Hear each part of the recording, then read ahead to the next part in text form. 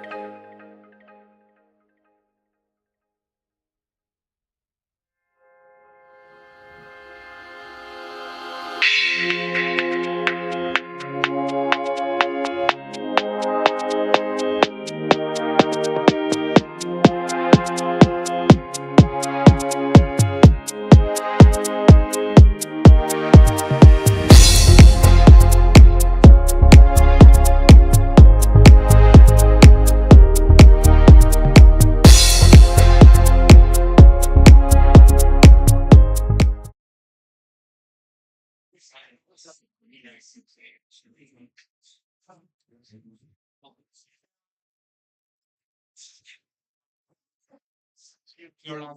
Slide. Yeah. Hi, everyone. That still works. Amazing. Hey, everyone. Welcome to Volt Belgium's General Assembly.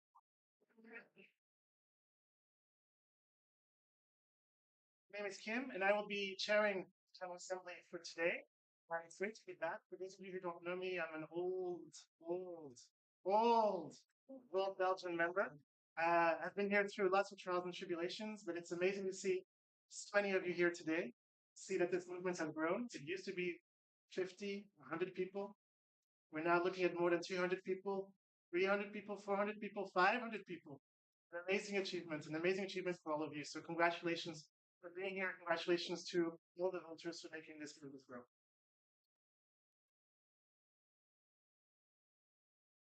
I'm aware also that we have a lot of new faces here. So I would like to invite those of you who are new to Volt, or who are experiencing their first Volt Belgium General Assembly, to please stand up.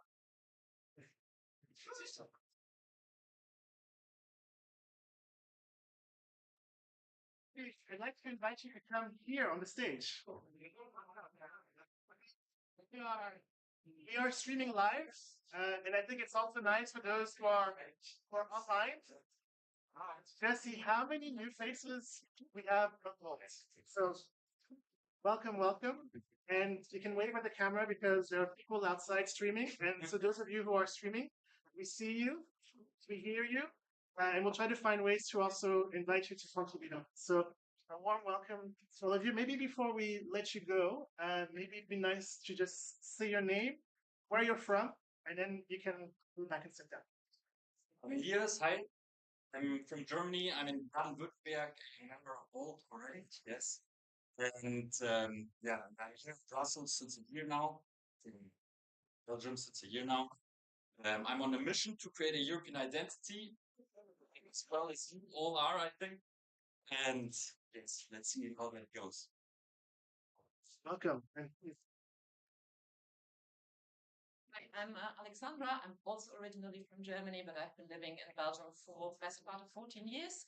And I live in Brussels in Ixelles. And I joined very recently, a few weeks ago.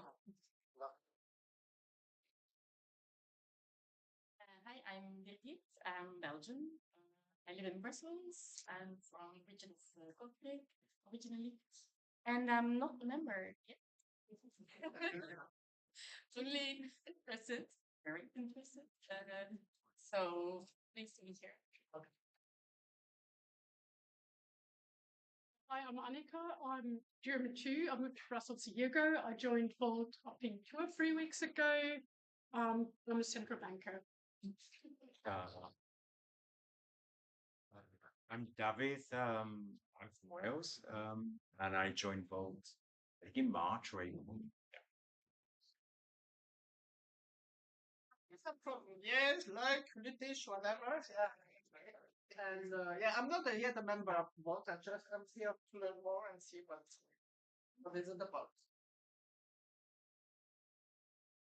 I'm Titwan. I'm from Ghent, Belgian and French, and I joined right before the national elections. Good morning, everyone. I'm Liam. I'm from Ireland, but I've been living in Brussels for almost 6 years now. Believe it or not, I have actually been a member of Volt since 2021, but I was always sick during every previous GA, so I am now finally here. Good morning, everyone. I'm Thibaut from Leuven, so I already know some faces here and also been helping with organizing some debates together with Francois and some others. But it's very nice to be here at my first General Assembly. I'm looking forward to it. Hello, I am Anne from Liège, Belgium, and I am not a member. I come to see, to understand whatever. Thank you. Hello, everybody. I am Niels. I'm from Wilhelm near Kortrijk, and I've been a member since right after the French elections. Hello, everyone. My name is also Niels. I'm from near Ghent. I joined just before the national election.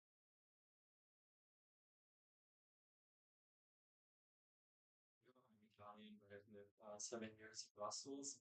I became an official member yesterday. Hello, everyone. I'm Eloi. I'm from Liège, Belgium. I'm here to listen for the same. Yeah. Thank you. I come from Romania. I've been living in Brussels for 3 years now. I joined in July. Hello, my name is Simon.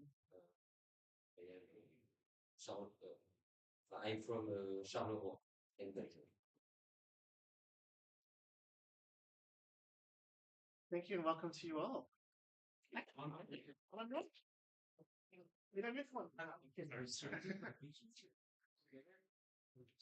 Yeah? Yes, yes. Come a little bit closer for the camera. Yeah, yes. Obligations. Because you do not want to be. But I'm also not that old. It's okay. Okay. Once I feel tall. 1, 2, 3, smile.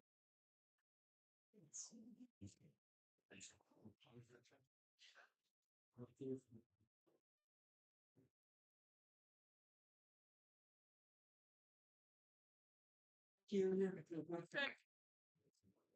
to the class of 2024.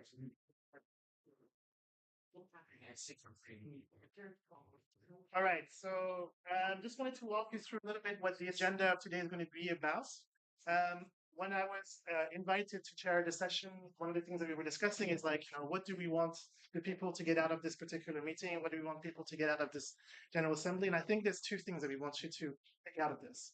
First of all, we, as a small party, as a small movement, have achieved something amazing. We ran in multiple elections, European, national, federal, regional elections, and a lot of it has been achieved. But now, today, what today is going to be about, it's not going to be about looking back at that. It's going to be looking forward. Why are we looking forward? Because that too, but we have a huge milestone coming up, and what is that milestone? Local elections are coming, and that's going to require a huge mammoth task. And I know that many of you are tired. Many of you ran a really long and tiring campaign, and guess what? We're back at it again.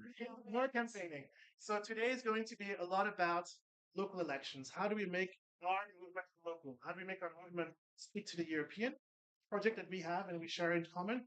But how do we make that local? How do we make it relevant to people who are living? That's what today's going to be all about. I'm going to stop talking about this, but the presentation of the agenda is really that we're going to have a couple of important welcome speeches. We also have a couple of surprises that have been arranged by the organizers and by the board. And we're going to have also breakout groups as well. So in the morning, it's going to be a lot about some important keynote speeches to get us energized, to get us excited. And then we're going to have the breakout groups to digest some of that, to see how we operationalize it. And then we have a wonderful lunch break. And we slide that a little bit down, and then afterwards we're going to have a couple of panel discussions from different inputs from people who have come here specifically to guide us and to discuss. So how do we actually make this operational? How do we make this electoral campaign a success? How do we ensure that Vol's message rings loud and clear to the electorates? That's going to be the purpose of today. I'm aware that it's going to be Vol Belgium, that there are tensions, that there are things that we need to discuss as well, that there are strategies that have to be defined and things like that. Today is not going to be so much about that. Today is going to be really about making sure that we are ready to go and do the good fight and to win local elections. That's what today is going to be about. But I've heard that there are also master plans to ensure that we also address the longer term strategic discussion of governance issues and those types of things. So if you have those kinds of questions, think about them, see how it works and integrates into your election campaign, but be aware that there's a master plan for the next one. I'm going to shut up here. You're going to hear me a lot anyway today. I'm going to now give the floor to our first speakers. And so I would like to invite the board to the stage in order to talk to us a little bit about what's been happening since I have been away. We also ask Jasper and Bram to join the floor. So, who here is excited for today's General Assembly? Great. So, I would like, on behalf of the entire Belgian board and the Belgian leadership, welcome you also once more to the General Assembly. We are super glad to see many, both old faces and also many new faces. As Kim already pointed out, we have so many people that are new that you cannot even put them all on stage together as a group. So we are super energized, very motivated. May I ask to go on the next slide?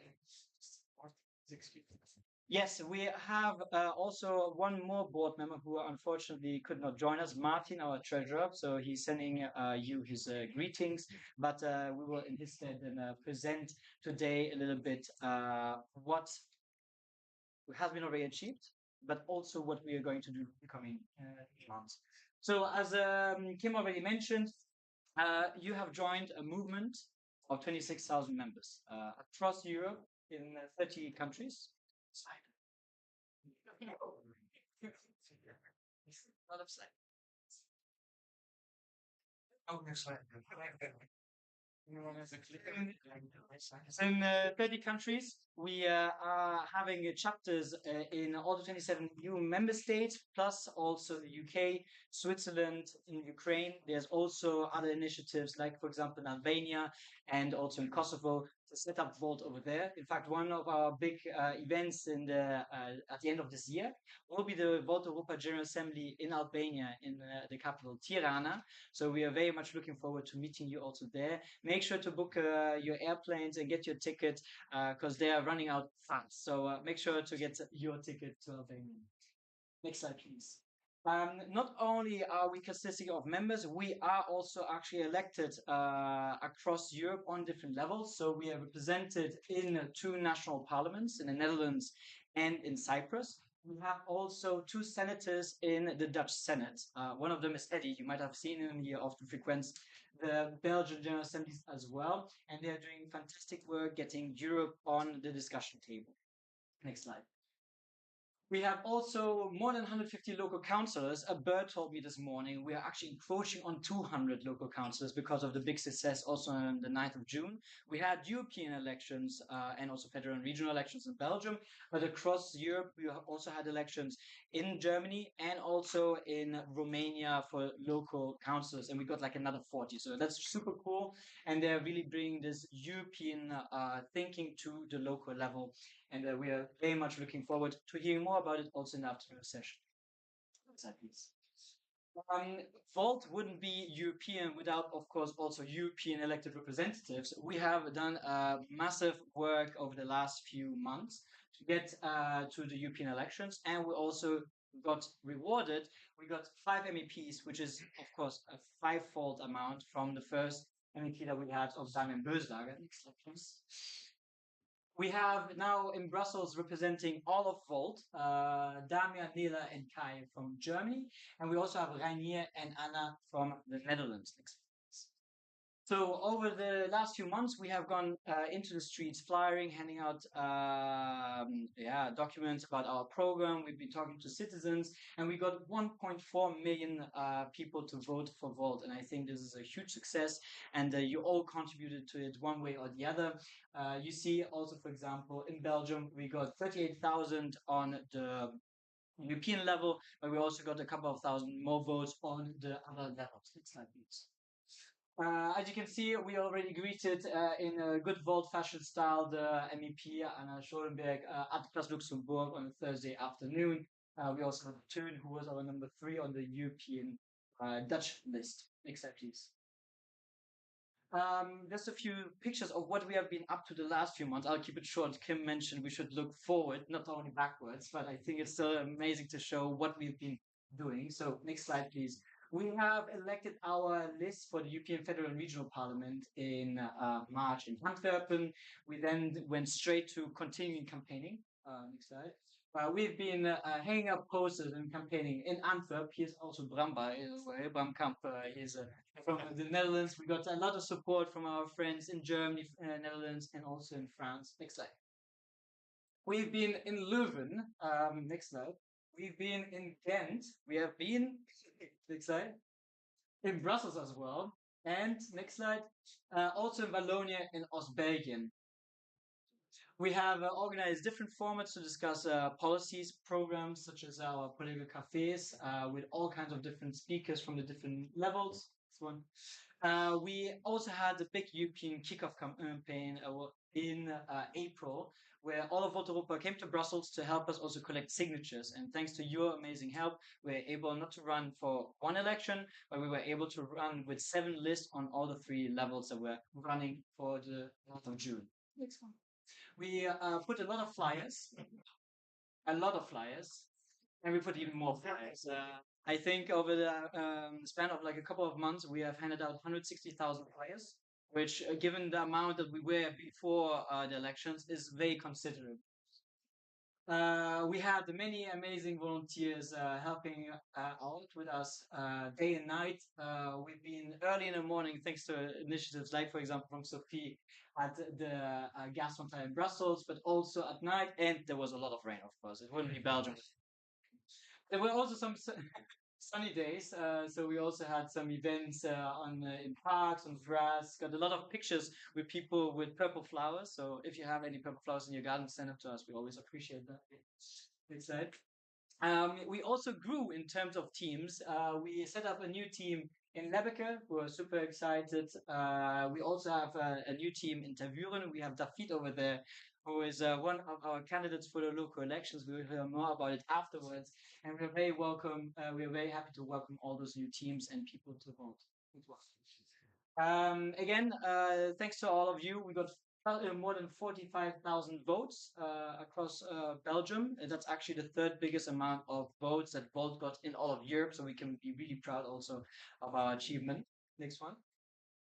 We have officially become 500 members of Volt Belgium 2 days ago. I think exactly. We were our fifth. Decided to becoming a 500 member to 500 more members, of course, in the next few months. So we count on all of you to go into the streets, talk to your network, and also tell them about joining events like today's General Assembly. Next one, please. So again, a big thank you to all of you. I think it deserves a big round of applause.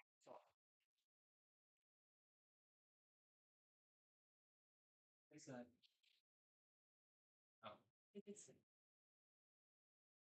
Of course, we don't look only back, we also think about what's next. There's a lot coming up. Next slide, please.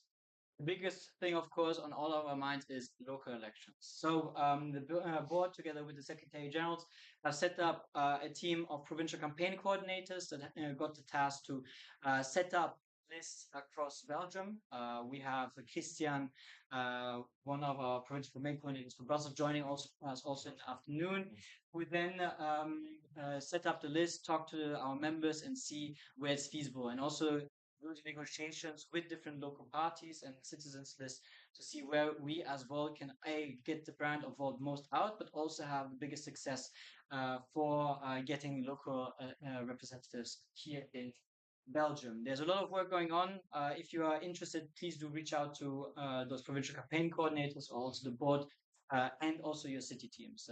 We are always happy to have some helping hands with everything, be it social media, be it design, be it being a candidate itself. So please do reach out to us. But the board wouldn't be the board without thinking also about long-term strategy. However, long-term strategy also needs to involve you, the members, because we are given the mandate and also the responsibility to think long-term. Most of the board's attention over the last year was, of course, the campaign itself. So we were working a lot on day-to-day activities, and we want to think long-term, but also what for the long term would be good for the members and the association. So next slide, please. We are going to have board elections early next year in order to allow you, the members, to decide where the association should go to, where the party should go to, and also what kind of direction Volt should take here in Belgium. So what better way than voting on the potential board candidates, present you with ideas and strategies that they want to do once we get past the elections in October. Next slide, please. Of course, in order to have good and sustainable board elections and to give the tools to the next board in order to have a successful mandate, we will also need to talk about governance. We saw that over the last few years, a lot of change has happened within Volt. We started with 100 members when we had our current set of statutes. Now we have 500. So of course, this also needs to be reflected in how we want to work with each other, how we want to decide on important things, like, for example, the strategy, how we want to position ourselves as a party in the political landscape in Belgium. So we as a board have initiated also a process to evaluate our current statutes, to revise them entirely, to see, okay, what is legally necessary to be in the articles of association, so what is submitted to the state, but also what do we want to define in internal rules of the association, for instance. So what we need, next slide, is your input.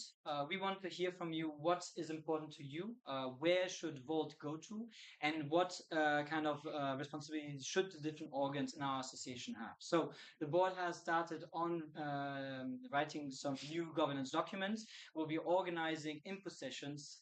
Thank you for offering with Richard Kelder, our current policy lead, who will be moderating and organizing them. Next slide, actually. So just to give you a bit the overview of where we are heading to. So today we are here in August 2024. We have the Summer General Assembly. In September, I think it was the 13th or the 14th of September. It depends a little bit on the commune also and the region. The local teams will be submitting their lists. We have our first input session on the 24th of September. I think it's a Tuesday or a Thursday. It's a Tuesday. We then plan a second input session on the 17th. Why not earlier? Because we have, of course, the local elections on the 13th, and we don't want to burden too much the teams and individuals with thinking about the input session itself. However, we also will share with all of you online forms so that you can also submit your thoughts online. We will then have a first vote on those new government documents in November. Why does it say first one? Because due to Belgian law, we need to have a quorum for general assemblies, which requires, I think, 2/3 of the members to be present or represented. As you can see, out of 500 members, we have bunch, 60, 70 people, but that's not meeting the quorum. So therefore, please next slide. There will be a second general assembly where we can then vote on the governance documents without a quorum. Approval of the governance documents. We'll then make an official call for candidates for the various statutory organs, so be it the Board of Administrators, the Electoral Committee, the Arbitration Committee, so that we can then fill those very important organs of the association. The current board who will be stepping down then will organize info sessions about what it entails to work as a volunteer in all those different functions so that you get a better understanding of what you will sign up to. We will then have elections for those statutory organs in February. And then finally, the new Board of Administrators will be then starting to work. And of course, we hope that those Board of Administrators will then incorporate all those input and also all the election promises that they did during the campaign. So that's a little bit it. Next slide, please. We really encourage you to consider running for the organs of the association. Volt would not be anything without its volunteers. And so we really hope that you will consider it, think about it. If you have any questions, you can always reach out to us. I think that's the end of the slide. It doesn't go. Fantastic. So I would like to thank you for your attention. I hope we'll be excited for the local elections, and we are there to support you in any way and means we can do so. So thank you a lot. Thank you to my current board, and thank you to everyone who would make it possible.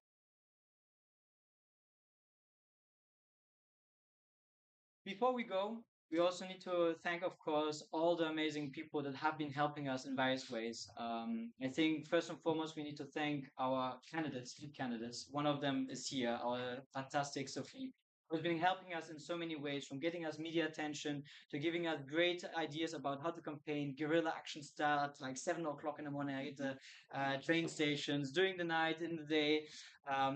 We couldn't have done it without you. We also had Bram, who was our number 2 for the European speaking elections. We had then Susanna and Arslan for the European Francophone elections. We had various federal and regional lists. Just to name a few of them that I see here in the room, we had Jasper here running for the federal parliament and Emric. Where's Emric? There's Emric running for the federal parliament. We had regional lists for the Flemish Parliament with Richard and Ulrike. We also had Jeroen running from Antwerp for the regional parliament. We had 2 lists in Brussels, which causes a lot of mess. But you know, it's Belgium, it's Brussels, so we wouldn't think otherwise. So I want to thank all of those people that have made it possible. Volt wouldn't be a party without candidates. So the Brussels Francophone. And here for the Brussels Regional Parliament. So again, thank you to all those candidates. I think it's very important that we acknowledge all the hard work that they brought in and that we also value their input also beyond the election. So thank you, and big applause to all of them.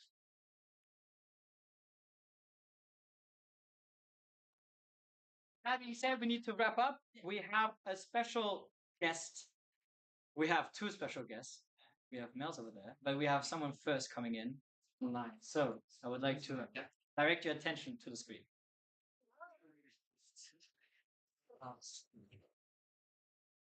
Before we start, for those that don't know, Nila is one of our 5 MEPs in the European Parliament, and she was so kind to send us a video of herself. Please start.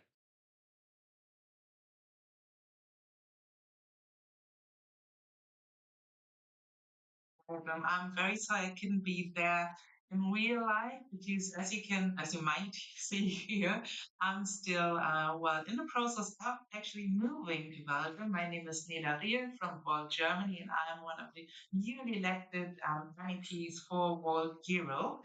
And I'm very happy to now be living in Brussels, well, very close to Brussels. And what I got to know here is that you'll be having local elections on, I think, October 13th. So that will be like the first big election for Volt after the European elections. And I'm very happy to hear that there's plenty of new members in Volt Belgium. So welcome to you all and happy to have you here. I know I experienced myself that like together we can really achieve something really great. So I wish you like all the power, all the luck for the coming month. And if there's anything you need from us MEPs, don't hesitate to reach out to us. Everything for us is quite new as well, and everything is a bit chaotic, I have to admit, at the moment. But we'll do our very best to make this election very successful for you and for us as well, because as you know, we are Volt, we are one. And yeah, good luck with everything. And now for your GA, have a wonderful day, have a fun and cool day. I love GAs, they're always like so inspiring. And yeah, have a good time. See you soon in real life, hopefully. Bye.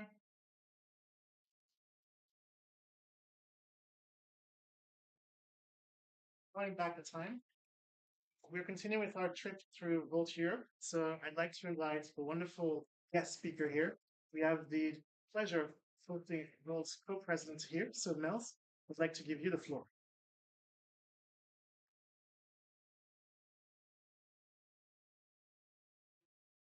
Hi everyone, my name is Mels, Dutch, and I'm the co-president of Culture I had a speech prepared to not go back in time, but with so many new members here, I actually want to do exactly that. So I'm gonna let my speech go again. I do this sometimes. Start in 2017, because it explains why we are actually here. 2017, a few students came together and they were discussing their future that was troubled by many challenges. They saw challenges in safety, in digitalization, growing social disparity, economics, and that discussion was happening on the background where a Brexit was happening, where Marine Le Pen gaining grounds, where the Five-Star movement in Italy was gaining momentum, and I can go on and on. That best evaluation. And they said, okay, these big challenges of our lifetime, of our century, they need cooperation, European cooperation to face them, because what we see is that our system is not capable of solving those issues anymore. So in a time where we need to break down walls, we actually saw people literally starting building walls. Hashtag Trump. And they said, okay, we have in our system local parties for local problems. We have national parties for national problems. Why are there no European parties for European problems? There are European families, but there are parties fighting for their national. So our system is lacking behind, and if we don't change that system, we will never be able to solve those problems. And of course, being young and bold, they thought it's up to us to start and build that European party. I would have never done that, to be honest. It seems like a lot of work.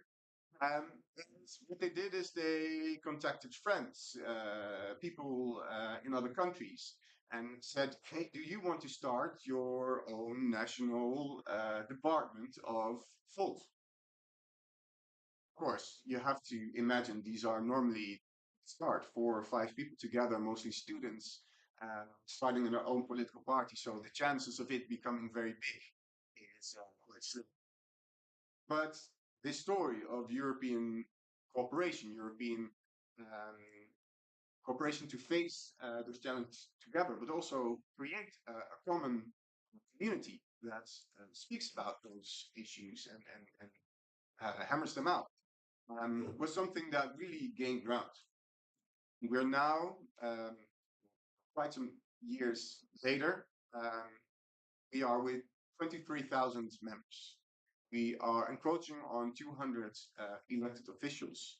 We have five people represented in Brussels in the European Parliament, which means that the score story that those students thought of they works. It also shows that even if we make just a little bit of headway, the idea of a European party is endless because the growing potential is very high. We're now here with 500 people. In other countries, it's growing as well, so it will become bigger and bigger and bigger. At one point, it will become that snowball running down the hill that is constant. So,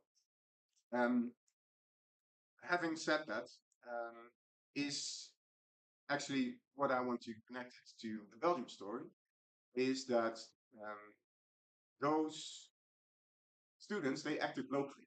So think European, act locally. That also means that there is an opportunity here for the local elections. Because as we know, the electoral system here in Belgium is quite challenging, and then I'm putting it lightly. Not being invited for debates, not being put into the polls, crazy high benchmarks, systems where you have to hand in how many lists? It's amazing. But still, with those local elections, we have the opportunity to put foot in the door here in Belgium.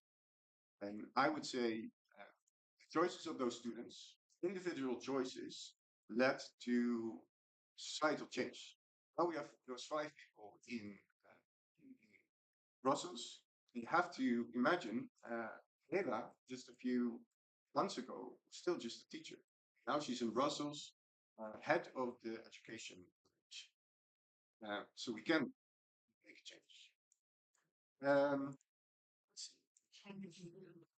So don't say just a teacher. No. Yeah, that's a good one. Teachers are here. Stop.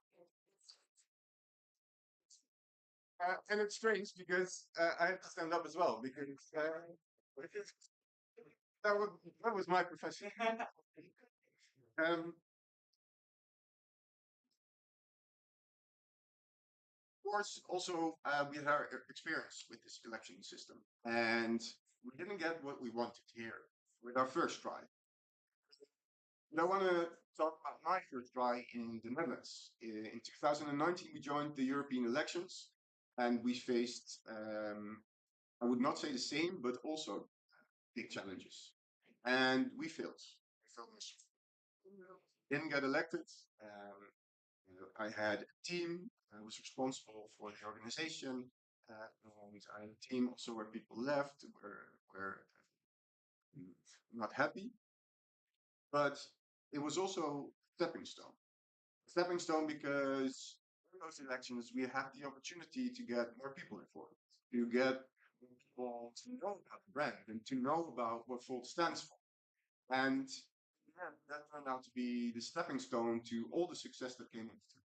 Now, Volt the Netherlands is elected on all levels of local, regional, Senate, and parliamentarian, and now Europe as well. And that was all thanks to those first elections where we tried so hard. So I would encourage you to join. And not just to say you don't have to do like many hours like many people here, but everyone just does a small thing. Then with a room like this, we can achieve a lot. Momentum that we have right now, where we have such a strong representation in Brussels as well, I can only dream of what is to come. Only now we started our Volt Cyprus chapter, where we for the first time have a bi-communal party on the island that represents both. We have 5 people in Romania who now are elected as local electoral councillors. And by doing so, we are creating an amazing network because we have all those different counselors or other representatives who are forming a network where we can share ideas, where we can share knowledge, where we can share experiences. Think of Wiesbaden. Here we made sure that a simple thing like digitalization of the municipality, where you can now make sure that you can do your, when you move from a house to house, that you can do it online. Sounds very level, but it still wasn't fixed. And if you are not very mobile, how are you going to fix it then? Those kind of things we are fixing. We are in Amsterdam. We are doing projects where we are bringing the Jewish community and the Palestinian communities together to talk about the war and project that is named Known Makes Loved. So if you understand each other, there is room for de-escalation. We are doing all these kinds of things, and I can go on and on. But it stacks up, and now we can share those ideas across Europe and with an impact that is far above any local or national party laboratory. Thank you very much.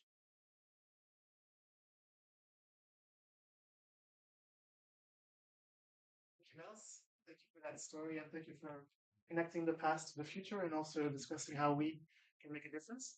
And I think also maybe as from Bob as well, maybe also as kind of an inspiring tale, it has happened that in Belgium new parties have broken through. One of the biggest one is Ecolo and Groen. They were a new party, and the way they actually achieved that was by working local. And they worked for a long time over the local base and really building that local base to actually achieve them the success that they've had at the national, regional, and federal level. So I think we can also use that as an inspiration point, and this is why this GA is in particular is important to make sure that we achieve that success at the local level. Now, you've heard lots of speeches, and one thing I hate about GA is where we sit and listen to lots of other people, we don't get to say anything.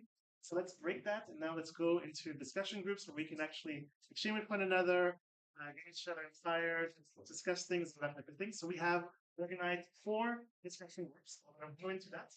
We have until 12:30 for the lunch break. So we're not going to eat into the lunch break. It's really important. So we have about an hour and 50 minutes to discuss, and we have our section can be led by wonderful facilitators. So we'll enable you to also have that first exchange. So where are you going to go? You hopefully have seen that there was a sign-up sheet, and I think a lot of you signed up. For those of you who have not signed up to something, I'd like to invite you to stay with the mobility group, because I think they could use a few extra voices. So for those of you who are going to be at the workshop on mobility, you guys get to stay here in this room, so don't move. For those of you who signed up for the citizen participation workshop, you're meeting in the red group, which is just behind here. So you go out first. For those of you who have signed up for the communication room, Bianca, Daphne, can you stand up? You guys are going to go on a slightly longer trip than everybody else. You're going to go past the reception room, but I would say find your facilitation leaders. They're going to walk you to where you have to be. For those of you who are joining Anne and I on the diversity group, we're meeting in lunchroom is here, so we'll get access to all the food. It's to not have access to that food, so we will guard that, and we'll talk about diversity together in the room next door. So, those of you who don't know where you're supposed to be, just go back to the sheet. Again, if you're on mobility, you stay here. If you are on communication, you find your facilitator. And if you're on the citizen inspects, it's around the corner. And with that, I'd say, happy conversations. Yeah, you have a question? Maybe I missed it, but I subscribe for a democracy. That's the citizen participation. Yeah, it's just next door. That's the one. Reinventing democracy, right? Well, That's the one. so, few discussions. Let's see you at 12:30 for the lunch.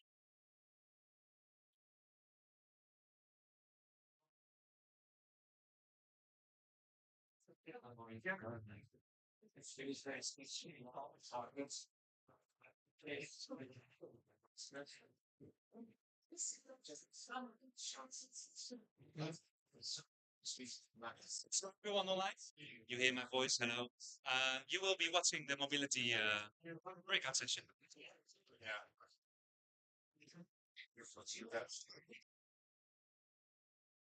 I'll be right there.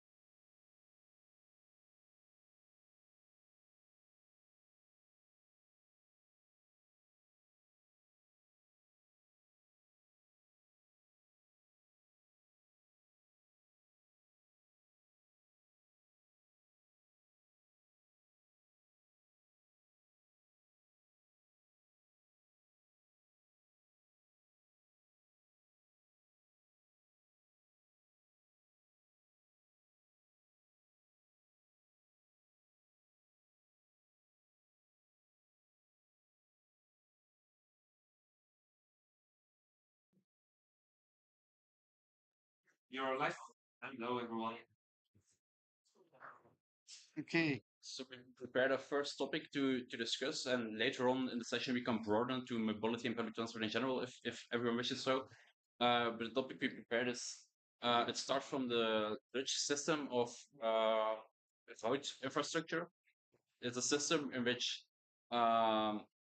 people who work on the roads, the companies who work on the roads, have on the one hand more freedom to create and design the roads as they wish to, compared to, for example, Belgium. But on the other hand, have also more accountability. For example, if someone dies and it can be said is the fault of the infrastructure, then they can be liable for it. Companies who developed and designed the roads. A second philosophical question, which we can discuss, is: makes it sense first to implement such a system in Belgium or in Europe, and second, makes it sense to, let's say, broaden the scope of it and say there's also, for example, liability for emissions that cause climate change, air pollution. For example, we know that in cities, many of the asthma cases are linked to air pollution. It doesn't make sense to say that companies should be charged a certain amount depending on how polluting their road is in total. How polluting in the sense how many dirty cars drive it, how fast do they drive, because that all impacts the levels of pollution. That's it. Yeah. That's my view. No, I think I don't know how you guys would like to do it. Since we're a small group, we can already like have a discussion. But to support what Bram was saying, I've watched several times a YouTube video which is very well done by a guy, an American that lives in the Netherlands, who's also an expert in road safety and sorry, mobility design. And he explains a bit concretely what this means and how the Dutch system was implemented and also why, because it's very interesting to understand why, because you always go like most people, they think of their status quo and like they a bit forget the past and how things were developed and why. And so in the Netherlands, it was also like it was in many countries around the world. But in the 70s and then again in the 90s, this will be explained in the video, they have made a constatation that they could not carry on reducing the number of road deaths. And they realized that it was mainly due to infrastructure rather than actual people. So you couldn't just making the test harder for driving skills or even biking was not like curbing down the number of traffic accidents. And they were really investigating that it was due to road design. So I think unless you guys want to do something, it's 19 minutes, but it's quite captivating, I think, and it will lead to a good discussion after. And since we have an hour and a half after, we can open this question. We have 1 hour left. Okay. So let me just very quickly check if I can get the sound working online. On the 1st of August 2023, the City of Toronto publicly announced the creation of a Dutch-style intersection in its downtown. The announcement, along with a pretty nifty video, was met with delight from local advocacy groups. But what does Dutch style mean exactly? Why do images of safety upgrades make people think immediately of the Netherlands? And why are so many engineers and planners so eager to brand their latest design as Dutch? The Netherlands, although being small, has a massive reputation for creating excellent and safe transportation systems. Its city centers look like this, the most popular vehicle is this, and its traffic death rate for the last 50 years has done this. But as the irritated Belgian might point out, the Netherlands isn't the only golden boy in the lobby. Denmark's capital of Copenhagen is world famous for cycling, and Danes have plenty to be proud about. German cities like Freiburg and Leipzig have tram and cycling networks that could hold their own against most Dutch cities. In fact, it might surprise you to learn that the Netherlands isn't even the best performer in Europe when it comes to traffic safety. Ranked by traffic deaths per million of inhabitants, a European Commission report in 2022 found that the Netherlands only came in 9th place out of the 27 member states of the EU. But before you get too disappointed and start unsubscribing from Dutch urbanist channels, wait just a minute. Because while the land of windmills and cheese isn't the only nation in Europe with safe bike lanes, they are absolute champions when it comes to building them everywhere. If you've been fortunate enough to visit Europe multiple times, you might notice a pattern. A popular and often touristic city center with lots of pretty buildings and museums inside of a pedestrianized zone, with easy access to public transit and a safe environment for cycling. But once you exit the downtown, that safe and enjoyable environment gives way to much more auto-oriented infrastructure. Or if you travel to multiple cities in the country, the quality of transportation can vary drastically from city to city. Sure, Leipzig in Germany is quite good for cycling, but good luck if you go to Bochum or Hagen. This is how I will prove that I am worthy of the best guild. Who the hell did that? Oh, man! Breaking this pattern is where the Netherlands really stands out. It doesn't matter if you're in Amsterdam, Utrecht, Groningen, Maastricht, The Hague, or Leiden. They all have the same safe infrastructure in both the downtowns and the outer suburbs. Nor do you have to stick to the large cities. We can see the same safe systems in the small towns and villages scattered across the country, and along the rural routes linking it all together.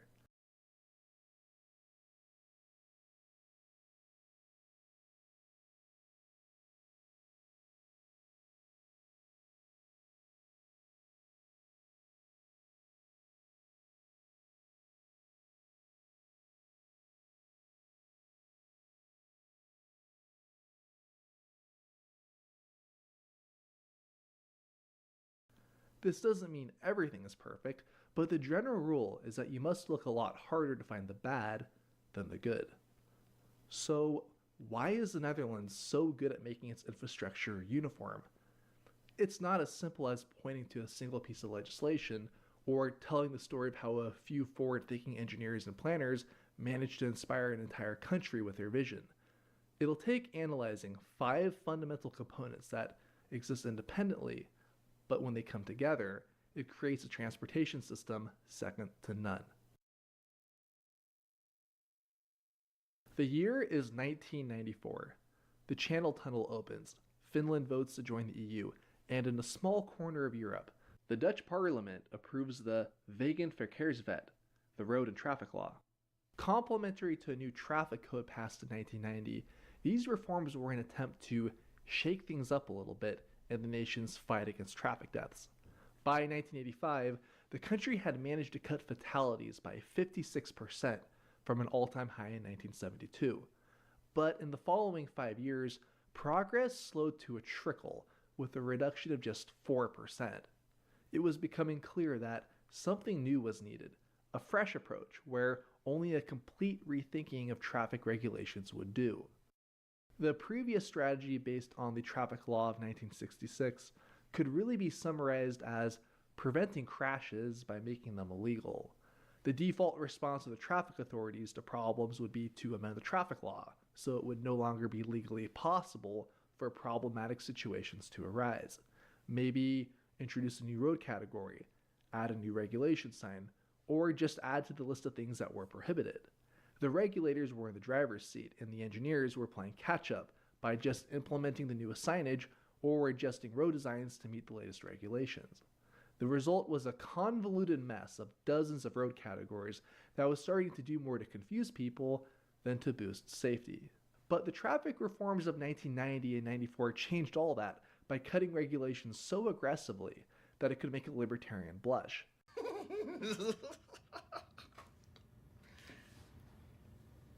The overwhelming number of legally defined road categories were downsized to just 3: the Erftoegangsweg, the Gebieds- und Sluitingsweg, and the Stroomweg. The reduction and simplification process was so thorough that the legal text regulating traffic in the Netherlands can be held in this small book here. But the reforms didn't only remove rules. It also added new concepts and precedents, a crucial one being that the design and appearance of road infrastructure must stimulate the desired traffic behavior. This shifted the primary responsibility for traffic behavior from the regulators to the road designers. For instance, if a city wants a residential street to be calm, the traffic law defines 30-km/h regulatory signs that can be enforced by the police and basic rules of the road.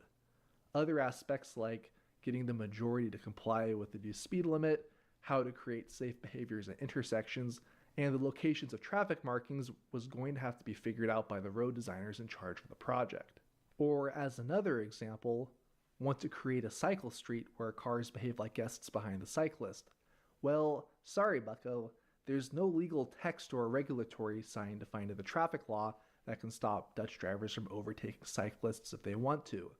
So you'd better come up with a way to design the street to shoo away as much car traffic as you can and encourage cars to only pass in a safe manner. This new dynamic, where the government kept itself to basic traffic rules and leaving designing to the designers, changed the paradigm and revolutionized everything. Now, if you're listening from abroad and have experience with getting stonewalled by arbitrary traffic regulations, the thought of being unshackled from codebooks to chase after your most ambitious designs probably sounds pretty great, right? But transitioning to a system overnight, where you inherit most of the responsibility for driver behavior and be without the blanket support from traffic signs, is not a challenge that anyone should take lightly, or alone for that matter. Dutch road designers needed to start acting less like bureaucrats relying on arbitrary rules, and more like scientists, using data to achieve desired outcomes. To help with this transition, 2 organizations would step forward.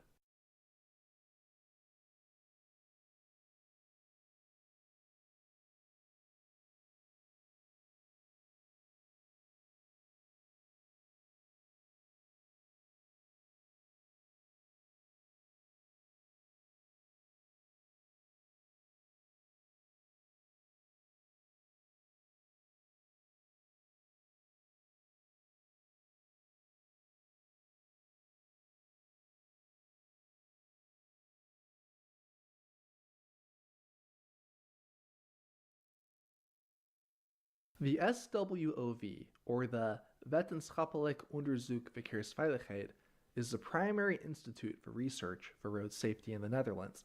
They publish general statistics like how many road deaths and injuries occur every year in the Netherlands, to analyzing which types of travel surfaces are the most dangerous, or comparing the benefits of different kinds of intersection design. Think of the SWOV like the eyes and ears of the Dutch road system. As an independent group, their data helps paint a clear and unbiased picture of the challenges facing the transportation system. It is these insights that point designers in the correct direction to then concentrate their efforts. But if the SWOV is the eyes and ears, then the second organization, the CROV, is the brain. Like the SWOV, the CROV is also an independent group, but its mission is to provide empirically proven design recommendations for engineers and planners across the country. For instance, when research found that collisions with bollards was a leading cause for hospitalizations of cyclists, the CROV got to work by doing a series of field tests to figure out the safest bollard setups while still being able to stop cars. Everything like the distance between bollards, illumination at night, bollard height, and the length of guidance marking was tested. The results were then bundled into a design guidance for road designers titled Evaluatie aanbevelingen voor palen op fietspaden, or an evaluation for the recommendations of bollards on bike paths. This publication is available here and can be accessed by anyone with a membership to the CROV's technical library. Of course, bollards are just one small example. The same kind of resources exist for every aspect of the road system, like roundabouts, programming smart signals, or footpaths for pedestrians. And the CROV's work doesn't end once the guidance is published. They need to be updated regularly, so they often collaborate with local governments to discover unexpected issues and get feedback on their designs from those who implemented them. With the joint efforts of the SWOV and the CROV, Dutch road designers enjoy access to the most cutting-edge research and designs in the world, while retaining freedom to design what they want. I knew I was underwater. I just didn't realize I was this underwater. The concept of retaining freedom to design what they want can pivot us to the next component of the Dutch system. Many might assume that there is a strict code defining what is and isn't legal to build on public roads in the Netherlands, but this would be incorrect.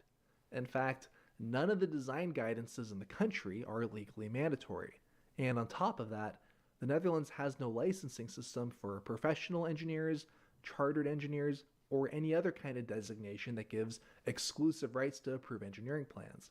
Theoretically, anybody can propose any type of design that they want. I know this might come as a surprise, but don't just take my word for it.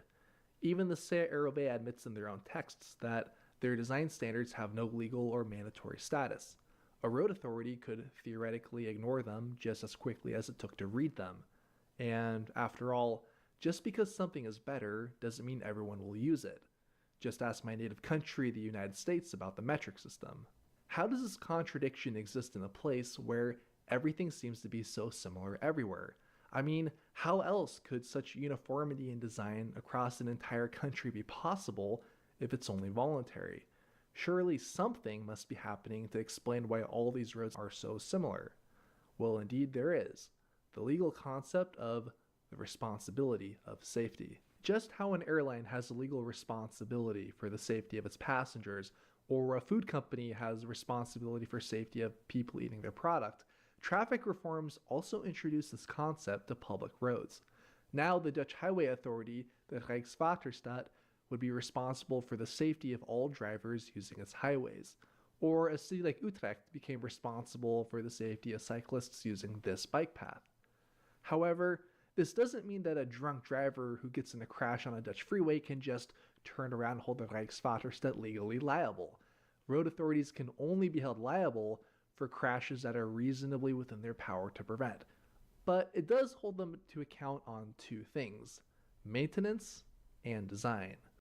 For example, if a Dutch road is riddled with potholes which ends up causing an accident, the road authority absolutely could be held liable. Fixing potholes and keeping the road in good condition are reasonable things within a road authority's power to do. Another case would be if a cyclist gets injured using a dangerous crossing, when there are alternative designs proven to be safer. Since the road authority is the owner and has the power to approve the design of the facilities it operates, it also falls within their reasonable power to only approve the safest designs to protect its users. So, what's a road authority manager looking to avoid bankruptcy from legal settlements to do? Invest like hell in proper maintenance and follow the design guidelines that have been empirically proven to be the safest option possible. So, while using the CRV isn't legally mandatory, there is one hell of an incentive. This incentive is a nifty tool, but it also has a useful companion that can block stubborn designers from causing lasting damage. Now, the Netherlands certainly isn't the only country with environmental legislation, but they do go a step further by mandating environmental targets for roads, like noise pollution. Any new or reconstructed road inside city limits needs to try to achieve 48 decibels, around the same loudness as a conversation in your home. So just to give you guys an idea, this is my voice at a normal conversation level, and this is the loudness of the road when cars are driving on it. As you guys can see and hear, it's pretty much around the same, around the 43 decibel marker. Or like air pollution. Roads can generate all kinds of toxic pollutants like PM10, particulate matter with a diameter up to 10 micrometers, small enough to enter your lungs and heart, where they can cause serious health issues. Dutch law sets a strict limit for the annual average at 40 micrograms per cubic meter. So, if a road authority wants to rebuild or widen a road, they must prove that it will comply with these limits or risk having the project blocked. An easy way to see this mechanism at work is by looking at the Dutch freeway system, or the Rijkswegen, on Google Maps. Notice how the freeways skirt around cities instead of blasting through the center, LA style. It's a great example of how freeways are supposed to be used, expediting trips from city to city, and not being relevant for trips inside a metro area. Because the environmental law allows freeways to reach up to 65 decibels in loudness, but only allows 48 decibels inside of city limits, this more or less forces road engineers to follow the CRV advice to not build freeways straight through cities. And we can see the same principle inside the cities also. Most Dutch roads are only one lane in each direction, sometimes two as we approach city limits, but never more than two. It turns out that one more lane to fix traffic, bro, is much harder to do when the widened road can only be as loud as people talking in a room. There's no way 6-lane roads can meet this requirement. Just listen to how loud this 5-lane road in North America is. So, because environmental legislation makes road widenings a non-starter, it forces local leadership to seek out alternatives that actually work, like more efficient signals, better bus connections, or more cycling.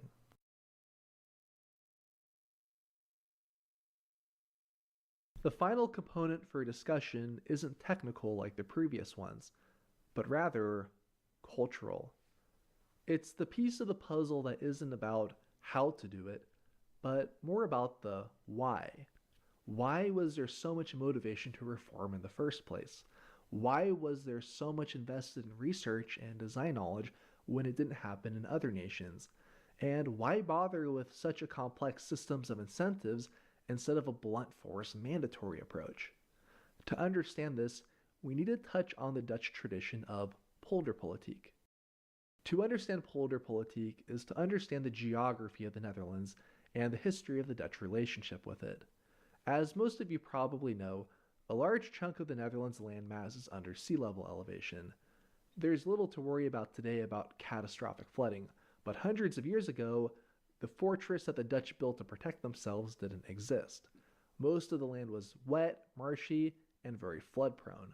So the towns were developed in dry areas that were called polders. A polder is an area of land that's surrounded on all sides by raised embankments for protection from flooding, akin to an empty cereal bowl placed in a sink.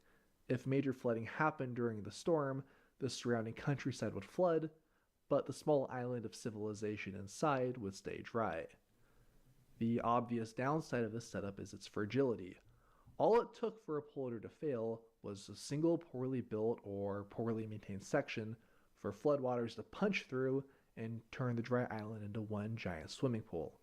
Coexisting with this fragile reality would end up shaping politics in a rather particular way. In order to survive and keep their feet dry, these polders learned that they had to govern themselves in a way that allowed political participation across all classes and professions when it came to anything related to managing water. This is because polders that were run more like dictatorships ended up being much more likely to flood. After all, dictators often make decisions from their own singular assumptions and can't easily be criticized or shown the shortcoming of their decisions. When everyone has a shared interest for survival, it ended up being a far better system to let everyone's voices be heard. This long-standing tradition is how the Dutch concept of polderpolitiek was born, and it continues to be relevant to this day. Nowadays, polderpolitiek is emphasized even more in Dutch public spaces. It's the same commitment to reach a consensus that motivates the Dutch to come up with solutions that are good enough to satisfy everyone. Solutions that can make the streets safe, crush congestion on roads, preserve a healthy environment, and do it in a way that's affordable for the government. It was this commitment that led to the rise of each component we discussed, and then coming together to produce a system that continues to inspire people around the world every day.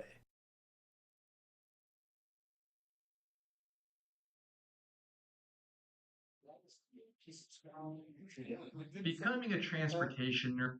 Next one. So, what did I want to say? It's good the ad block worked because we didn't get any more ads.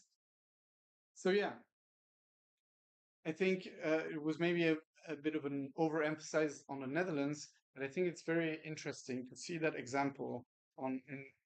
He said it at the very end with polderpolitiek that it was a bit of a tradition in the Netherlands that it was very citizen participation for infrastructure design.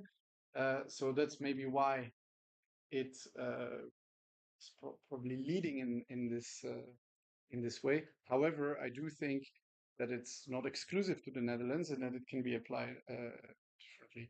And as he said, infrastructure is always something which is very complex and so on. But here it's really where the politics had an impact by shifting the paradigm from having a prescriptive approach, which most countries have. In Belgium, we have a huge code. It's not the WEG code. It's really like you have to think like here, most of the streets that you will see in the design infrastructure in the city, it will be done on a city level. So it will be city councils that with their very limited budget have to have engineers and designers who do the roads and then subcontract this to entrepreneurs which will do the works. And so they are usually helped by design prescriptions which come from a higher level. But the thing is that there's very little feedback loop, even though I guess it must exist. They are very weak and not very good. This feedback loop into like what you've done is really bad. And I see this in Brussels, where they really try to implement bike paths with a lot of conviction.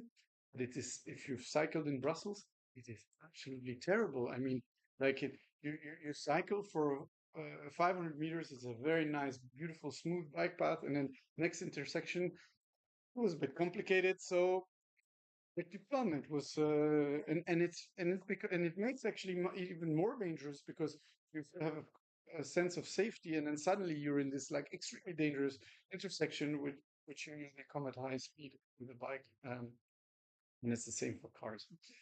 And all this to say that because there's no feedback loop, I also see that the road designers, even though they have to comply with prescription, there's also very little like scrutiny on have I applied these rules actually properly. I'll give an example. I've cycled in Namur for work. I had to go to a meeting there. And I was shocked to see like they don't even respect the road code. I'm like, normally cycling the Fietsugestiestrook has to be 1.5 meters from parked cars. They were not. They were literally. So it was wrong. And I was like, should I sue the city or what? But you see that there you don't have this. And in the Netherlands, how they changed this with the paradigm change is that they've allowed for actually traffic accidents and incidents to actually sue the or the responsible authority. And it's usually going to be insurance companies that's going to do this because what they wanted not to pay, and so they will want the city to pay. And so the city has a lot of incentive to make sure that they design this correctly. And I said the city, but Rijkswaterstaat is basically the region which manage more the intercity highways and yeah, landwegen. I don't know how to say that. Provincial. Those would be provincial roads in Belgium. So there we go. And as they also said in part 4, it can also be extended to environmental regulations. I see a lot of new faces.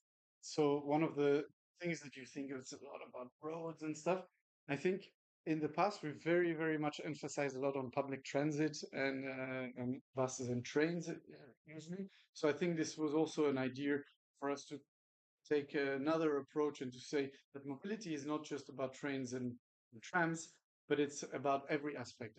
That includes trains and trams, but of course, once you're here, you need to also be able to get to your final destination, whether it be in the city or in a. And we are in cash, and Yeah. soon there will be a turn running amongst other stuff. How many years has that been in the working? We're already They're driving testing and officially I think in January. January, yeah. So it's the tram in Liège is I wouldn't say it's a good or bad example, but it's I mean you had COVID in between, but it's again a thing where you see when you have a huge paradigm change in Wallonia, they have not had trams except in Charleroi, but I just want to say that this is managed a bit. No, but it's not this. It's just that it's they haven't had major extensions there, and they're just like capitalizing on what was there for a long time. And in Liège, they decided, okay, we need to make this brand new tram. And actually, there's a difference between the tram of Charleroi, which is something of the heritage of the Buurspoorwegen, and what this tram is going to be like, and what they call the European or French style tram systems. So they are very different, this tram system, to what you would see in legacy systems like in Lisbon or even Brussels or even Antwerp, where legacy systems, the trams are more like buses, whereas here they're more like an intermediate between like regional trains, so stoptreinen, and local buses, because they will have less stops. They drive a little bit further with a bit of higher speed, and most of the time on dedicated routes. And these are the French style trams, as they call it. And I also like that they took a lot of notice to the French system, where they don't want to degrade the by installing the tram the vision of the city, by not installing catenary, so overhead wires, in places like here where you have a open space and, let's say, a beautiful view, or in the historical city center. So in Liège, they decided to have 3 sections with no catenary. And they did also the right decision that it should not be with a third rail electrification system, because then it locks you into one vendor.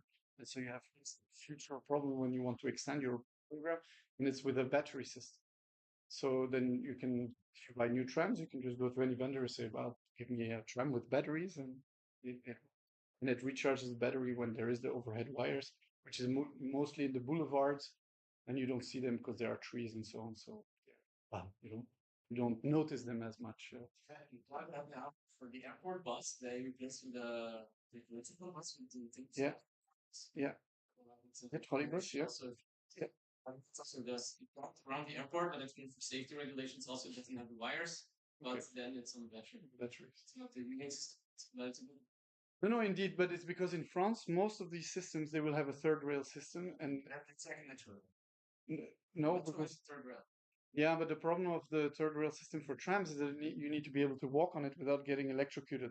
So it's only powered when the tram is above it, and it's very expensive. So basically, to give you an example, a kilometer of track with overhead wire is 4 times cheaper than one with a third rail for trams, because you need to have these very complex system that every meter you need to have an energizing system which only energizes the electricity when the tram is above it. because you need to be able to walk and put your feet on there without getting electrocuted. Otherwise, we would have a lot of problems. And then also locks you into the vendor. So in France, it's mostly Alstom that won these contracts. And now if they want to buy new trams or extend the lines, they need to buy the trams from Alstom. And just to go back, and then I'll let you come a little bit speak. And if you have any questions, we can open the discussion. Also But online. yeah. So if you want to ask any question, please write in the chat or in the comments of the YouTube, and we will have moderate this. But here it was, it had a bit of delay, but I think the region had a lot of issues contracting such a huge project, which they were not used to. And so this is always the thing when you have a big paradigm change and you want to like do something very new. So it's challenging as a start.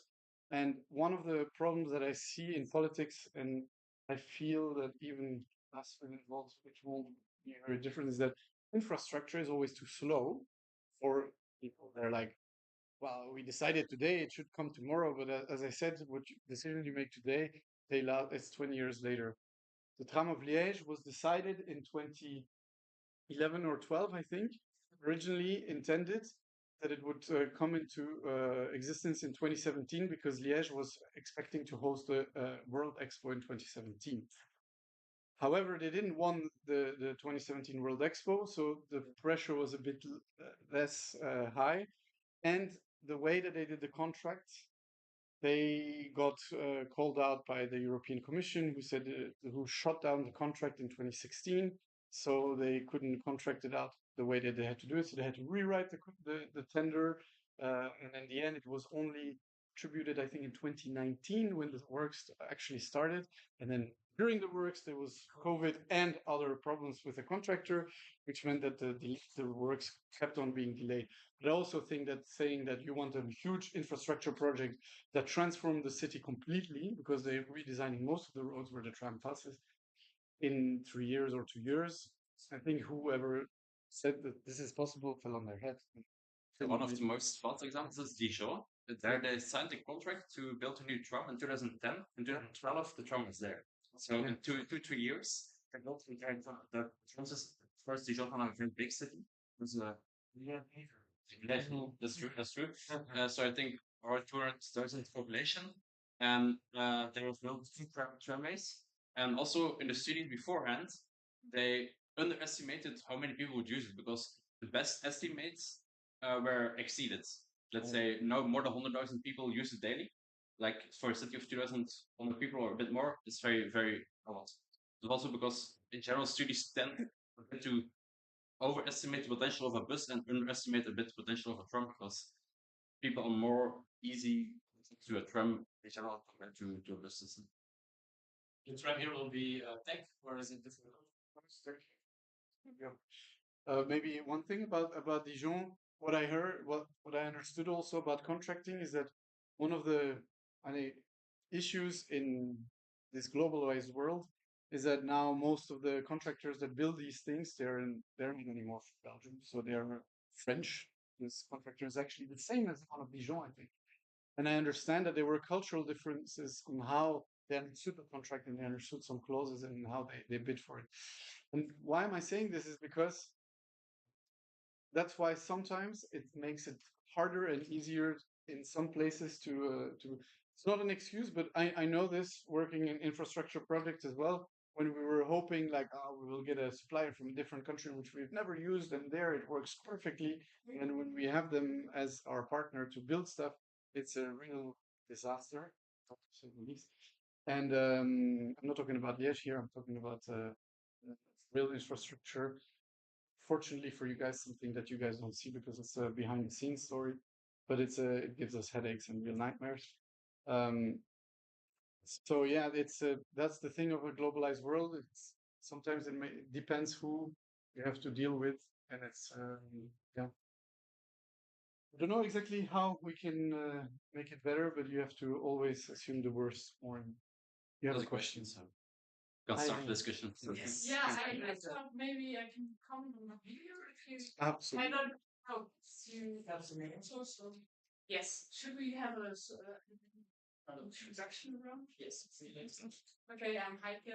I used to work at years the Belgian World Safety Institute. Now at the Ministry of Infrastructure and Marketing in the Netherlands, and I will actually start working at SWAP next month. So this is my home turf. But basically, I do think that road safety, as important as it is, it's not the most important for our transport system, but it's very important. Yes, that's me. I am Tolly. It's really funny because I actually just started a session with my students. They're 13 years old, and this weekend they're doing transport audit of their neighborhood, which includes how safe and useful their neighborhood is, how easy it is to get from one place to another. And I've been very inspired to teach the next few weeks of this unit. So thank you for the session. Very interesting. Nice. So hi, I'm Annika. I don't work in transport, but of course, transport or need to go from A to B every day. So I see the relevance of this topic in the more like person and a type person, because I'm a part of the project. Related, I have several questions, of course. One is probably need to narrow down the topic on what we're going to discuss. Right. Where is the problem? What kind of solutions we would want to propose? But yeah, excited to join in. We can also introduce ourselves because we actually didn't do it. So, Who are you? I'm Emeric Massot. I used to be at the electoral board in Belgium, and I was candidate for the federal elections. And I actually worked for Infrabel, which is the rail infrastructure manager for Belgium. So it's ex-SNCB for the infrastructure side. Maybe a couple of comments on what you guys said. It's you're right. It's not all about. Yeah, but we just. Yeah, let's just finish the introduction. Ram, I'm already a member of Volt since 2018. Outside Volt, I'm doing a PhD focused on the relationship between mobility, environment, and human health. So, for example, what is the impact on human health? How people move on the ground with train, car, bike. This at Volt, I was for a long time also given the policy team. Next. Hello, I'm Sander. For expert on mobility or anything, I've been living here in Belgium for 4.5 years.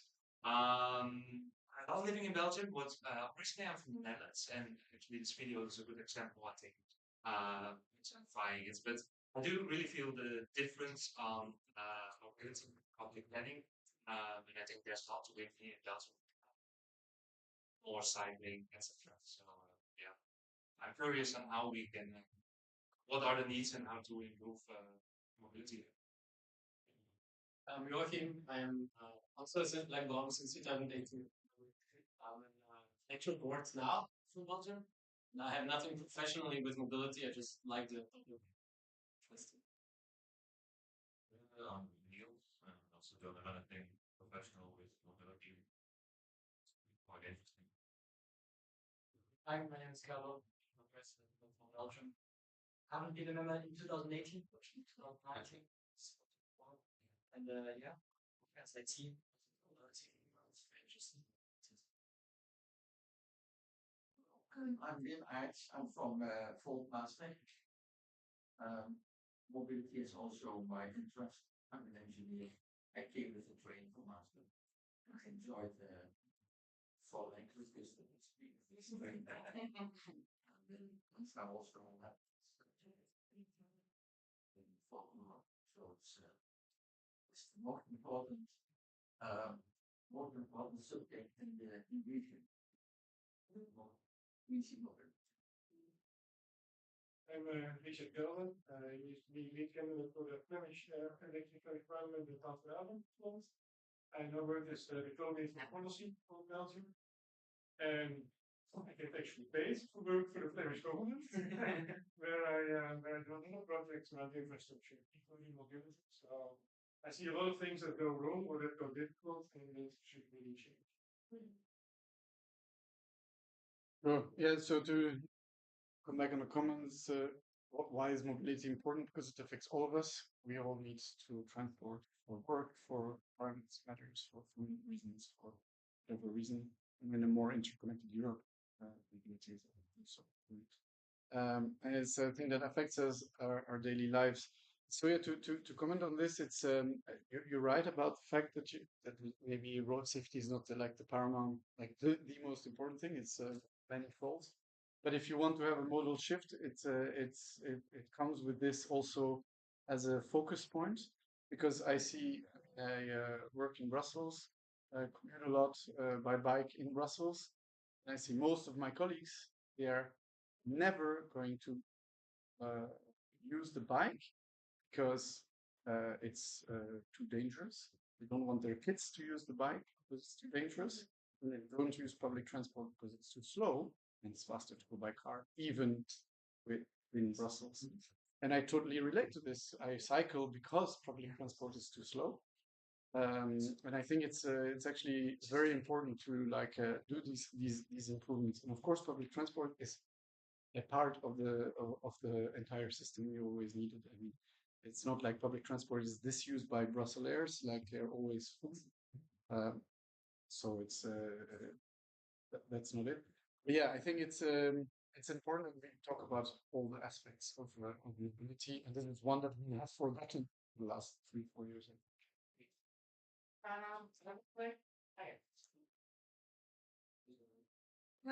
Yeah, I was really surprised to see this movie about the Netherlands and saying the big thing and the great success of Netherlands transport systems comes from the fact that they delegated decisions to the local level.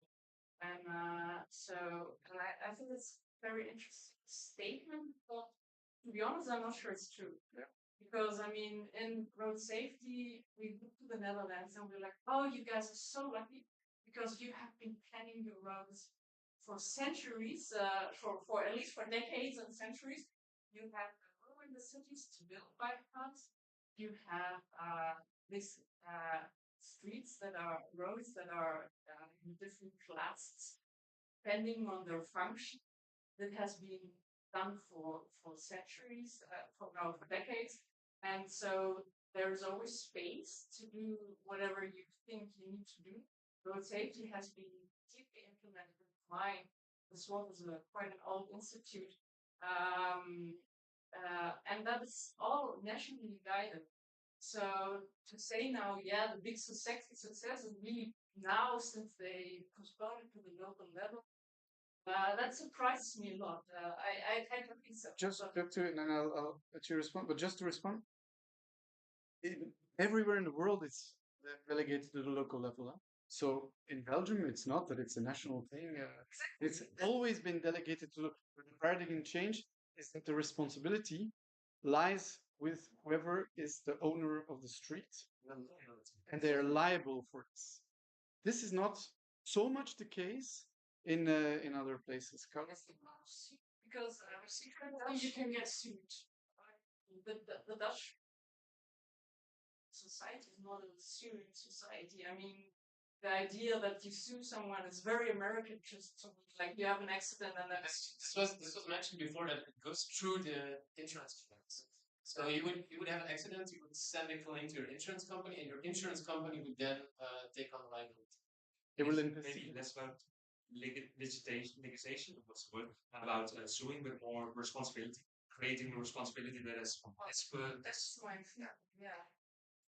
So my comment, also my reaction was that one big difference compared to Belgium is that here everything is decided by the parties, right? It's on the local level, but it's the elected parties on the local level that make a decision.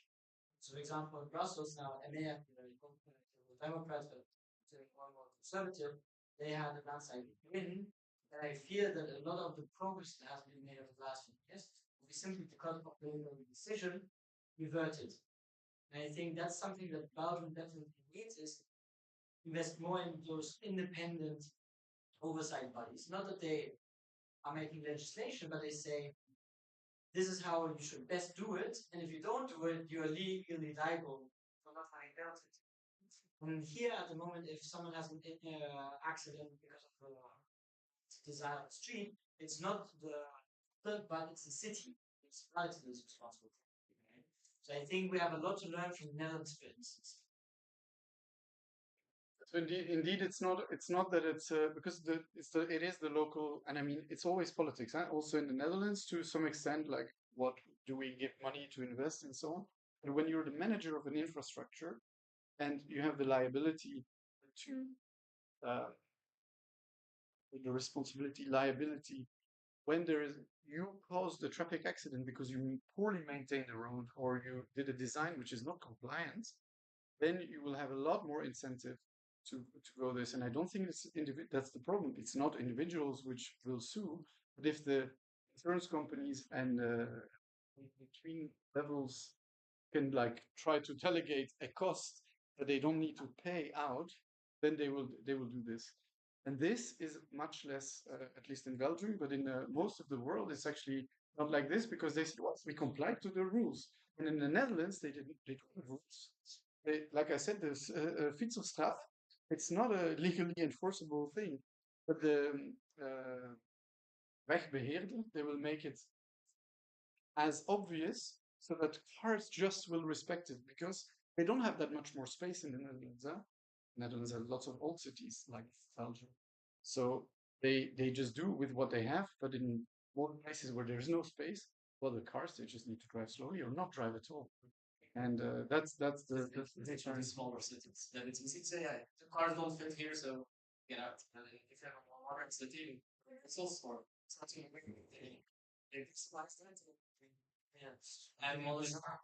And then they have these big roads, and then it's clear to say, okay, get out. Actually, there's one counterexample in that means that is a bit like Brussels. I can't remember this name. City. No, this one's the one with a big roundabout, kind of the water roundabout, I think. Nijmegen. It has this huge roundabout, which is the single most traffic accident-prone roundabout in the whole country. And the thing is that there's no solution easy to fix it, and it has a history, and there's a park in the middle, and so on. So it's another video, it's another story to watch. But you cannot fix everything with this. But I think you can change paradigm. What infuriates me in Brussels, for example, is I see when they do works, it's like safety during works. They take 2 years. Who gives a shit? It doesn't matter. You die, you fall. There's a hole. And this is really the mentality of like the wegbeheerders. Because they're not liable. Yes. Yeah. Something else about cycling, but one thing that surprised me most expected cycling for the first time in Brussels. What you don't have in the Netherlands is hills, elevation, and you can always look at Netherlands. Oh, they do cycling so great, but the cities. Belgium is also a flat country in some places, but the cities are always flat, and it might be a motivational cultural challenge. It might be an infrastructure challenge. Is there anything? And I think there are far bigger problems than good something infrastructure. But this might be one that is hard to overcome. Is this challenge? Is there something to counter this challenge, or is there a best practice somewhere else in the world that's shown that you can influence cycling infrastructure? So I was going to say, like, we have e-bikes. There's a lot of incentive tax-wise for employers to subsidize this. So I think their technology usually come to the rescue. There are some places where I've seen they have. Suppose this as well in Brussels. They have like bike elevators. So it's like it's in Norway. So you go there, you put your. I can't exactly remember how it is, but it's a simple thing. It's like an escalator for bikes, and you just put your bike in there and then go up the hill for like places where you have big hills. Or you could have like free bus systems between La Basseville and La Hauteville. And in Brussels, they have the elevator, for example, which you can also take with a bike. So all these things are things that you can overcome. But the problem is why people don't switch to bikes is because it's unsafe. And in the beginning, when I was a bit younger, I was saying, come on, you guys are just get used to it. And then when I see how people like when the step of like, I need to go on a bike now, we used to bike a lot, someone who is not, and then they have to like assert themselves in traffic because every 500 meters you don't have a bike path and you just have to be in traffic. And that doesn't mean that you will get run over, but if you're not assertive enough, it can be very scary. And the thing is that in Brussels, it's everywhere like this. There's no single place where you can do a whole commute where you don't have like conflicting traffic. So experience with the Asian heights. I haven't that prices thinking now quite of the Belgian price was yet I don't know. Well, now that indeed they're more and more bike lanes, and they're also more classy areas than before. Like they have also a monthly coffee Sunday now. I don't know exactly how they did the design. And now one other good example, I mean, until recently it was a very good example, is Barcelona, where they also for a period said we give the power to urban designers and planners to come up with solutions, and like they came with the superblocks. It means that we have the superblocks, you have square where cars can drive, but then within the square in the west, cars are not allowed. There's also increased safety rules, but unfortunately, also with the last municipal elections in Barcelona, yeah, the municipal legislation is more opposed to the superblocks. The superblocks were not a political inventory. It was urban planners and planners who come up with it and got the freedom for the previous city council to do it. Now the new city council is more hesitant, so we'll see how it will evolve. But that was also a good example. There's like, so for me as a mobility dummy, I realize you're far more advanced in that topic. To break it down to a simple message. So we say, well, our topic is to make traffic more safe, and therefore we've got the idea of that there are guidances how to build that. But the real clue is that whoever is responsible for this whole traffic system can be sued. And that's going to be done by insurance companies, so provided I have insurance. And that's our pressure point on the municipalities, the road designers to make it more safe, because they know they can be sued. And then somewhere the money is to come from. Just to like is that then our motion would be to have non-binding guidances and have a whatever insurance system that people can get sued, and then over 2 or 3 decades it will evolve into a good system like insurance. I think that's oversimplifying it. Yeah. Because it's not about the emphasis of your summary is too much on the suing and not enough on the helping. Because in the Netherlands, maybe I think that they didn't say in the video, is that during that transition period, so in 1994, they made that piece of legislation which changed the 64 types of roads that they had before into 3: the stroopweg, the sluipwegen, and then the stroopweg. Sluipwegen, yeah. It's a stroopweg is alles. It's highways and nationaal and all these roads. It's all stroopweg. What does it translate to?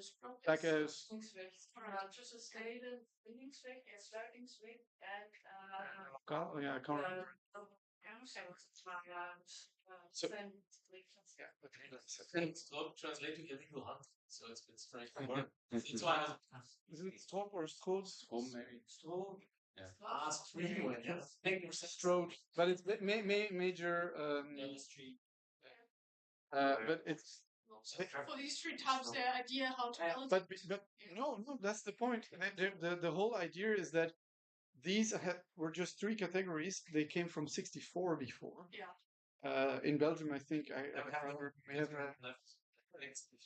we have also something like 10, 12, and these 3 they just categorize majorly, with very little like what it means. Because Stroomweg, for example, is anything from highways to anything intercity or landwegen. So into ideas, also to ideas how to build that kind of, so people can be experts.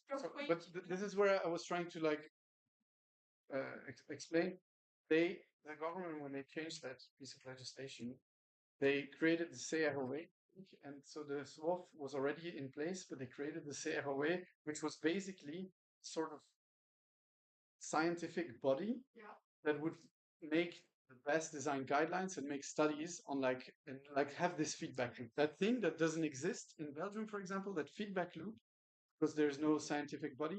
That's what was really helped to be created. And so it was not on the suing. It was all about helping this. And I think they even had, because this they didn't say in the video, but correct me if I'm wrong, I think they even had a transition period during a time where they were like laxer on the whole suing story, right? So that they couldn't I think, and I see it in my professional work as well, you should want to build ownership. And you don't mean legal ownership, it's one feeling of responsibility. Exactly. Because the most issues happen in my files and the things that I see, where different types of loans are shown. And then it's always the discussion who's responsible. Everyone said the municipalities are no, it's modest. And it's Vlaanderen, it's Vallonia, Vallonia, no, it's a municipality. It's complete stripping away of responsibility. Yes. And if you reverse that, you make someone responsible, whether they get sued or not. I mean, at some point, the responsibility will come down to one of them. They will be incentivized to create safer roads and healthier roads and roads with less noise pollution. Because they know they can't show this responsibility to someone else. And if there's a federal law, the municipality will say, yeah, but I'm just following the federal law. I don't know if it's good or not. I don't care. It's law. So I think that's all I keep behind. And in Belgium, I mean, I work also in public roads for rail infrastructure, but I kind of guess a little bit how it would work on a municipal level. But this shoving, like to say that there are no responsibility at all today is also not, it's not the right picture either. Like if you make a construction work and there is a totally dangerous situation and somebody dies, I would guess that somebody will get sued and will pay, right? The story is always when it's like a little bit like maybe not somebody died, but somebody hurt their foot. It's kind of worth suing, and then you go to the city. It's like, oh no, but it was FOS that made the prescriptions, and then it's like, oh, but this that, and then I put, oh, but the prescription was in my bestek, it was in my track. So actually, it's the supplier, and then you go to the contractor. It's like, ah, but I gave it to the subcontractor, and so this whole thing of like ownership of responsibility is really where in the Netherlands they really changed it to like, well, you're responsible. You're going to pay. If you have a problem with your supplier, that's your problem. But you have to own that responsibility. That's the municipality that pays.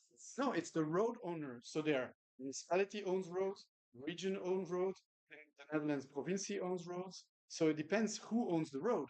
But there is one responsible for the road. That's also here like this. It's not something new. Ik heb het probably to say it as well. Instead of 8 minutes, Yeah. A summary of sessions. It would be good perhaps to see with the two of you who is going to present a little bit the findings, what we discussed, what we learned today. So I'm going to you to designate someone. I would like to give one small comment about the suing. It's not always about the suing. You can, as insurance, you can just go to the owner and say, look, this has happened, you are responsible. And they might just pay up without, and then you say, if you don't pay up, we will sue you. So it's not always directly suing. Yeah, well, if we just now say like, yeah, just give it to the local level, make them responsible, for me, that's not enough. Because you need to give parameters where you want to go, the local level to go. And for example, if you look at Belgian system, one of the huge problems is lintbebouwing. And if you ask the locals, they will always say, yeah, because I want to live there and it's easy for me. And for the gemeentes, they don't make themselves popular if they live there. But we don't want that. In road safety, it's really not a good thing. And so how do you give parameters from upstairs? Because you also mentioned in the Netherlands the for example the geluidsnorm, and so we need norms that you give from upstairs. Absolutely. And then the implementation, indeed, it has to be local. But the implementation just is just leave it to the locals. no, but the implementation, just to make sure, the implementation is local today. So the implementation will never change. It's just the ownership of responsibility. This is really the key message here, if there is any message, is the ownership of responsibility. We're not shifting responsibility of who makes what piece of legislation or what. Unterbauing, by the way, which is linked to road safety, but this is more, I can't say in Dutch, with aménagement du territoire. This is clearly a gewest. Urban planning. Urban planning is it's not urban planning. It's something else. Yeah. But okay. Ruimteordening. Ruimteordening. Ruimteordening. But it's Planning. That's urban. Yeah. Continue. Also landelijk planning. No, but I mean, that's clearly a gewest story, and this is not a thing that we would give to local level. So there would be no transfer of power in this ideology, and it's not what happened in the Netherlands either. The paradigm that changed is that they went from a prescriptive approach to a ownership approach. Okay, yeah. So instead of saying that's how you build roads, and it's like, oh, I built the roads the way you did. Ah, accident. Ah, not my fault. To hear what they were saying with, I don't know if you remember the story with the bollards, how far the lines would go, how the reflectivity of all these things. What happened is that there were a lot of traffic accidents which were actually brought up by the SVOV, SVOV, and probably there were some litigation cases, but let's say these are anecdotal. But the thing is that there were too many traffic accidents, and what the CROV did, they conducted real life studies with different arrangements to understand what caused the problems. And I've seen in Brussels, for example, a brand new bike path. For people who know Poincaré, Boulevard Poincaré, there's two new huge bike paths, 3 meters, 3.5 meters wide, really big, like the thing. And there are bollards there that are life-threatening if you bike there at night. Actually, life-threatening that I sometimes nearly hit my. So this would not happen in the Netherlands, for example. And I wonder how many people died because of this. I'm not saying it wouldn't happen ever, but I'm saying that it would be. No, but seen by the CROV, and it said, well, the best practices, that's not how you build it. And so people could even go anticipatively and go like, did you do your research? Did you use any of the material that is provided by the CROV? And what I think also in Belgium, what we could do, and this is one of the things that we would propose, is to have collaboration and to create an agency like the CROV that could cooperate with them. Because in the end, the SWOF is like VIAS, basically. Yeah? And it's, in similar, so this already exists, but the CROV in Belgium does not exist because today it's the region who prescribes, but then they're not liable. So you see, this is like it's usually the region that prescribes. That's how you build roads, and after you have all these different road owners, be it the region sometimes, but it's another thing, or the provinces for the provincial weg, or the cities for the lokale wegen. So, and then like this own concept of ownership is like a little bit everywhere. Yeah. Do you want to say something to wrap up? Yeah, I heard also Lindenbouw, that also, of course, a lot of other disadvantages, like if you live near a busy road, you are exposed to very high nitrogen dioxide concentrations. So, and also infrastructure is quite expensive for society to maintain in Lindenbouw areas. So, there's a lot of disadvantages. So, it'd be good if we slowly we can really move away from it. But that's something that we can hold up with the discussion. Yeah. So But I think also this is also being tackled already. The beton stop in 2014 in yeah, but it's Flanders, also softened again. So it's. but isn't it also against lintbebouwing to yeah, but this is something that they want to figure out. They want to stop it. They can't destroy everything, but they want to figure it out. Like I said, I think it's something we can have a whole discussion about the whole day. Okay, wow. It's for it's just that you will be the one who now has to summarize what is it. Well, just very nice job earlier. Yeah, true. So maybe I think as just you instead of our experts here who will take way too much time. So can you throw that from now? Another plan now? Yes. Would you just what you said? Well, we should touch on other topics, sure. Yeah. I think like your process being not very flat, I think we cannot solve that for now. yeah, I would give it a go. Yeah, so yeah. Cool.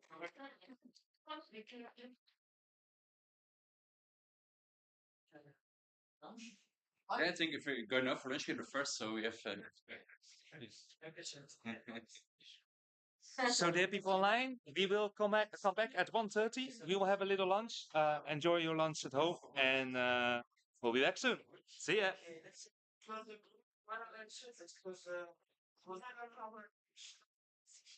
Yeah.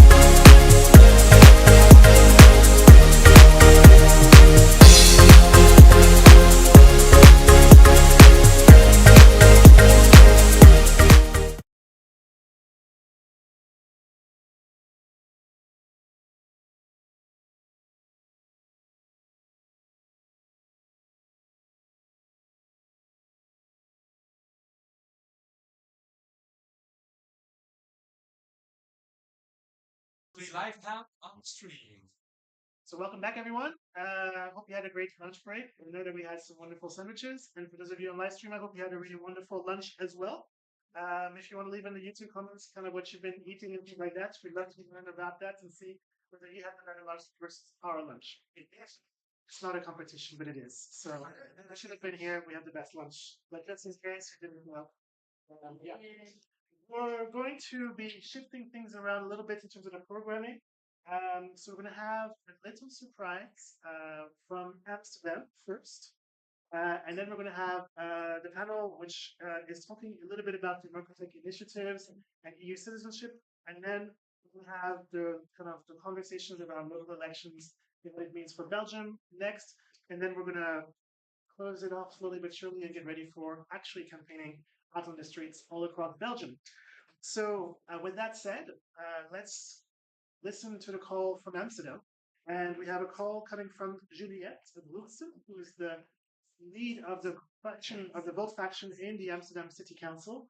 And Juliette has sent us a little message. So kiss me from Amsterdam.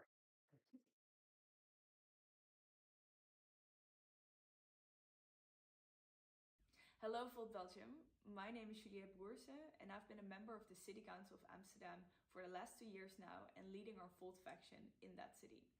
I've been asked by Volt Belgium to record a video for you today to tell you a little bit about the topics that we've been working on, which are various topics ranging from sustainability to anti-discrimination, digitalization, safe asylum, and participation. And to start with the last one, because it's one that's very close to my heart actually, it's participation, and it's making sure that people in Amsterdam have something more to say than just going to vote every 4 years for the local elections. We really want people in Amsterdam to participate in the policies that we are making, and that they can really decide themselves of what the city should look like in the upcoming years. It should not be left to only those 45 city councillors.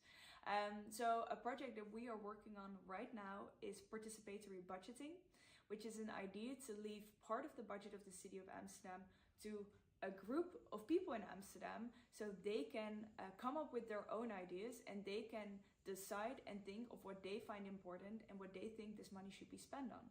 It's, at the end of the day, their tax money, so we think that they should have a say in this budget of Amsterdam. And what we really try to do with this initiative is to show that it should be up to the people. Another initiative that we worked on actually last year is regarding sustainability. The climate is changing, as we all know, and the city of Amsterdam is feeling that too. Our city is getting warmer and warmer and warmer every year. And what we did last year is we looked at the most famous square in Amsterdam, the Dam Square, some of you might know it. And we took the initiative of making that greener. This was voted in favor for, so the city of Amsterdam, well specifically the Dam Square, might look very different in a couple of years, making it safer for the climate to come. So these are very concrete ideas that we've been working on in Amsterdam, and these are also ideas that you can work on in Belgium, because I've heard that you have local elections on the 13th of October yourself. But there's still something you need to do for it, and that's collecting signatures. What I've heard is that you need a lot of signatures to participate in these elections. And what I want you to do is take your mobile phone out and think of 5 people that you think can help collect these signatures. It can be your neighbor, your grandma, your cousin, maybe someone at work, anyone you think that might have a warm heart for the Volt ideas, because they should be spread everywhere in Europe. If you get your mobile phone out and you call these people to ask for a signature, or you can even ask them to help collect these signatures, if you all do that in this room, we can collect a lot more, and you can help Volt Belgium participate in these elections on the 13th of October. I'm really looking forward to visiting you after the 13th of October and seeing many of you being elected in the local municipalities in Belgium. I hope to see you soon, and I wish you a great Congress today. Can I jump on that? No, we have to applaud first. Yeah. Nou, ik ben in Leuven, waar domiciliëerd in Leuven, so living registered in Leuven. We need their signatures. I've got this QR code. Got these cards, so anybody who knows anybody from Leuven, take your cards. Of course you do. Perfect. Thank you. Thank you for that. So whilst Andre passes on those QR codes, we're going to move to our first. You can. Panel? Okay. We're going to our first panel. So I'd like to invite Susanna and Jules to come to the floor and to join me in our little booth.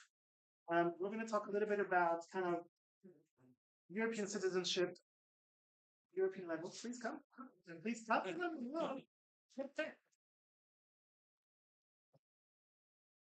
We're also going to try to make the second half more interactive than the first half. So we're also going to let you guys ask questions as well. So get them warmed up, get them ready, see how your question can connect to our panelists. So perhaps first, before we begin, I'm going to let both of you introduce yourselves both to the audience, because some of us know you, but I guess particularly for those who are online, maybe the people online in particularly don't know you. So yes, I'm to give the first floor to Susanna, and we were discussing it, and it turns out that Susanna, you were my successor as the French lead candidate for the local elections. So congratulations. Yeah, so Susanna, first floor to you, and then Jules, if you can both introduce yourselves first. Sure. Hi, everyone. Super happy to be here. My name is Susanna. I've been working on climate policy in Brussels for the past 8 years. So this is a little bit what brought me here. I've moved to Belgium immediately after the Paris Agreement with a view to work on implementing it. Since then, I've become very active on European citizenship topics. I also co-founded a foundation, which is called the ESIT Foundation, working on European citizens' rights, integrity, and trust. And as part of that work, I co-initiated this European Citizens Initiative called Voters Without Borders, which is what I'll be talking about later on in the panel. Thank you. My name is Jules. I am a party leader of Volt Maastricht. I'm a city councillor there now for a bit more than 2 years on behalf of Volt Maastricht. And I teach European studies and the history of European integration at the university. So not very far away from Volt. Love to combine the two. I'm very pleased to be here in one of my favorite cities. Amazing. So welcome to you both. And indeed, I think the overarching question we're trying to answer is really this kind of question of Volt, pan-European party, looking at the European level, particularly as a way to solve lots of things. Belgium, specific kind of country, a lot of complexities, and also people vote very much on the local level, local people. So how can a party like Volt break into this kind of environment? And are the European dimension really things that we should be focusing on the locals? How do we make the connection from the European level to the local level? How do we make the local level resonate with the European level? And I think that's the question which we're going to grapple with at the moment. So I'm going to give first the floor to Susanna, who's also a small presentation. I have to say in record time, because we had like our first briefing conversation earlier today. So in terms of like a turnaround and kind of delivery, not bad. So Susanna, the floor is yours. Yeah, thanks a lot. I think to your question of are local elections linked to sort of the European dimension, and so what does that then mean, also including Volt's perception in Belgium? First, I'd like to simply just share the fact that the right for European citizens to vote in local elections derives directly from European citizenship. It's a right that we've had since the Maastricht Treaty. And so actually it's quite an interesting dynamic that I think matches Volt's dynamic, because in the same treaty, in the Maastricht Treaty, we also got the right to vote and stand in European elections. So the whole idea that, we're thinking European and acting locally, I think we could very well actually link to it's part of the construction of the European Union as we have it today. So it's important, therefore, for European citizens to take part in both European and local elections as a way of using their rights. But in practice, what is happening is we see that these rights are underutilized. And so these are some of the numbers I will show you, but not right away. We don't need to move the slide right away. Yes. But we can. Right. So just to give you an idea, in Belgium, only up to 13% of European citizens actually take part in local elections.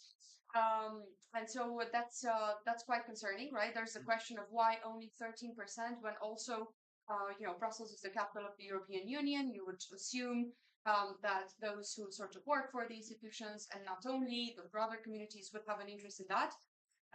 It's interesting that we're in Wallonia today because actually Wallonia has the highest rates of participation for European citizens in local elections. So 22% of the European citizens in Wallonia registered also take part in local elections. And 10% of the non-EU third country residents in Belgium also take part in elections here in Wallonia. So when it comes to local elections, actually Wallonia is an outlier in the broader Belgium picture because Flanders has very low rates, so below 10% for both categories, which are EU citizens in Flanders registered for local elections as well as non-EU third country nationals registered, while Brussels is at the national average of around 13%. So we get to ask ourselves, why is this the case in Belgium? And then maybe now we can move to the next slide, because I think the reason for this low participation is the requirement to register in the elections. And so I was asked for this panel to show some of the research we did for Voters Without Borders. So these numbers are from 2018, and we published this paper in 2020. But basically, what is happening is that some countries have automatic registration. So all European citizens who register to live in, in Latvia, let's say, also if they live in Riga, they get automatically registered for local elections. So actually, that's a lot of countries where you get automatically registered. So Austria, Denmark, Estonia, Finland, Germany, Hungary, Malta, the Netherlands, Romania, Slovakia, Slovenia, Sweden. So there is where you have the automatic registration, which is why, so that's why you have the 100%, right? But then the other countries have, it depends. So for Lithuania, still very close to 100%, but they have a requirement that the EU citizen should have lived 90 days before the elections in the city where they plan to vote. And then if you see, Belgium has the lowest because, of course, guess what? Voting is mandatory in Belgium, so people are scared to register because of what this entails. Right, so the idea of a mandatory vote, and yeah, so and then I think on the next slide we show something relatively. I know this is this time the number of EU mobile citizens who are standing as candidates in other EU member states. Now these were the only countries that reported numbers when we look for them, when we ask for them. Others say they don't track it. So yeah, you see Sweden is doing really well. Luxembourg. Denmark, Romania. Some of these countries have a limit. For example, European citizens and third country nationals can't be mayors or deputy mayors.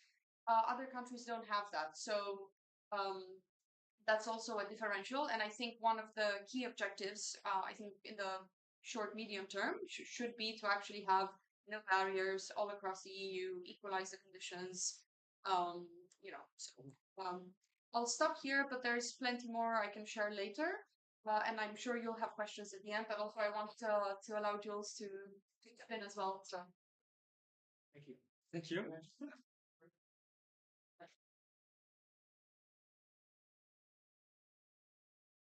In Belgium, it's not a requirement to. It's not a mandatory to vote anymore for local elections. It's a bit standards. That's only in Flanders.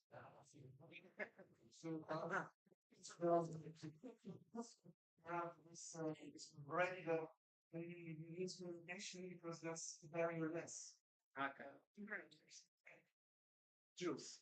Well, I was overwhelmed by so many interesting insights that you had that I actually forgot your question really. So I think it's really the question of we as Volt Europe, right? And Volt Belgium, in particular, I think we suffer from this kind of wordy expat party. Yeah. And we're talking about things which are as interesting to Europe, maybe, but for us locally, we have other kind of issues. So how do we make that link in that sense? Yeah, that's a really good question. And well, with the risk of repeating myself in the breakout room, right? So I should also actually watch out not getting too boring now. But I really think that one of the main ideas of Volt is really in its official slogan, right? Being a pan-European and grassroots movement. Right, and what that would mean in my eyes, from a practical perspective, is that you have this framework of pan-European values, pan-European ambitions, these goals that we all want to achieve across Europe, and then the practice should happen as locally as possible. And for me, that should also mean that, practically speaking, Volt should very much put those local elections and the elections as local as possible, as close as home, as their priorities. For several reasons. I mean, one of the things that I can say of Maastricht is that Maastricht is a pretty conservative, right-leaning city. and we got relatively a lot of support in the local elections compared to how people voted in Maastricht for Volt and during provincial, or well, provincial we didn't run, but national and European elections. And that tells you something because when we were flyering and doing campaigns in Maastricht, people would come to us and say, well, normally I vote for the Christian Democrats, but I'm a cross-border worker, or I am feeling really appealed to this or that stance of your party. That's why locally I will vote for you guys. And I think that what the interesting thing is of local politics is that it is the closest as it gets to the reality of citizens, which means that you can escape a lot of framing, you can escape a lot of negative stereotyping of your own party. But it's also the identity people feel the most home to. And one example that I used during my breakout room was football. Football as a really good metaphor of where people feel most welcome. When I grew up at a primary school in Maastricht, which was a relatively multicultural, multi-ethnic school, people would cheer during national football for the country of their parents often, right? So if you had Moroccan parents, you would rather support the Moroccan football team than a Dutch football team.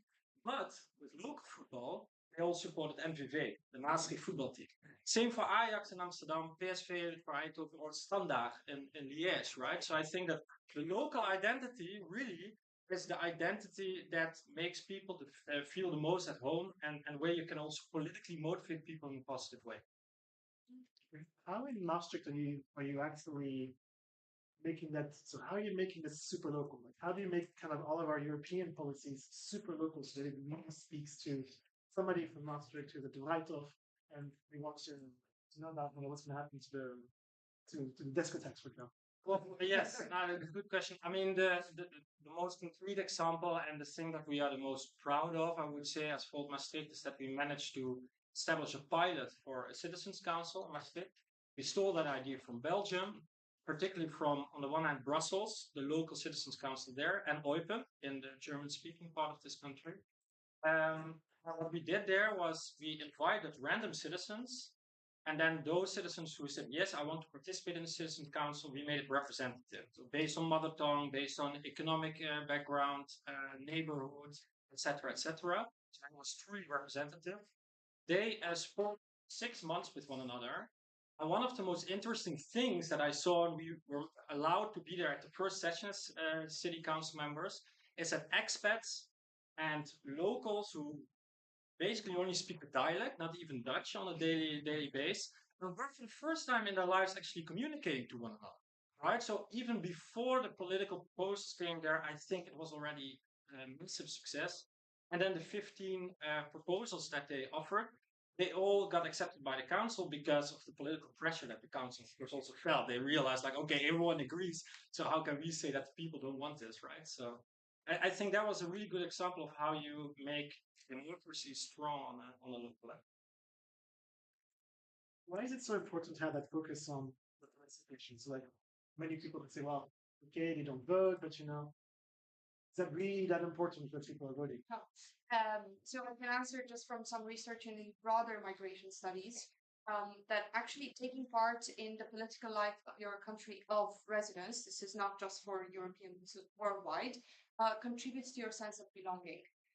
And if we look at where we started developing, let's say, the practice of direct or representative democracy, we see that actually we've taken with it a tradition of exclusion of others. So ancient Greece was excluding those that were coming to the city for pretty much for life, right? Because there was this thing of you had to kind of own property, then you could vote, and how democratic. But in reality, the migrants could never sort of own property; they could never vote. And so I think 3,000 years later, we should find a way to breach away from this tradition, which is a European tradition, as it turns out, and reinvent it so that we can actually encourage belonging, in those other citizens from around the world that join us. I think the practice that we do in this regard is valid beyond kind of just the European Union and just making citizens from other member states feel at home in their country of residence. I think it's about pushing the boundary of the democratic project that we've inherited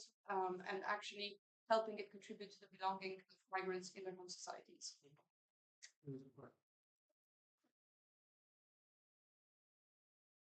Almost like we're going to try to get the audience involved as quickly as possible. So, go ahead. Yeah. Keep it short. Focus on the. Yeah, and some of the statistics, like the local new institution, I get 15,000 people, of which 80% can't vote, compared to a Belgian electorate there of 20,000. It's like huge. I think the worst we have there Martin Henke from Prague, which the size of the registered, no, the non-registered electorate Germans in that Belgian commune is almost as much as the registered. Even in Leuven, sorry, I go back to that. It's around 7,000 people who can't vote out of the total electoral city. So my question is, I mean, I know you've done good work on this. You have a European Citizens Initiative.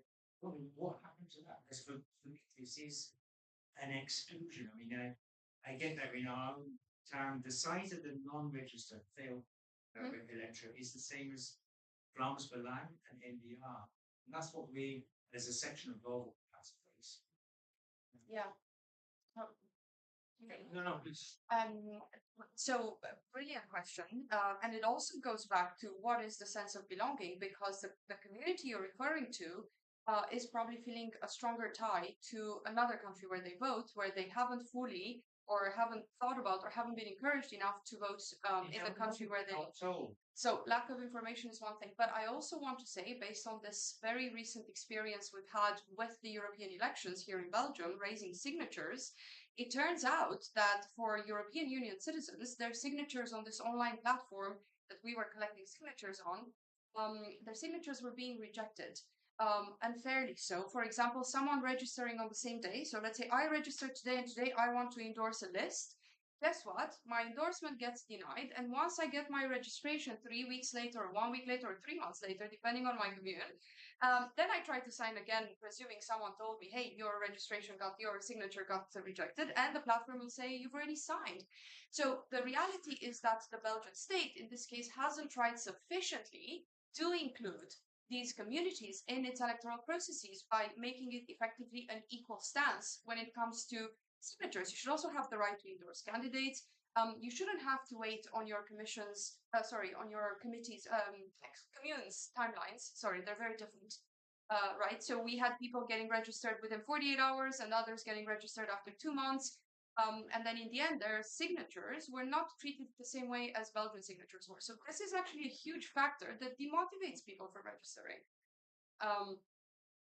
And why is the situation as it is? Because perhaps it hasn't been challenged sufficiently, or perhaps it's been built into the design. We don't know why exactly this has happened, but it's true that if you know, for example, let's say friends of mine who tried to sign, right? If they know they registered, they took the effort to register to sign, and their signature still didn't matter, why would they then still want to go through the same process for local elections? Let's say, I mean, in the context of this year, I think it's a broader question of, can you be sure that you're treated equally?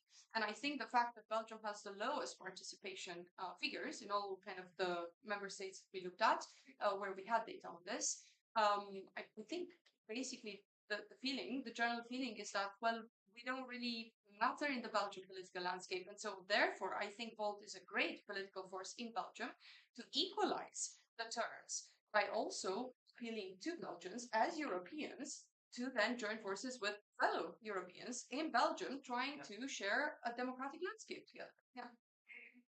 Yeah, I think maybe in addition to this, well, taking a bit of the position of a lecturer of political history at my university, what kind of political parties actually managed really to become those kind of broad movements that Volt aspired to be, right? And those are parties that maybe in terms of values are not really like us, but parties like the Christian Democrats and the Social Democrats, one of the few things that they have in common is that they actually managed to offer living rooms to people, right? And that meant that they didn't only come by party meetings to talk about policies, but also to meet new people, to maybe do some games and quizzes, to actually have some nice walks, to actually think with like-minded people about all kinds of things of life, from what's your favorite beer up to what do you think our city should go to, right?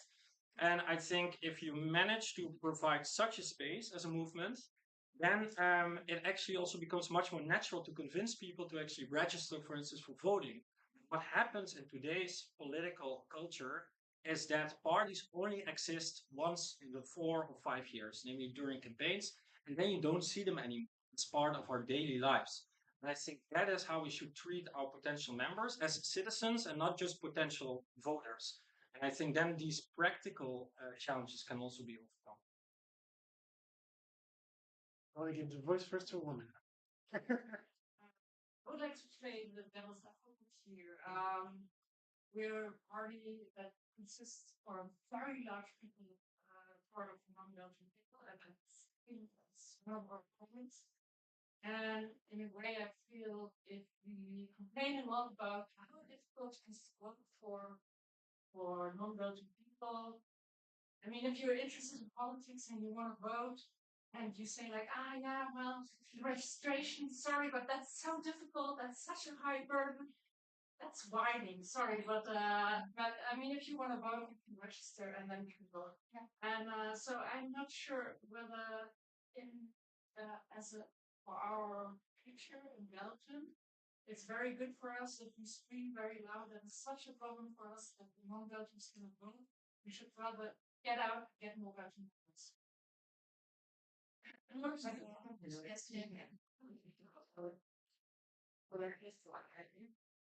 Quick reflection on that. Absolutely, I agree. Let's get more people interested in voting, registering, and so on. At the same time, when those who have registered complain they were treated as a second-class voter category by not being able to endorse a list like Belgians, we're talking about the loss of a political right. And here I think we need to offer the hand coming from Belgian citizens to say, we want fellow European citizens sharing the space, paying taxes where we pay taxes, to have the same rights as us, which is including the right to endorse a list, irrespective of how long registration takes in their commune.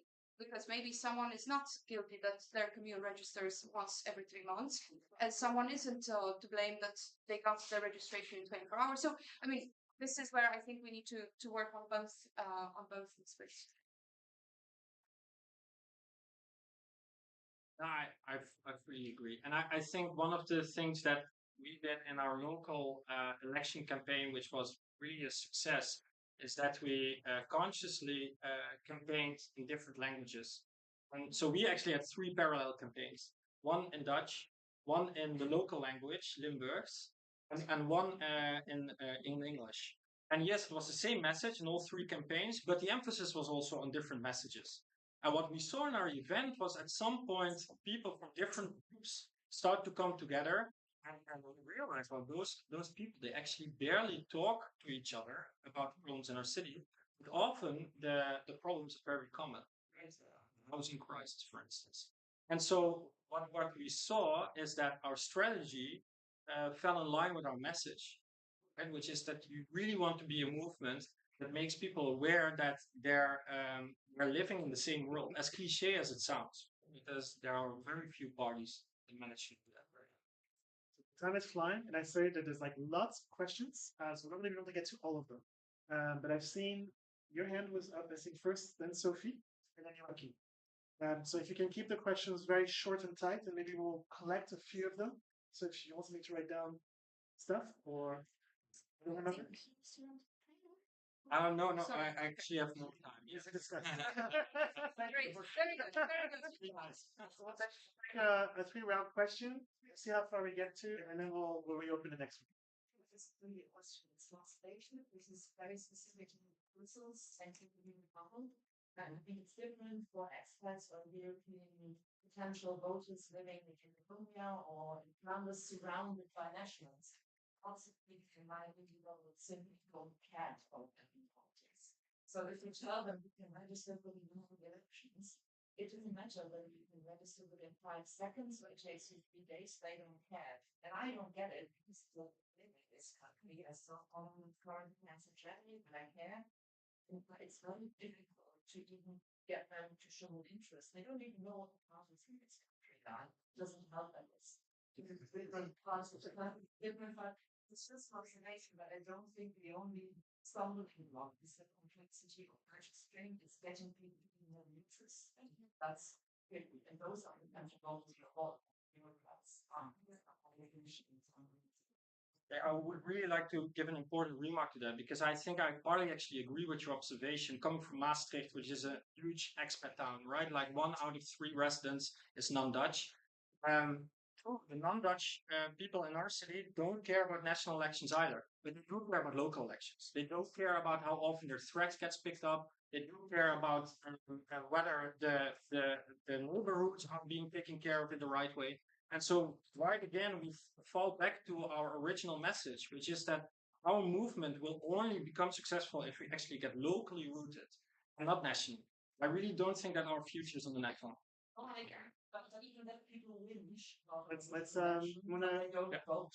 actually, because we have lots of people who want to intervene, and I know that we would have entire hours of conversations on this. Sophie. No, I very much agree. It's points that you make, which was also what I said. But I think this whole winding, as I said, about her problem, we should be winding up like this problem. If there, as the big rightly said, if there's people in this country, of course, with experts do something, they don't get integrated into this. They think they'll only be here for a few years. But I think if there's so many people living here who are not involved in politics or not existing in the right way, that's a problem for leaders. The reason that it's not better organized is because of the established parties have absolutely no interest in it. Because we might vote differently than they would like us to. So they're not going to make it easy. So I just think that for as people are getting some over, then we should make a point, not for ourselves. For the sake of people. Who else wanted to speak? This is the final call, Joachim. You've been on your hand for a while. So Joachim first, and then Alberto. And that will be it. That will be the 3 last questions that I take. I wanted to point at the slides that Susanna shared. So the first slide, first of all, I'm always a bit skeptical when I see 100%. That's never trusted. The second part, foreigners running. I'm always thinking how do you know two languages? Because we have political debate in the city council, or story.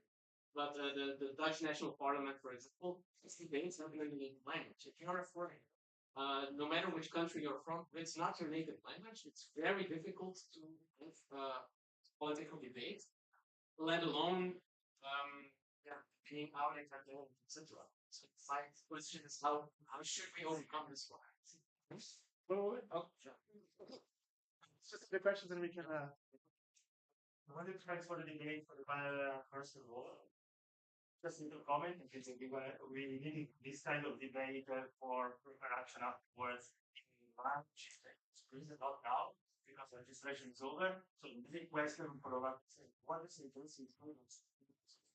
Administration will be quite sensitive. So which can be the long-term strategy to reach foreigners in Belgium, in Brussels, in our city, in our communities, who make understand that both can be a part of the representative, wants to be involved in the local politics, and it can be an answer also to the craziness of Belgian politics.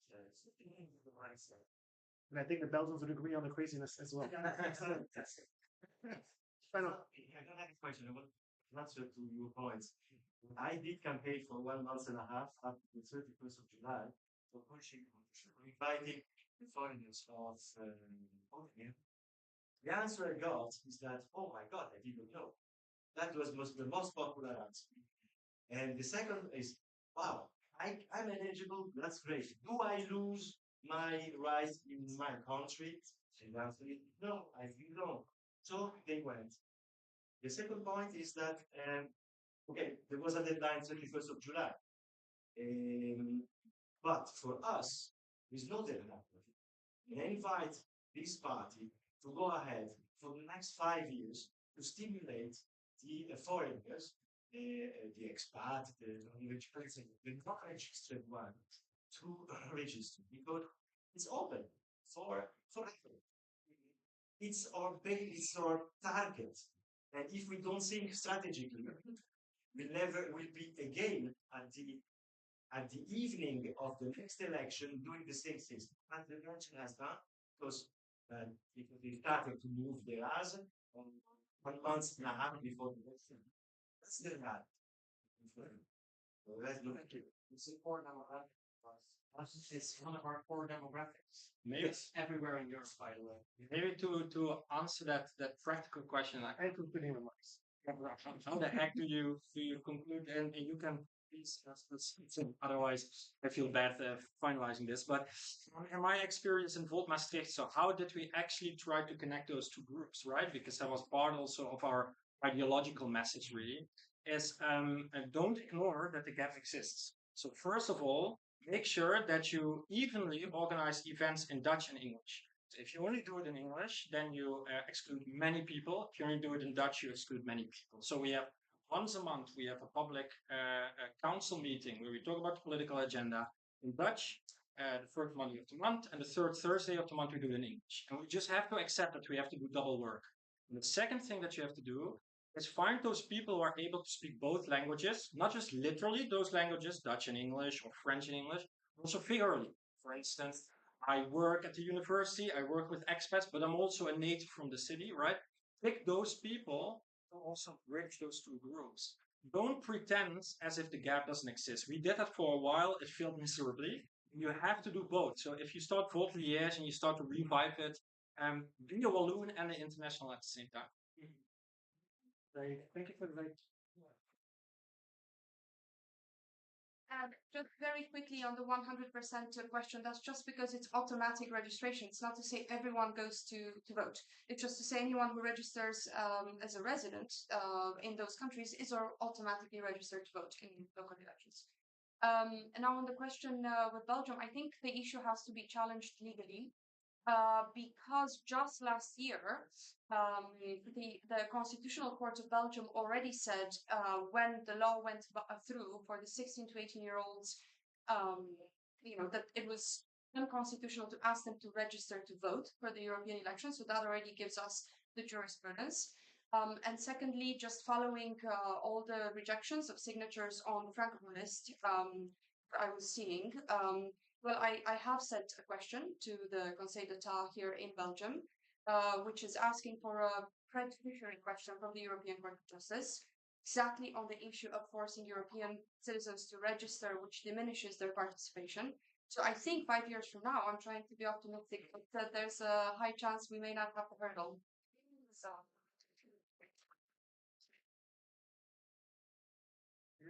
It feels like we've only scratched the surface because we've only scratched the surface. So thank you both panelists for this. And before I start making a clap, we have Anne with some little kisses back from Belgium.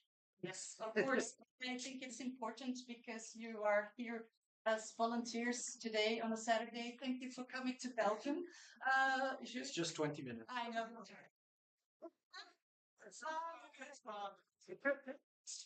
Applause because you're actually replacing your cousin. Yes. Sven Janssen couldn't be here last minute, hence the switch program, but he was number 3 on the EU list in the Netherlands, right? So I thought Belgian chocolate is good for Dutchies to come. I'll share it with my cousin. Well, actually, it's up to you, but this is a bite to fight chocolate. And of course, yeah, up to you. You are here, so you can see if you give him one or not. All right. And Susanna, thank you very much for all the work you've done. The full year has been quite hectic for you. I realize that these hurdles in Belgium. I'm not proud to be a Belgian when I come across all these hurdles. But yeah, I know you that you see life through purple glasses, literally. So I brought you this as a token. It's an artist from Antwerpen, Kathleen, and it's been offered to be a reminder that keep on looking life through purple glasses. I appreciate it.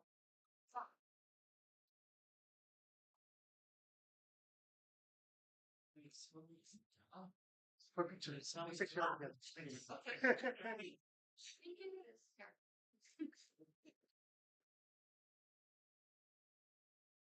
Thank you both. We're moving on to our next panel. And apologies for only allowing us to scratch the surface. We're going to now invite Yeah, and that's to come to the middle stage. Again, I hope that the train journey was okay. Because It was very smooth. It's not a We were- given, but it was very smooth. we were worried that he might not make it in time, but Belgian Railways, for once, are on time. I mean, Sorry, as well.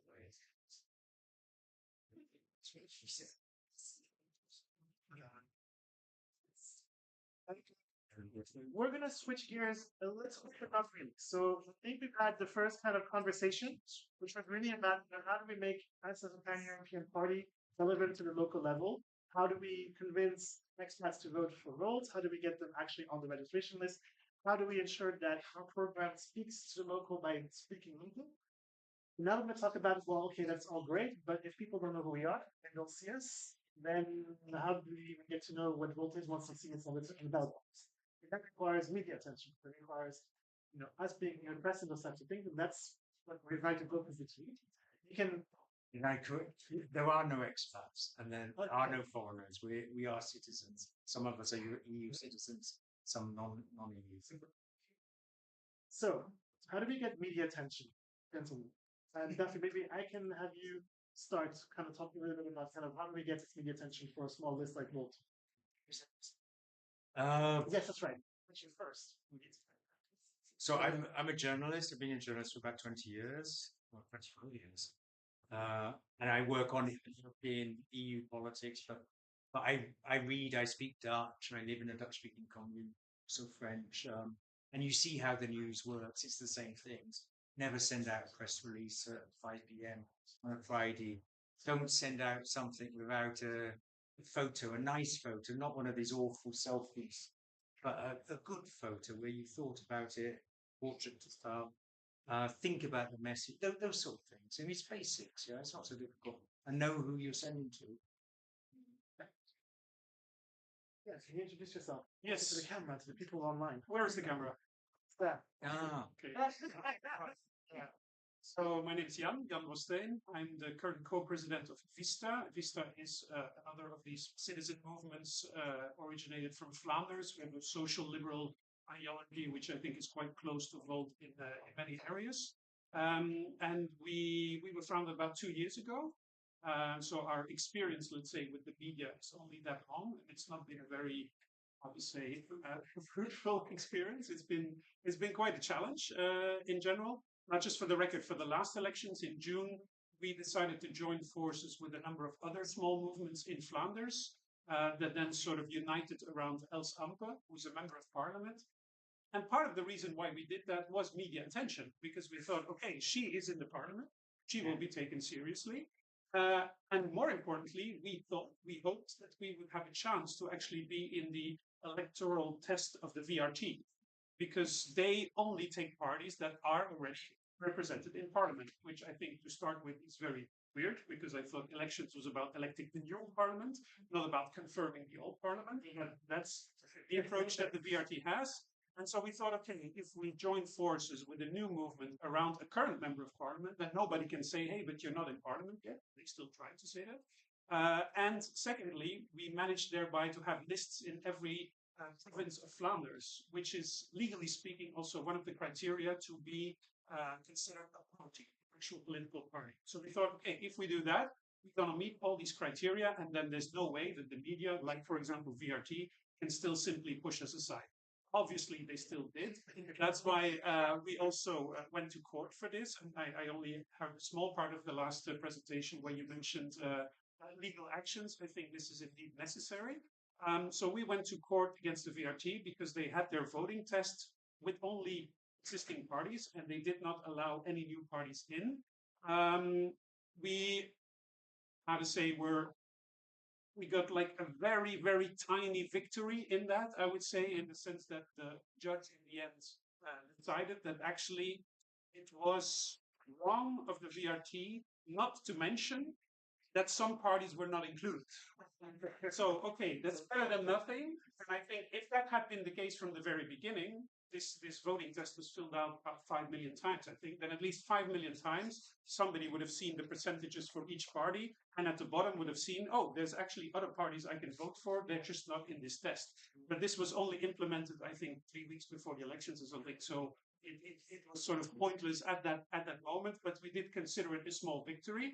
And importantly, it got us media attention because that was very funny with the VRT. So they ignored us for most of the campaign. But when we launched this court case, suddenly Els Amper, who's the member of parliament, was invited to their prime political TV show on Friday evening. And then they used that argument in the case against us to say, yeah, but we did give you a lot of media attention because we invited her in one of our programs. And we were like, we had to take you to court to get there in the first place. So it's been a rather frustrating experience. And I think that most members of Volt or those who have campaigned have similar experiences. It's extremely difficult to get media attention. In my experience, the moment you get it is when you launch. So when you announce you're actually going to have a list, you're actually going to take part in the elections, you get some attention. And if you do something that they consider newsworthy. So a court case is deemed newsworthy.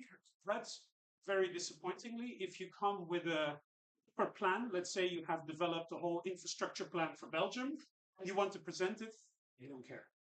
They don't care. And I even had that personal experience because I wrote an opinion piece where I proposed to set up a kind of an investment fund from Flanders to invest in infrastructure projects in Brussels, funded by taxpayer money of Flemish people working in Brussels. But of course, as a cooperation between Flanders and Brussels. So I thought, okay, this is a new proposal. This doesn't exist yet. So I sent this opinion piece to some journalists. I sent it specifically to Brus because I thought that Dutch-speaking media in Brussels is relevant for them. So they called me up. But the first question they asked was, are you still part of VORU? Because we are Vista, we were one of the founding movement of VORU. He just wanted to know, are you still going to be together with VORU for the next elections? And so the conversation went on, I think, for 80% of the time about this. Like, why did you leave it?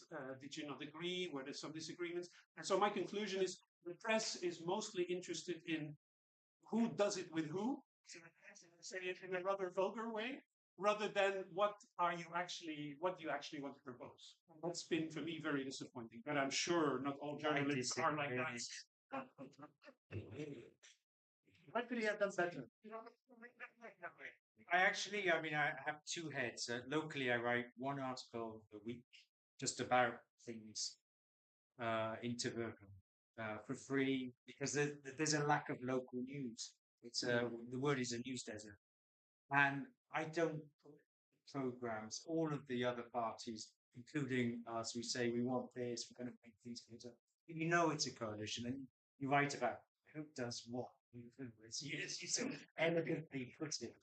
It's not that we're against you or against someone. It's easier because you reach a wider audience. You're not giving favors to one or the other, and then you get angry emails, and that's what I local level. It's amusing. I get sort of angry emails about some article that I write for free.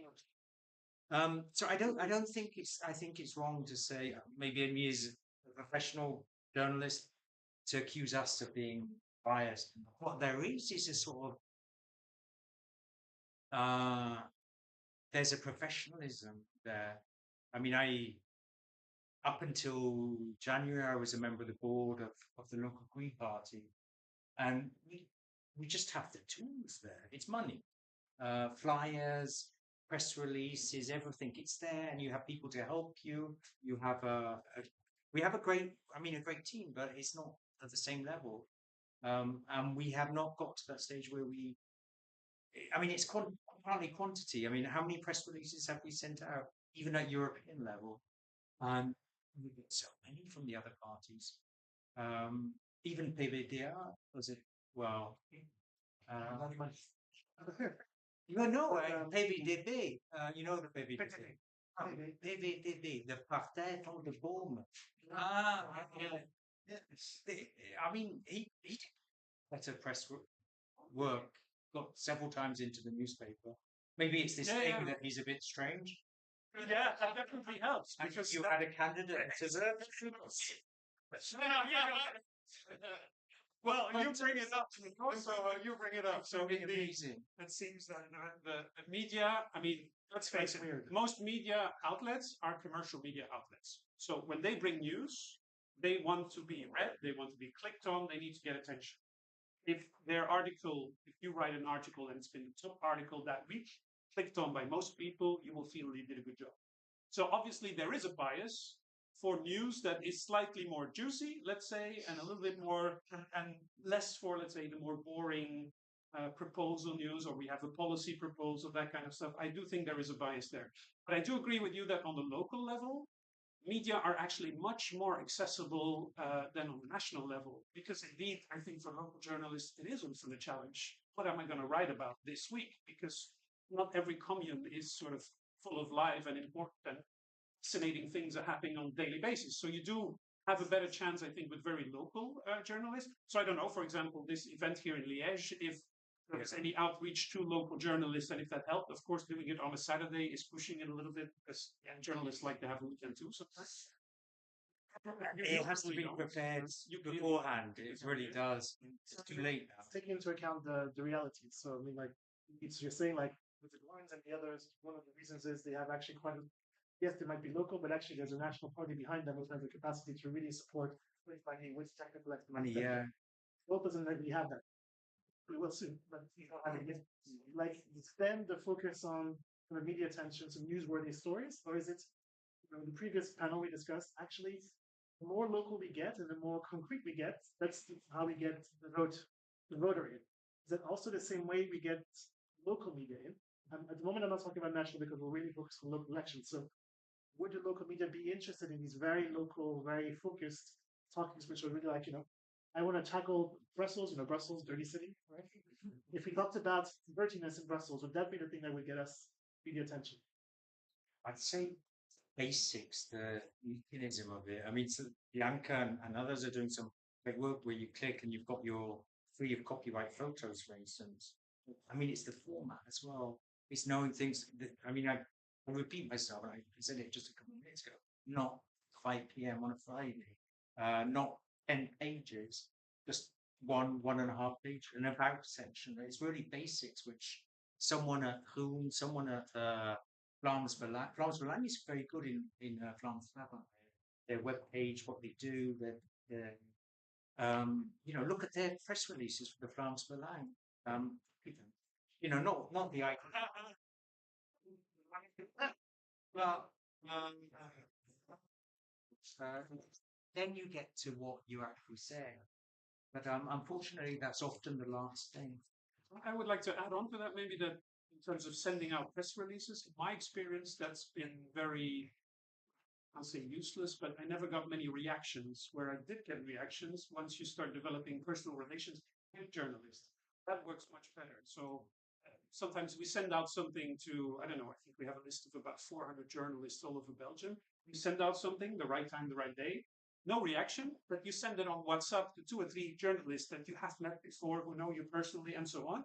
They might actually put it online much quicker than when it's sort of drowned in lots of other press releases by lots of other parties. So I do think these personal connections with journalists, certainly in a small country like Belgium, quite, I won't say it's easy, but it's not that big of a country to sort of reach out to these people. Certainly on the local level, it's much more useful. I'll give an example of the list we're going to have in Mechelen. So there we have our own Vista list now for October. They have been working on media relations, I think, for the past 3 years. So obviously when they launched, when they announced that there was a local chapter, they got some attention, but then it sort of faded. But they continue to sort of organize a little event, something else, invite them to really build up that relation. And then so the invitation to the event, but the media being invited all the time. Yes. When you do events, always invite the media, definitely. And then now to the build up to the local campaign, we see actually that they get invited by a lot of local outlets. Of course, there's a reason now, there's election, there's campaigning going on. But they don't have to beg to sort of be invited somewhere because everybody knows about them already. That's, I think, where for Volt also it's a challenge because it's a new initiative in Belgium, although 5 years ago you joined the elections already as well. But it's sort of, unfortunately, it's an effort that has to continue over a long period of time. And indeed, if you start from the local level, it is no point 6 months before the elections quickly saying, oh, we're going to do a local chapter here, because you won't have time to build up those media relations. So ideally, that's what they always say, the next campaign starts the day after the previous elections, right? Of course, that's pretty tough, because the result for us was very disappointing. I think for Volt as well. Obviously, you're a bit down the first months, and it's pretty tough to then say, okay, well, just turn the page, move on, let's start contacting journalists and see what events we can do. You need a bit of time to recover from the election setback, but I do think that from September, let's say right after the local elections, as soon as anywhere in any commune in Belgium somebody would like to start a local chapter, there's no need to think, oh, but this is like, there won't be elections for another 6 years. Why do it now? It's great to start now. But of course, you need to make sure you can keep up that effort for a whole 6 years. And that's a challenge too, of course, with many people coming and going. Thanks. Let's reinvite the audience back into the conversation. Bianca first. Yes, gentlemen. Yes, so I have a question. I've been working on media for both Belgium, and I just started in January and started from scratch without connections, so it is indeed a long-term process. My question, actually, I have two questions. First is, just out of curiosity, do you have volunteers and or some professionals working for press for ISPA? And the more interesting question for me is actually, how do you think, previously talked about the fact that a lot of those Belgium are European citizens, but not necessarily Belgian citizens or dual citizens, Belgium and another nationality. How do you think, from your media experience and as a Belgian, the Belgian media receives that? If there's a media officer who's not Belgian, for example, or there's a who's not Belgian. What is your sense of how that? I'm asking you as a Belgian who's worked with media. Before answering, I'm not sure I'm going to remember all these. These are already two questions. Right? Ask on side the same question. Here. Somebody else said they're Michael. So the first, and also for the camera, because I was asked to say to the camera what the questions were. And it's basically, how do we break that? What is the impact of the perception of people coming in as non-Belgians, we're not staying for media interviews and those types of things. And the first question is, what kind of resources actually does Vista have to actually do companies? Is it volunteers? Is it actually paid professionals, etc.? So that was first part of the question for those of you online. And now we're going to hear from Mike with question number two. Question number two is very broad one. So I work for a national newspaper in the Netherlands. Investigated, I think it's called this. And my main question is, why would newspapers publish you? Right? It's more of the why. Have you considered this? Because they obviously, newspapers are not news vehicles. They aren't bound to make objective news statements. They don't go to a tabloid to make big press statements. You don't go to investigative journalism to do rumor-based information. Why would they publish you? Is it connections? Is what kind of content do you press? What kind of considerations are you taking into account to actually get them to publish you? Okay, and for those online, so this question was really more so coming from our Mike is working for a national investigative journalism. He's wondering exactly what's the magic ingredient for us to get on this. So how do we, in essence, what do we give as to newspapers as the why they should publish this? Okay. So the first question in terms of local staff, we only work with volunteers. So we also don't have sort of a professional team. Of course, let's say the 6 months that we worked together with Els Ampe to form VU, there was an additional benefit, is that she had one person working for her as a member of the parliament. She was also part of the Senate, where she actually got an extra person to work with her. So that, of course, gave a little bit more sort of extra resources, because there were two people that almost full-time could help with drafting press releases, making a nice picture, making a little video, these kind of things. It's a team of volunteers. That's not always easy to do. So also on the local teams, they just have to do it themselves. We really don't have the resources to have any professional people. And on the perception of non-foreigners, that's a really excellent, of foreigners, that's a really excellent question, because I had a very disappointing experience with sort of the reaction of the media towards our European head of list. So we had Marta Barandi, who's been working 10 years to fight for the rights of Ukrainians in Belgium and the general situation of Ukraine in general. She got interviews in, I think, about 10 or 12 different international media outlets, but not one Flemish newspaper bothered to even interview her. And that really struck me as something like, what's going on here? Why? Because she did speak Dutch. Okay, not fluently as a native speaker, but that's normal for any foreigner. So she was living in, I think she's living in Lennik, so she has 2 kids going to local school. So she is that profile who is partly international, partly sort of integrated in the local society. And still, for some reason, not one media, not one Flemish media outlet seemed to think that was interesting enough to cover her. And then, of course, I don't know, is that because I thought she had a really interesting profile and a very interesting story to tell. So the why, I think, was definitely there. Why would you cover her? Well, it's quite remarkable that maybe there will be a member of European Parliament from Ukrainian origin while we have this discussion on whether Ukraine should join the EU or not. I think there's a lot of a story there. They didn't do it. And then, okay, I can only suspect that other things maybe are at play. And I think, Sophie, we've had some discussions about that too. Obviously, whether it was Volt or Voru or any other small party, we are a threat to incumbent parties. And these incumbent parties do have a certain power over media outlets, as they do over the financing, as they do over many other aspects that make it difficult for new parties to get in. So I do think that may have played a role. Is that the journalists may have thought, okay, wait, if I bring a big story about this person here, that's not going to be liked by this party and that party and that party.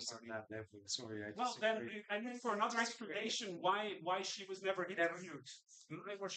Why was she then not interviewed? Is the question I asked. If there is another from everybody saying that you're biased. This is the case. Well, there were 9. You need to come with absolute proofs. Sorry, not every single journalist, of course not. But the media are having the criticisms. And the question, why should they publish?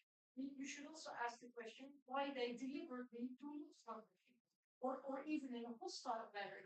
I've had this with Luc van Partij van de Bomen. The same thing. I remember the episodes with the Standard, who quoted a Dutch article in a Dutch newspaper, Hollands, which had in the meantime been taken down because it was wrong. And when we pointed it out to the Standard, they were actually giving out to us. And there are these. I've been in these political circles for 20 years. There are all these connections. They all know each other. It's not like in the Netherlands, for example, where media also have their like that staff or other Nederland, they have their connections here. This is but still, and they're also journalists writing for newspapers or working for the public broadcaster who come to me. And say, we're very sorry, and this is the way that it's being discussed internally. This is the reality. We can deny it, but this is the reality. And I beg to differ with you two and just say that the best way is, this might be true, might not be true, but the best way is to pretend it's not true. And to use the best techniques you have, the best, use your volunteers in the best manner. Of course. Think, I don't know, you said Mechelen, you're coming up in Mechelen. Why not? There's someone from here from Mechelen, yeah? Why don't you say, okay, we have a Volt person, you send out that press release, Volt or Vista is together with Volt in Mechelen. Newspaper, nice photo as well. Not on a Friday afternoon. Yeah, but I agree. I mean, I won't be sort of, because of this issue, think, okay, we give up on the press, there's nothing we can do. But I think it's good to be aware that it is possible that some other interests may be playing there, rather than just pretending it all doesn't exist. Can I prove it? No, but I found it very strange in the case of Marta Barandi that she never got even one interview. I want to interject here. Yeah, that's one thought. So we focus a lot on the traditional media. We focus a lot on traditional press. Do we need to be thinking outside the box and be thinking more guerrilla? So, I mean, a lot of the social movements do not have access to, they will never have access to this kind of movement. They will focus then more on social media, those types of things. Is that an approach that a party like Volt, which has no money anyway? No, that's a great. Should we be looking at that, or should we be looking? Yeah, that's great. I think I looked up Facebook. Florence Belang was 1.5 million. 2022. We should do that. And NBR was a little bit less. I didn't. In terms of budget? Yeah. That's what we should. That's taxpayer money. Belgian parties are a good example because they're the ones which invest the most out of all of the European unions. They want to spend the most on social media. Yeah, where's the top three? Worldwide. Yeah, that's why with Visa, and that's again where I agree with Susanna in terms of the legal actions. There is really an issue with democracy in Belgium. I'm not proud to say it as a Belgian. I wish I could say, oh, it's not true. We're one of the most advanced democratic countries, whatever you want. But if you look at the Economist ranking, for example, Belgium is on number 36, almost a hybrid regime. If we continue like this, not even a full democracy. It's considered a flawed democracy today. So there are issues how to fight against these issues. And I think the legal procedures definitely are an important part of it. That's why in December we launched also another case with 4 parties, so 2 Flemish and 2 Walloon parties, against the Belgian state because of the system of party funding, which is simply giving more and more money to big parties and which is excluding completely any small new movement altogether. In my view, that's not democratic. Do we have a chance? I don't know. We'll try. But I think this is also the way to go because social media, yes, if you have billions, okay, you can do something like in the States, you can do something with social media. But if you don't have money and you need to do it purely organically, okay, you can reach your internal crowd of supporters, but you cannot reach 6 million people in a few months. Okay, final round of questions. I'm going to take 2 questions, and then we're going to move on to the President. President. The president. I don't know if we should give the floor to the president. Just remember, it was raised 3 out of the top 10 parties are Belgium spending on social media. Another striking number is 7 out of the top 10 paying individual politicians are Belgian. Okay? So, and we are talking about Bank Viva spending 300,000 euros on Facebook alone. Like, this is money that should be invested into our schools, into our public transport, and so on. We need to tackle. Absolutely. Forget the real estate. per capita, it's 4 times more than the Netherlands. So the funding that parties get per capita is 4 times more than the Netherlands. So also of course the Dutch are a bit stingy, but not to that extent, right? We're going to scrap that from the online fees. But also, I mean, it's also in terms of particulacy as well. Like a lot of the public sector funding for like broadcasters depends on the parties as well. So we don't bite the hand that feeds you. Thank you very much to the both of you for this wonderful panel. Again, we've only scratched the surface. I see that. We have also for both of you some kisses from Liège. No. Or not from Liège. I think it is appropriate that before we thank the gentleman, that we ask Bianca to come here because I want to share a little small story of the previous elections, the EU elections, because this maybe this power lady, she actually managed to combine media attention with a wedding. Cool campaign. So in April, Bianca got married, and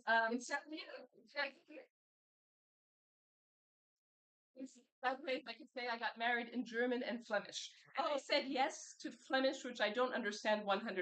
So but I said yes to. So, in any case, I think we still need you until 13 October, but afterwards, I gladly invite you to a wellness day because I think you definitely deserve that. So, as a token, as a symbol, here's the purpose to be already and to be calm and relaxing because she really deserves a big applause.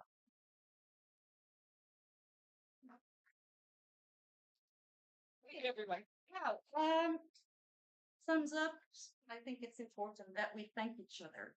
And today is not International Compliments Day, but nevertheless, these are called pluimpjes. Who knows what pluimpje is? It's not everybody's. A pluimpje in Dutch means that you actually give a feather somehow. It's literally a feather.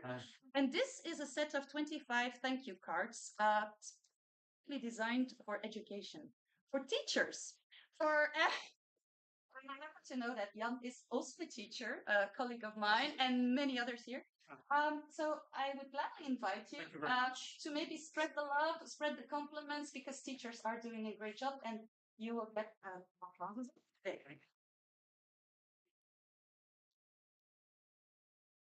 David, there is also this 25 cards for you, which you are the volunteer. You've worked a lot for Volt. Can I ask you one more favor? Of course. Please spread around these 25 compliments to the people that you think deserve a thank you. There is a risk. No, you're afraid. Anyway, if you want to give them and just go ahead. But because from the bottom of, I think I speak for the board as well here, and Xander, my colleague, thank you very much to all the volunteers.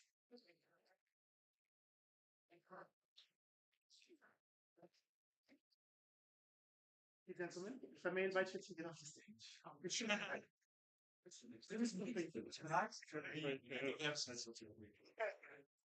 So moving on, and we are perfectly on time. I'd like to invite now some of our colleagues who are leading the kind of local elections at different places to come out to the stage so we can grill you about your plans and see if you're actually worth the stuff you have. Right, I'd like to invite, therefore, so we have now because we changed this so often. I don't remember. I can invite Andre to the stage.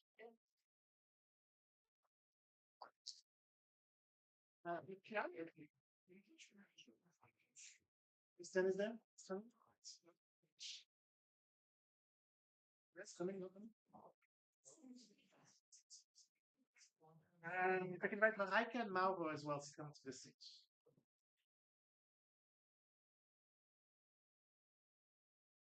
And I'm missing somebody, no? Organizing? So my name there? Yes, Christian. I did call your name. No way. Okay, fine. Okay, check. So we're doing a selective deep dive into two cities, Zurich and Brussels. I know that we are very sensitive about all the other cities. We're not forgetting all the other cities, but we're really doing a slight focus dive on Brussels and Leuven. And really, this panel is going to be focused on what the hell is the plan? To understand what are we going to be doing and how are we going to get this election won in Brussels and hopefully transpire to the other local chapters as well in terms of their action. So, perhaps we can first begin with each of you introducing yourself and explaining to our colleagues online, but also to the others, what exactly, so from which city you're coming from, and what is your role in this upcoming local election? I'm the city lead for Leuven. I was 2 years ago, and there was no team in Leuven. There were just a bunch of people getting together. It was very hard to get a team together because you know how the world goes. You get people to have a drink. Yeah, let's do it. Let's go for it. The elections come up. We go for it. And next time, people are dropping off and off. So it was a lot of hard work to get the team together. Luckily, with the last elections in June, we sort of get a momentum. We didn't really expect to get any votes. We didn't expect to get any seats, but at least you get campaigning. You go out on the street. And all of a sudden, there were people interested. Well, I want to join this movement. So people signed up to be on the candidates, go out firing. And now that's our plan. We're using that momentum for the municipal elections. And how do we approach it? Project-wise. I'm a project manager, so I see this as a project. What does a project mean? What is my objective? What is my goal? What is my timeline? What are my constraints? What are the people I need? Get that organized and do it in a structural way. I think for now it seems to be beneficial because we do have candidates. We have a list of 7 people. We do have a very good chance of really getting the signatures we need, or at least from seated city council member. So we're almost there to actually submit the list. We already have a bit of presence in Leuven. We already have a bit of press coverage as well, thanks to Marijke, who's doing all the communications. We've got posters, we've got flyers, you've got the QR codes as well. It's all been organized in a project way. So organizing it like that makes it successful. And Andre, how many signatures are we trying to get to? Hundreds. We need 100 signatures from, and there's a challenge there because you need 100 signatures from people who are registered in Leuven. As you know, there are 30,000 students in Leuven, nice guys, but no use to us because they are not registered in Leuven, still living with daddy and mommy somewhere in the village somewhere else. So we have to focus really on the local citizens, and those are not the students. And that's a bit elaborating on what we said about expats. It's the same thing. Students don't care about Leuven because that's the party city. They go out for study and partying, but the actual roots are not in Leuven. That's something I wanted to say about expats as well. It's the same thing. The expats in Belgium, the non-Belts, getting attacked by wolves. It's the same with the non-Belgium living in Belgium. They don't have their roots here. So, like Tony said, they don't care because I'm here partially. I will move back again in 5 years, 10 years. So why do I care? And on local levels, it's the same in Leuven, probably in other cities as Ghent as well. Yeah, sorry. Now, Brussels. Yes. I'm a Bruxellois. Grew up in Brussels, and I feel French. I feel, but too. I grew up. I came from Milan, from Italy, but I really care about Brussels, and I really care about Belgium. I, I'm sorry. I disagree with the statements that the foreigners do not care. The foreigners care. They care about what? They care about the fact that their kids cannot go to the crash, local crash. There is maybe violence in their street, and maybe the poubelle they are not taken away, etc. Those are the level of policies on the common level. So they care. Maybe they don't care and they don't understand the federal policy. Yes, but they are not electors. So for what they are capable to do, they vote locally, they care. They are just not informed. I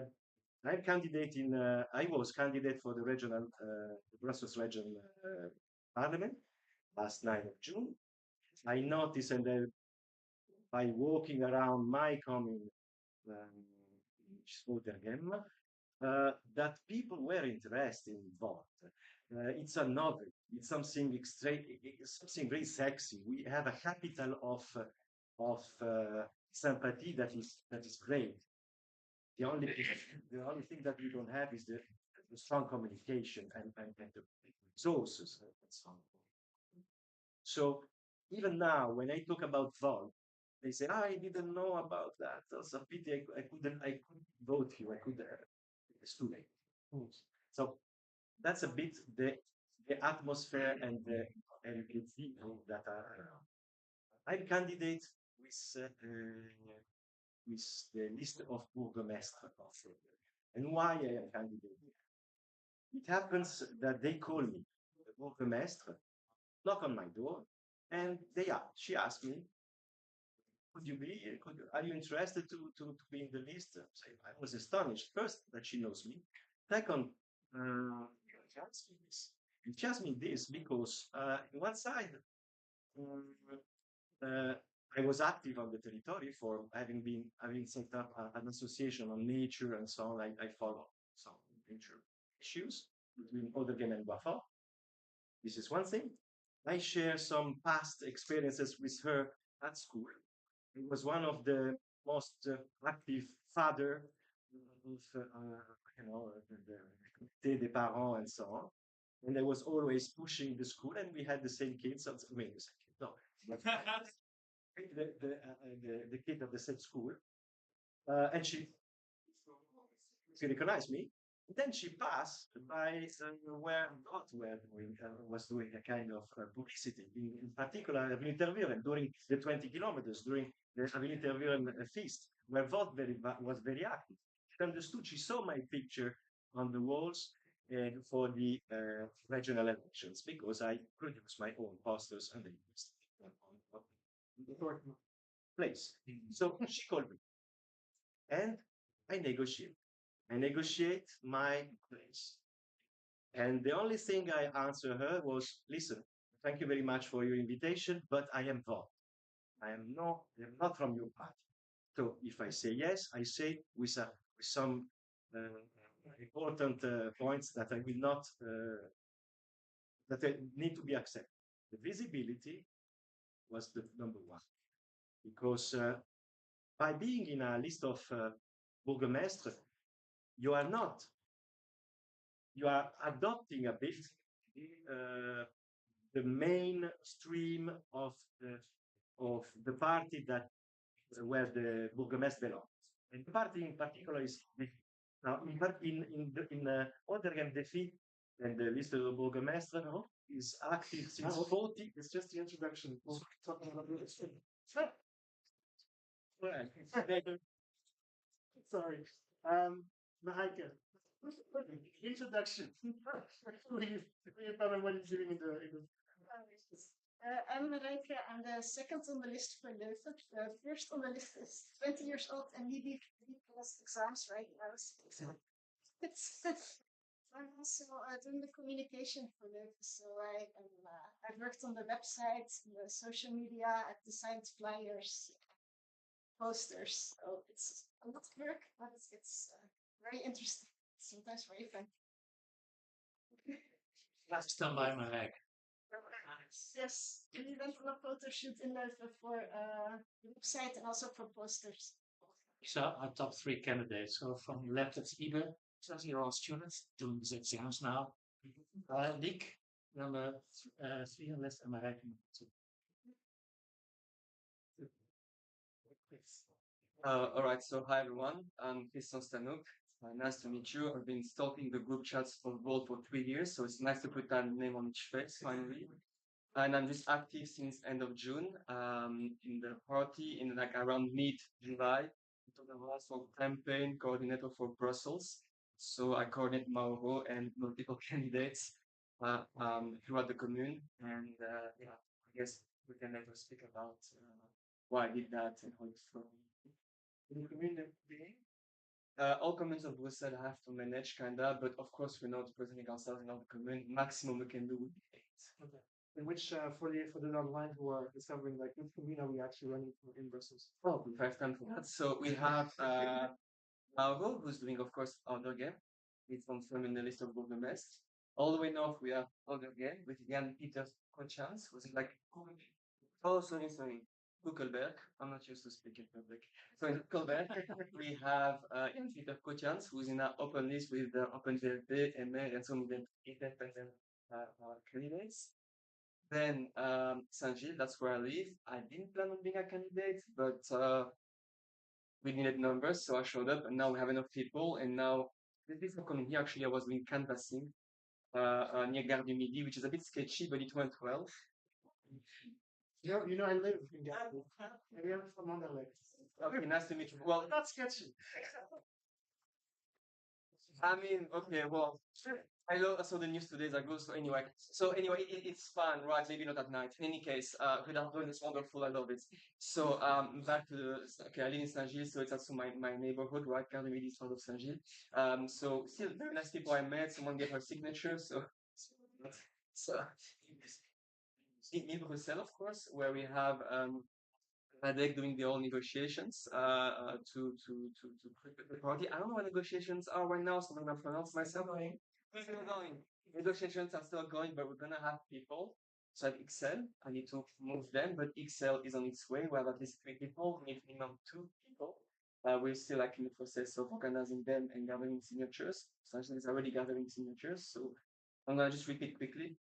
Kuckelberg, Oudergem, Saint-Gilles, Excel, Brussels, and possibly Forêt as well, where I met a candidate just yesterday. So I'm zigzagging Brussels all day long. Honestly, it's a full-time job.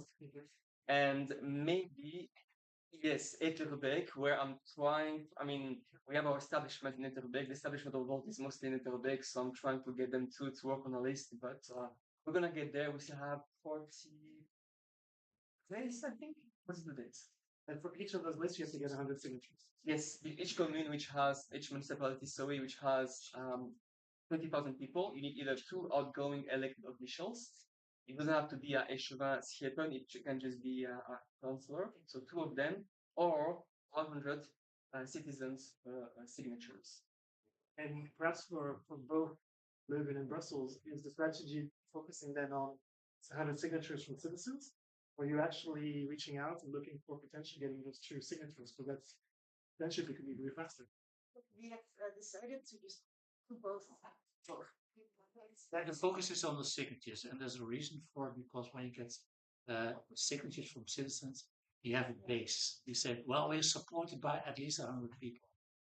But we also know there's a challenge because it has to be a registered citizen in that particular city. It goes through its me with the flaky system from the government. So, and we have a very short period of time. So, as a backup plan, we also call for city council members.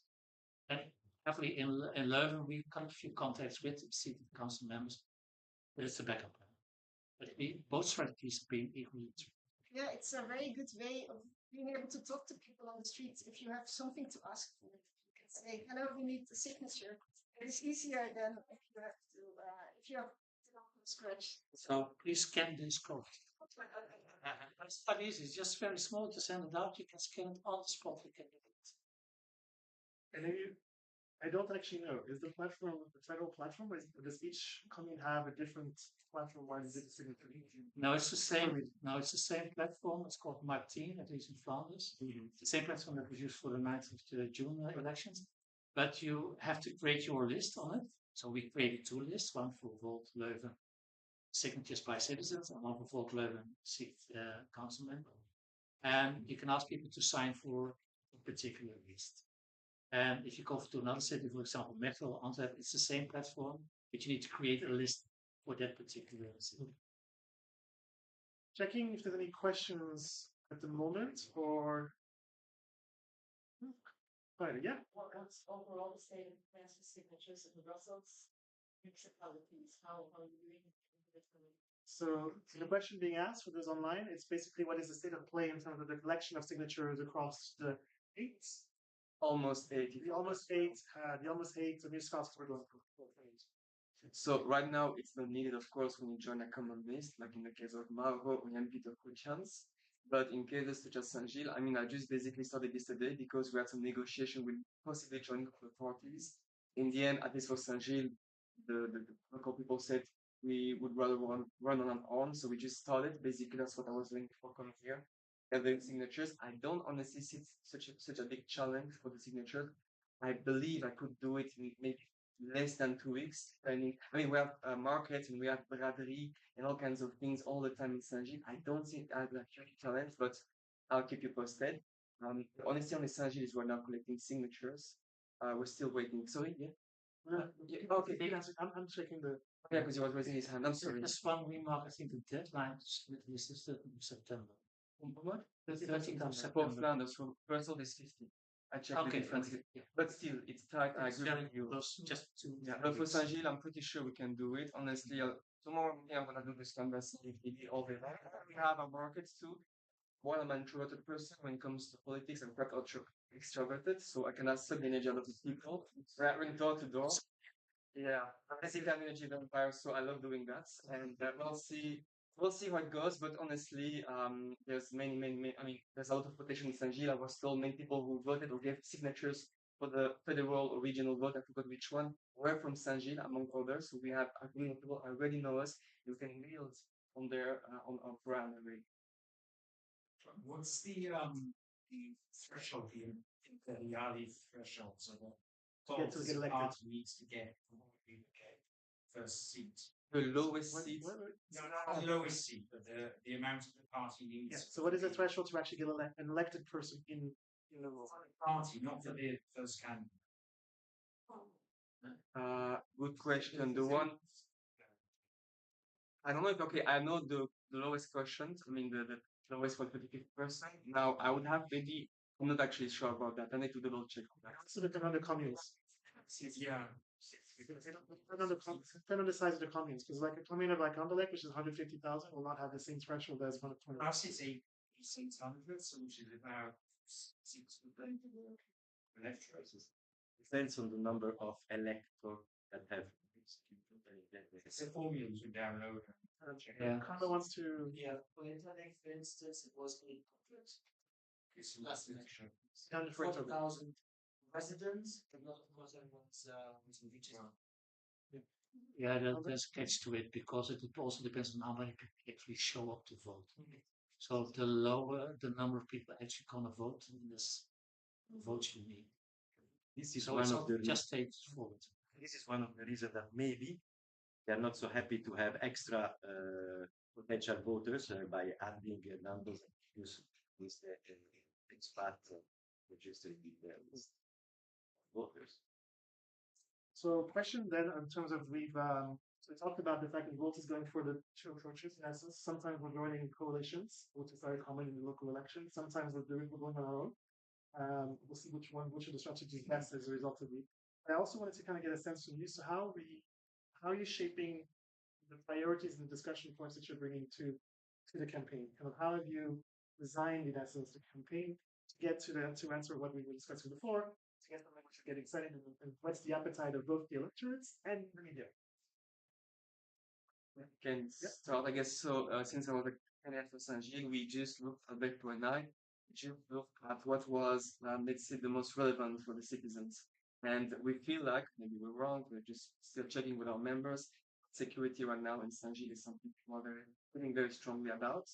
When it comes to things such as mobility, we have barely in green spaces. And we just look at what people care the most about. And I personally look a lot to the what municipality council, how to say that, they have this meeting, council meeting of the municipalities, and there you have all the parties really saying what people say it's annoying, or the interpellation citoyenne, I don't know what you call that. It's when the citizen talk with 20 signatures, they present a topic, and you know it's strongly about it. So for example, for Portugal, the loudness, the security, the safety was very low, and 340 people signed the interpellation.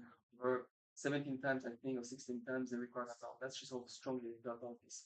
So really want to go for what people care the most about, because in a small party, we need to just attract attention. So whatever is most relevant for the municipality.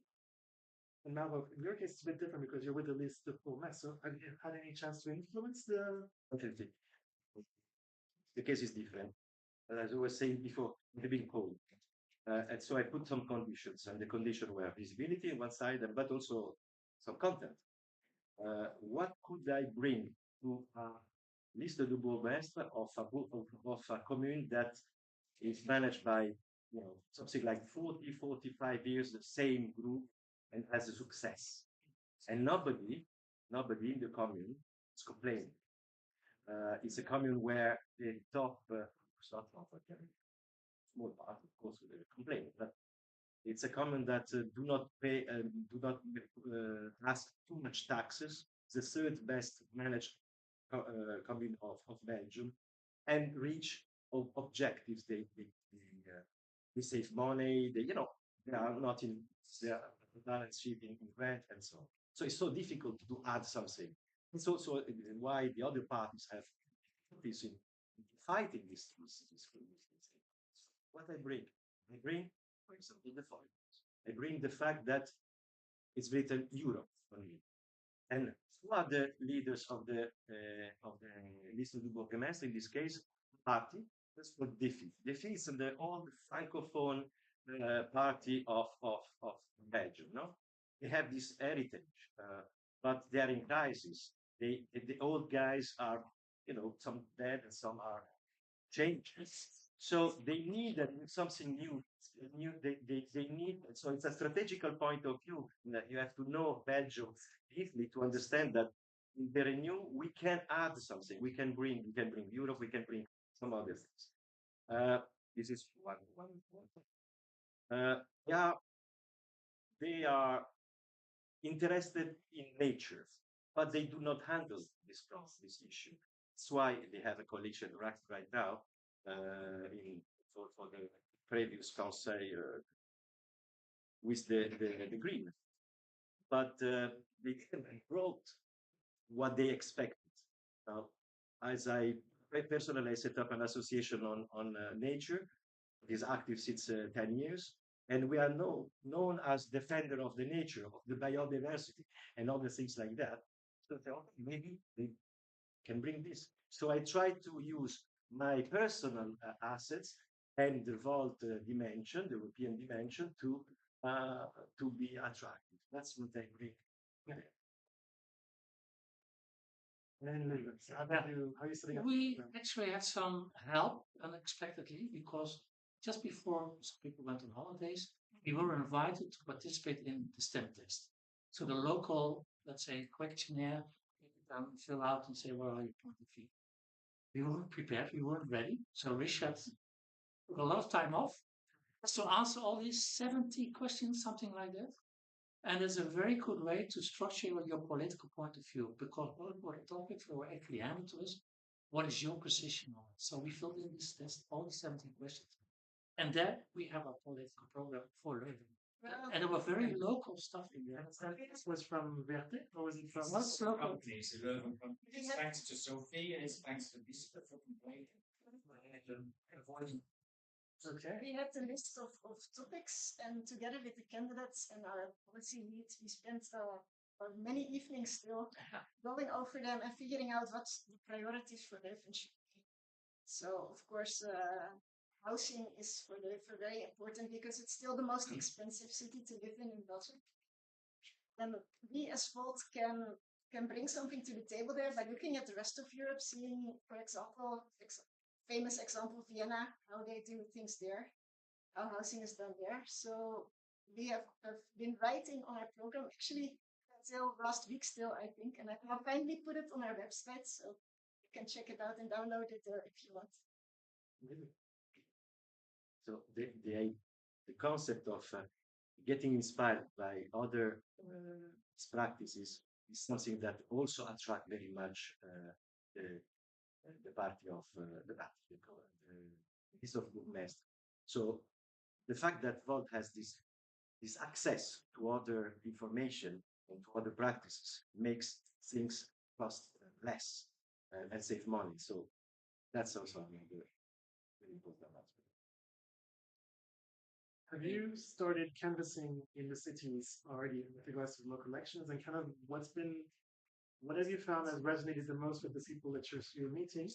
Is there anything kind of we should be, as Volt General Assembly, thinking about in terms of supporting the local chapter with messaging which can support the pushback she may be getting? Suppose some people are pushing back on whether we should even be there. And what's been the pushback? What's been the things that are resonating? What are the things that you say, oh yeah, people are really, really opting out to this particular part of our overall message? Andre? I think the thing we're struggling most with is what separates us from other parties. What is different from Volt, for example? Who is very strong in Leuven. Actually, people in Leuven are very happy with their city council.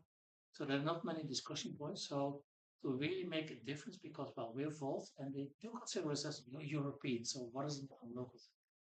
And that's a bit the struggle that we have translating it to the local people.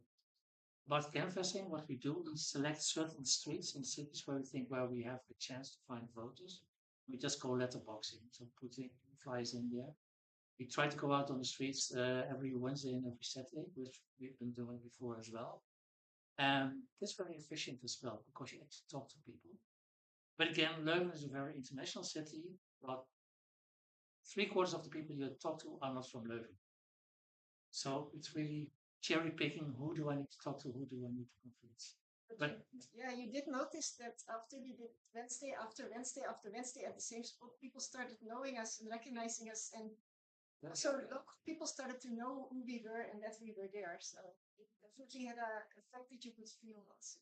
The repetition. Repetition is important. It's the same with the discussion about the journalism. Having just one article in a newspaper doesn't work. You need to have every day or every hour intention. That's what social media is. If you look at Vlaams Belang, I get at least 4 or 5 messages from Vlaams Belang per day. And that works because the repetition is really you don't know, still don't with good reason. Click on it because it costs them more and it's waste time. And Brussels, like how does it look? Okay, again, my case is a bit different. I'm in the list of a burgomaster, so there is a policy, a campaign policy the list. And I discovered that I have an extra problem. Like this. It's true, I am number 12 of the list. It's true that 19 councillors are the number of today for the list of movements. And that maybe I might be I might be one of them. But in fact, I have extra competitors.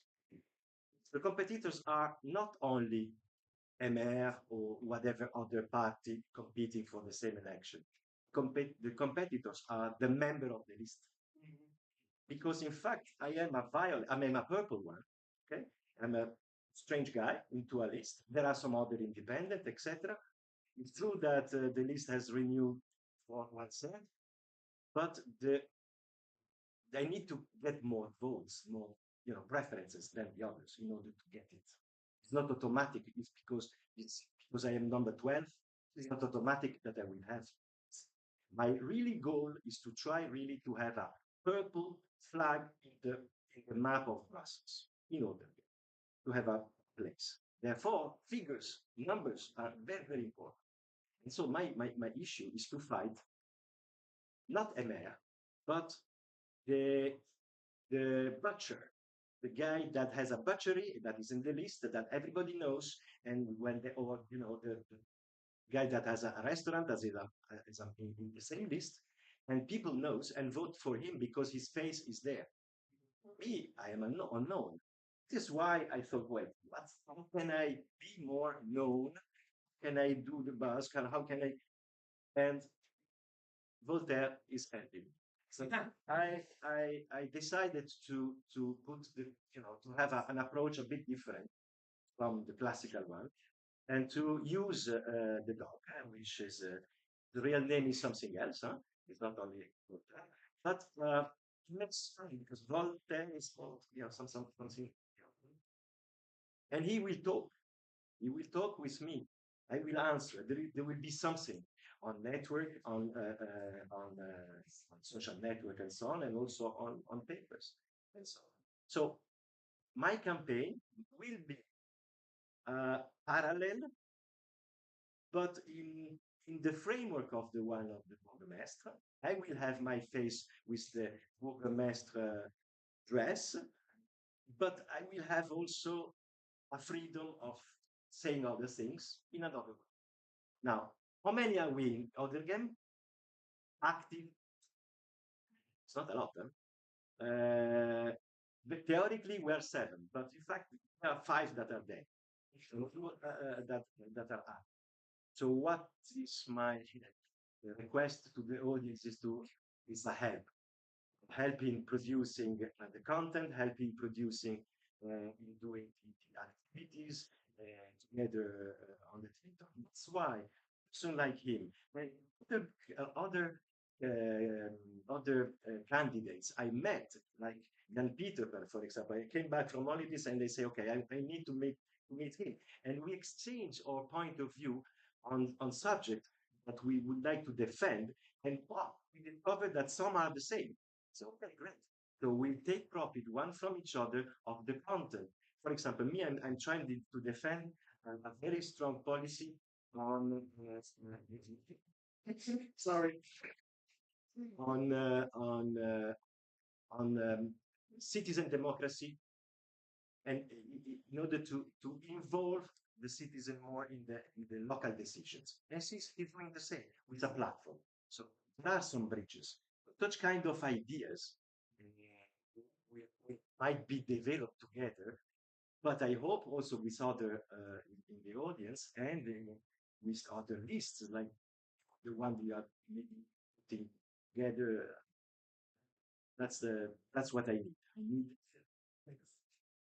Any other comments? Kind of how's the program being shaped in essence? So in Jan Zuckerberg, Jan Peter is doing his own thing, which is canvassing, and he was really happy because the first door to knock on the lady, and he knew the lady, but still like she was a neighbor, she offered to help with the flyer.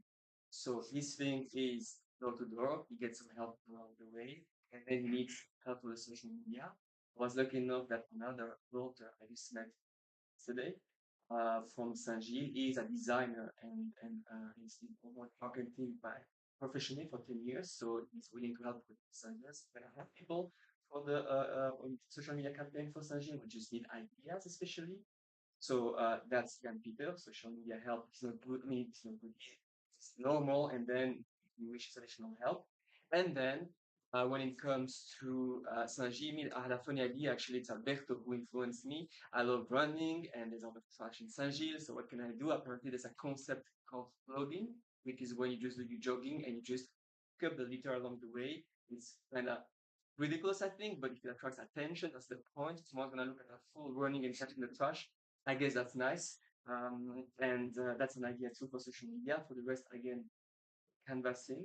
And as we are still trying to mount the teams Cell, Etterbeek, and Forêt, I would propose to them the same thing. Do door to door. We're small. We need, I see no one doing canvassing. I'll be honest, I never had any. I mean, I've been 20 years in Saint-Gilles. No one ever came to my door to speak about politics. I would be happy to. No one cared. The parties, it's true what Jan was saying, said, yeah, they really are just comfortable and they know they cannot be pushed aside easily. So you just need to go to talk both face to face, break the bubble. Brussels is made of bubbles of the Brussels bubbles, which some of you might know, but also like each community which is close, or sometimes does not even speak English or any national language of Belgium. You just need to burst the bubble, knock on the door. Many will be annoyed. It's fine. Some of them will be interested. You know, it's Saturday. I know you have nothing to do. Just get off Netflix. Come with me 2 minutes. So I'm sorry, but I'm sorry, but that's true. So well, that's basically the point. That's what I can do so far. But most of my effort so far was as a campaign coordinator. So I will spend this week, especially almost every day 8 hours trying to coordinate candidates, but really canvassing and social media. And anyone has an idea like plugging or whatever happens, something ridiculous, we need to use that because we're not. I mean, some parties are like fat cats; they're just comfortable. But us, we need to find something original. I think. Like a final word for you. Anything you want to add? Well, I didn't get asked by the mayor, but I was asked via candidate by André. I Close enough. future mayor. For the longest time, I thought, why should I do this? I'm not a politician. I'm not into politics. I'm an introvert nerd who is a childless cat lady and likes orchids way too much. Then I thought about it some more, and I saw some people on television who claimed they were politicians, and I thought maybe we need some childless cat lady introvert nerds in politics. So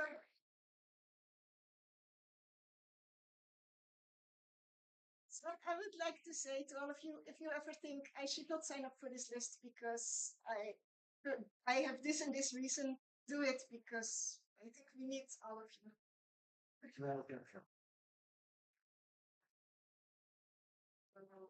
This wraps up this particular panel. I think it gives us lots of food for thought. Also, for those of us who are not even candidating, there's still always something we can do to support the lists. It's a mammoth amount of work to get the campaign done, from canvassing, from being in the markets. And if you're not comfortable being in the markets, you can still help with the social media aspect. You can still talk to your colleagues, to your friends, to your social networks about Volt, about what's happening.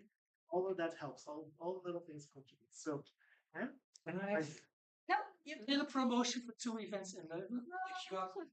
9th of September and the 4th of October, we are invited for political debates in Leuven for local teams. So we need your support. So if you're available those nights, come to Leuven, join us. Our lead candidate will be there, and Nick, the third candidate, will be on the other political debate. It's with all the local parties. One of them more only the left-wing parties, but the other one will all parties, including the Burgermeister, Vlaams Belang, NVA, etc. And we are invited. It's on the website. Yes, thank you. On the Leuven website. Yes. Okay.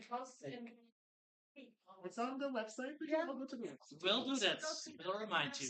And dates and links. Yeah. Yeah, okay, I'm gonna stop here because I actually wanted to have Mareke the last word in this panel because I think it is important that a woman speaks up. We don't have a female co-president yet, so for me it was extremely important, and I think came also during the morning for a lot of other members that we become more diverse. So thank you, Mareke, for accepting this.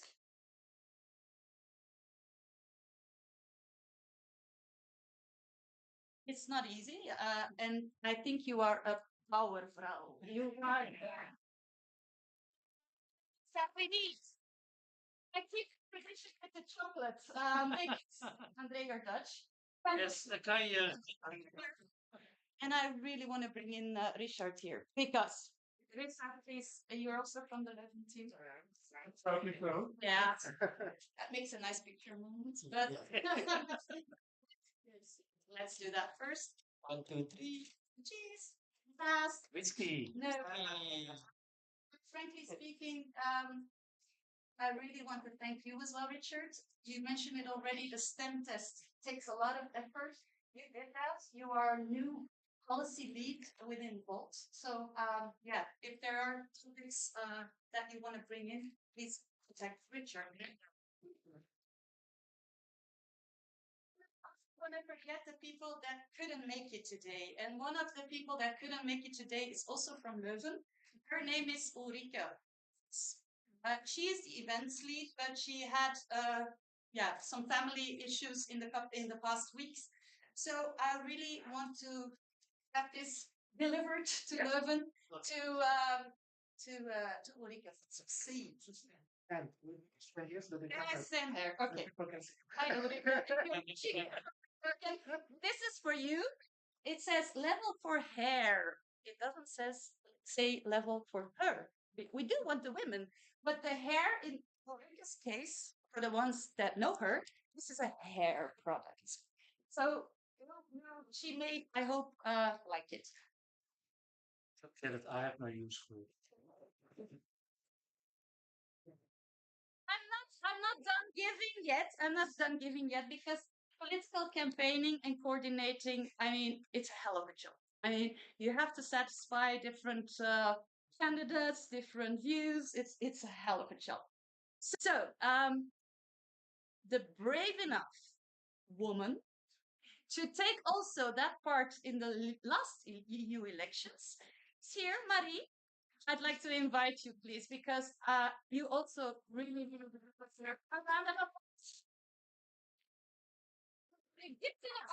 and please tell your colleagues Patrick and Patrick Luzin and Frank de Vos, who couldn't make it here either, but to thank them. And I think we should arrange a treat, maybe not a wellness, but something else.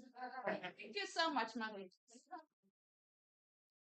Okay, then we come to the Brussels people. Or maybe not people. Maybe the dog first. Mauro. Symbolically, because Voltaire is going to do quite a big campaign. Dog like. I got one of the people in the audience, the dog here, and please. I think he'll be happy. Now, Christian, you just mentioned working 8 hours a day for I know that you're doing that. And I think you're among the political campaign coordinators or the provincial campaign coordinators because Marie's job is now done by 5 people.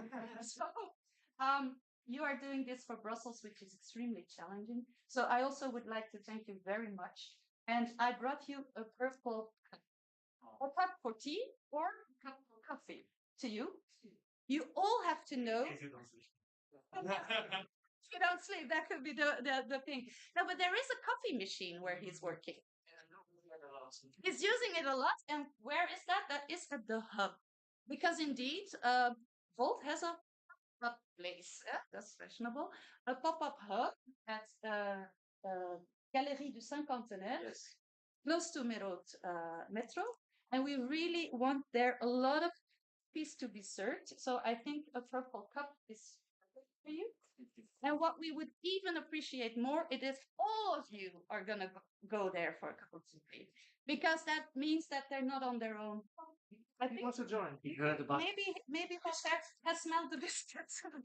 So here are 100 coffee tickets. Oh, okay. Yeah. So why is this? Because we want you all not just to donate your time, but to donate a little bit of money that you can spare. So if today you want to sponsor Volt at the end when you leave, there's going to be a big box. You can support us financially, of course. And for a ticket brought to the hub, you get a coffee. And I guess he has a heart of gold. He'll also serve a coffee anyway. So I think you are excused. You can go and do the job of the campaigning right now. Well, maybe the last word. Tomorrow, 5 o'clock, Ten Buren. They are present on the list. Thank you. Thank you to all of you and for all of your coordination and contributions. And now I have to give the floor to you back again for a Yes. couple of announcements. Exactly. So we had the Leuven team, we had Brussels team, but of course we also have other places where lists are being going to be introduced potentially. And the province of Antwerp is half presented here. I hope that the other half will come soon. If not, then yeah, we'll have to buy some time. Eduardo.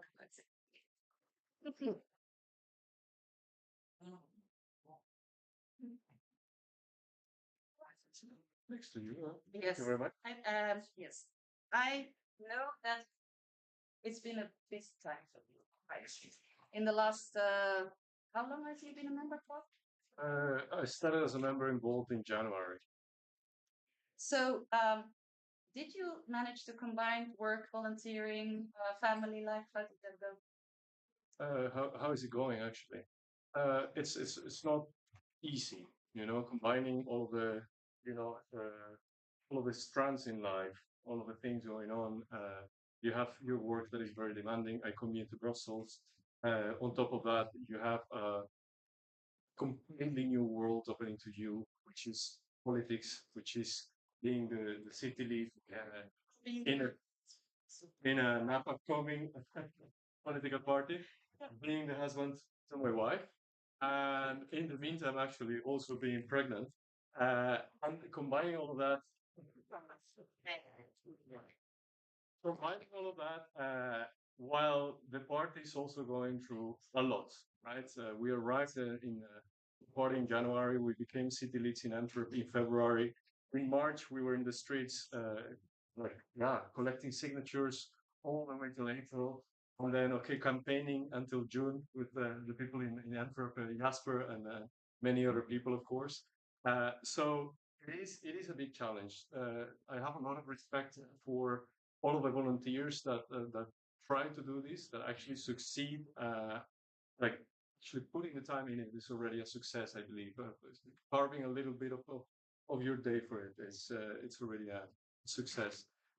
It remains a challenge, of course, but I think it's also very inspiring to see how teams like Leuven, teams like the Brussels team, have managed with actually the free time, right? And committing that extra time after work to a cause they believe in, and that's where we draw our inspiration from to continue and to put it into the cause. So, Pauline, well, surprisingly, here you are. No, I know that you are a teacher as well. But that's set aside. You have had a couple of online brainstorms together with myself and many women online because we really want to start thinking strategically. Now, this strategy that is being done for the city of Antwerp and the efforts that you're putting, we should also put in diversity, like I said. So maybe just how do you see that in terms of bringing in more women into the party? Because you are actually onboarding people. Huh? You are when new members sign up, having the first staff. Also, Andre does that. How is that perceived from your side? Yeah, it's interesting. I think there was obviously we're seeing a lack of women in certain positions. And so I was quite surprised when I started doing the onboarding that it's 50-50 men and women, really. I'm seeing as many women as men on my onboarding sessions. So it's more about finding out what the gap is, if you will, between that onboarding moment and something else that they can make their membership out of. It's interesting to say as well that it's not necessarily that women are saying, oh, I don't know what to do in the party. They do actually say, I might be interested in this, I might be interested in that. And equally, you have men who say, I don't really know what I'm supposed to do here. I just want to be a member. So I don't really feel like there's any sort of gendered aspect to why people are joining the party and how they feel once they're in the party. Yet there is something to say about the gap that we currently have between them becoming a member and then actually getting actively involved in some other way. So that is something that hopefully we'll be discussing on Tuesday with some of my onboarding people. I think that was on Tuesday, was it? Okay. With a little bit of an onboarding now. Yeah, the week after, right? Yeah. So yeah, to see how can we fix that gap? I think that would be the next step, maybe. But at first, I think there's other things waiting you as a family. So I don't know if there's going to be a poll on the gender of the baby, but in any case, if it's a baby girl, very welcome to Volt. Volt members. Here you go. Thank you very much. It's a small gift with some baby, whatever you'll discover. But speaking about girls, not just women, Volt has a junior section for the newcomers here. You can become a Volt member with Volt Violet from 12 years onwards until 25. So it's just a small fact that not everybody knows. Thank you for showing up, Torben. Now I'm here again in my role, as being not the excuse not just being there as a woman, but it's a word that I actually learned from a woman that I have a lot of respect for. The word excuse and I want to invite her here also to the floor if she wishes. But let me first get a gift. Sophie, could you please come briefly if you want? I have a small thing to say. If you, Sophie. yes, Sophie, it's fine. Yeah, this is actually how we do things in Volt. We work on a first name basis. I think that is quite healthy also. But yeah, please. No, I'm glad that to see so many women. So take pictures. Our name means wisdom. Just say so double wisdom. Yeah. Oh, double wisdom. Excellent. Wow. Yeah. Thank you so much. So it's two women coming from other provinces. In your case, Sophie, where do you live? I live in Bruges, in West Flanders. West Flanders. Could you give a small update on West Flanders, Volt in West Flanders, or Volt in West Flanders? not clear? We just discovered that the most of our members live in Hent. Hent. So I say Ghent. Hent is Holland. Yeah. Ghent, yes. We are still very little, but we are growing. Yeah. So Volt is stronger in Ghent and in Bruges. Would you say that? I would say, yeah. Okay. Good. Yes. Now, but we are working together. Chapter as one chapter. Yes, this is the case indeed. They are teaming up between the provinces. And I know, Sophie, you divide your time between Ghent and Brussels, right? So maybe you can explain us a little bit in Ghent if you have some latest information potentially from the Ghent chapter. Actually, I don't have any facts. All I can say is that when we started out meetings in early January, Volt Ghent was basically Patrick. And now when we meet up, they're like, at least 50 people. So it is growing and it's pretty solid. People are immediately active, participating. So it's a very, very good bunch. Yeah. Pillar of Volt Belgium. And you were on the same list, actually, in the last elections. Yeah. She is the one from above, and I'm the one from the top and the bottom. Okay. So we just like.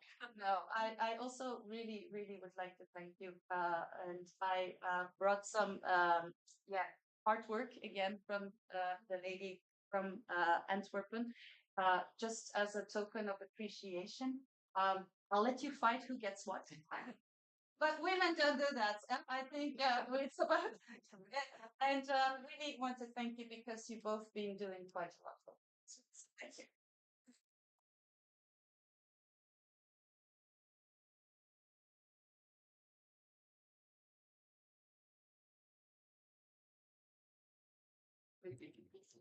It's fine. Okay, so you. I'm not looking at the program. We had earlier today, especially for those who were online, I don't think you had a chance to see any of these.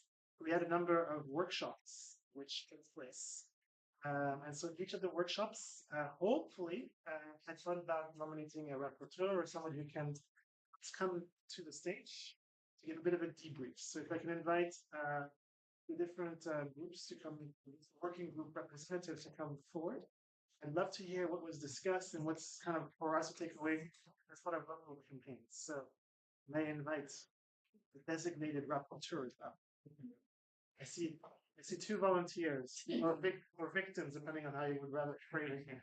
But okay. From my group, who right, yes. He's disappeared. Mike had opportunities. From Mike, fantastic. And was missing somebody who was supposed before this one? Mobility. I don't know where you're from. The medium. Yeah. But maybe since mobility was live streamed, we could we don't would do that. Okay. So we'll so find yeah. Yeah, it's participation.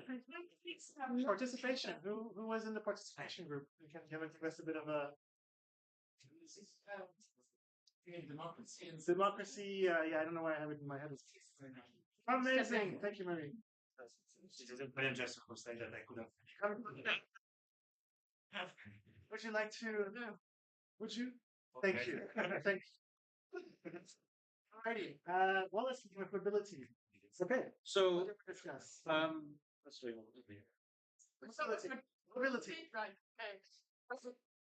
I can only speak under the control of my group, but obviously also under the live stream group. So that's first of all, that's very trusting to put a rookie in this position. So I'm the one in the group who didn't have any idea about mobility except for doing mobility too. So, but what we discussed was obviously threefold. So, mobility was seen under the angle of can we make it safer, really? So the first thing was make it simpler. Second thing was make it more trustworthy. And the third one was put engineering in it. So that's how I understood this. Try to make it simpler. We looked at the example of the Netherlands. So obviously managed to break down a system of 56 different street systems down to 3, which makes clearer for everybody on what kind of street they travel. Second thing was the trust and the reliability of the system. So make people accountable, and by people meant either municipality or the owner of the street. So streets need to be owned. There needs to be responsibility in the system. So that obviously helps to really put some obviously pressure, but really reliability on those people who own the street. And the third one was make it smart to put engineering forward into that. So obviously there has been done a lot of research in the Netherlands how to make streets better. There's different systems, like for example, putting polders into that, so people on bikes don't crash into each other, move into the bikes, avoid like that on streets, little streets come into it, or people with a car drive onto fast traveling streets all the time. So that was also helped obviously a lot. So the idea was learning from the Netherlands. Obviously, it takes decades to do the system, but I think the group agreed that's a good starting point. But everybody else is welcome to join in and up to this. Thank you. Amazing. Let's keep it in range. That was very succinct and I think super clear. We're going to go with communication next. Yes.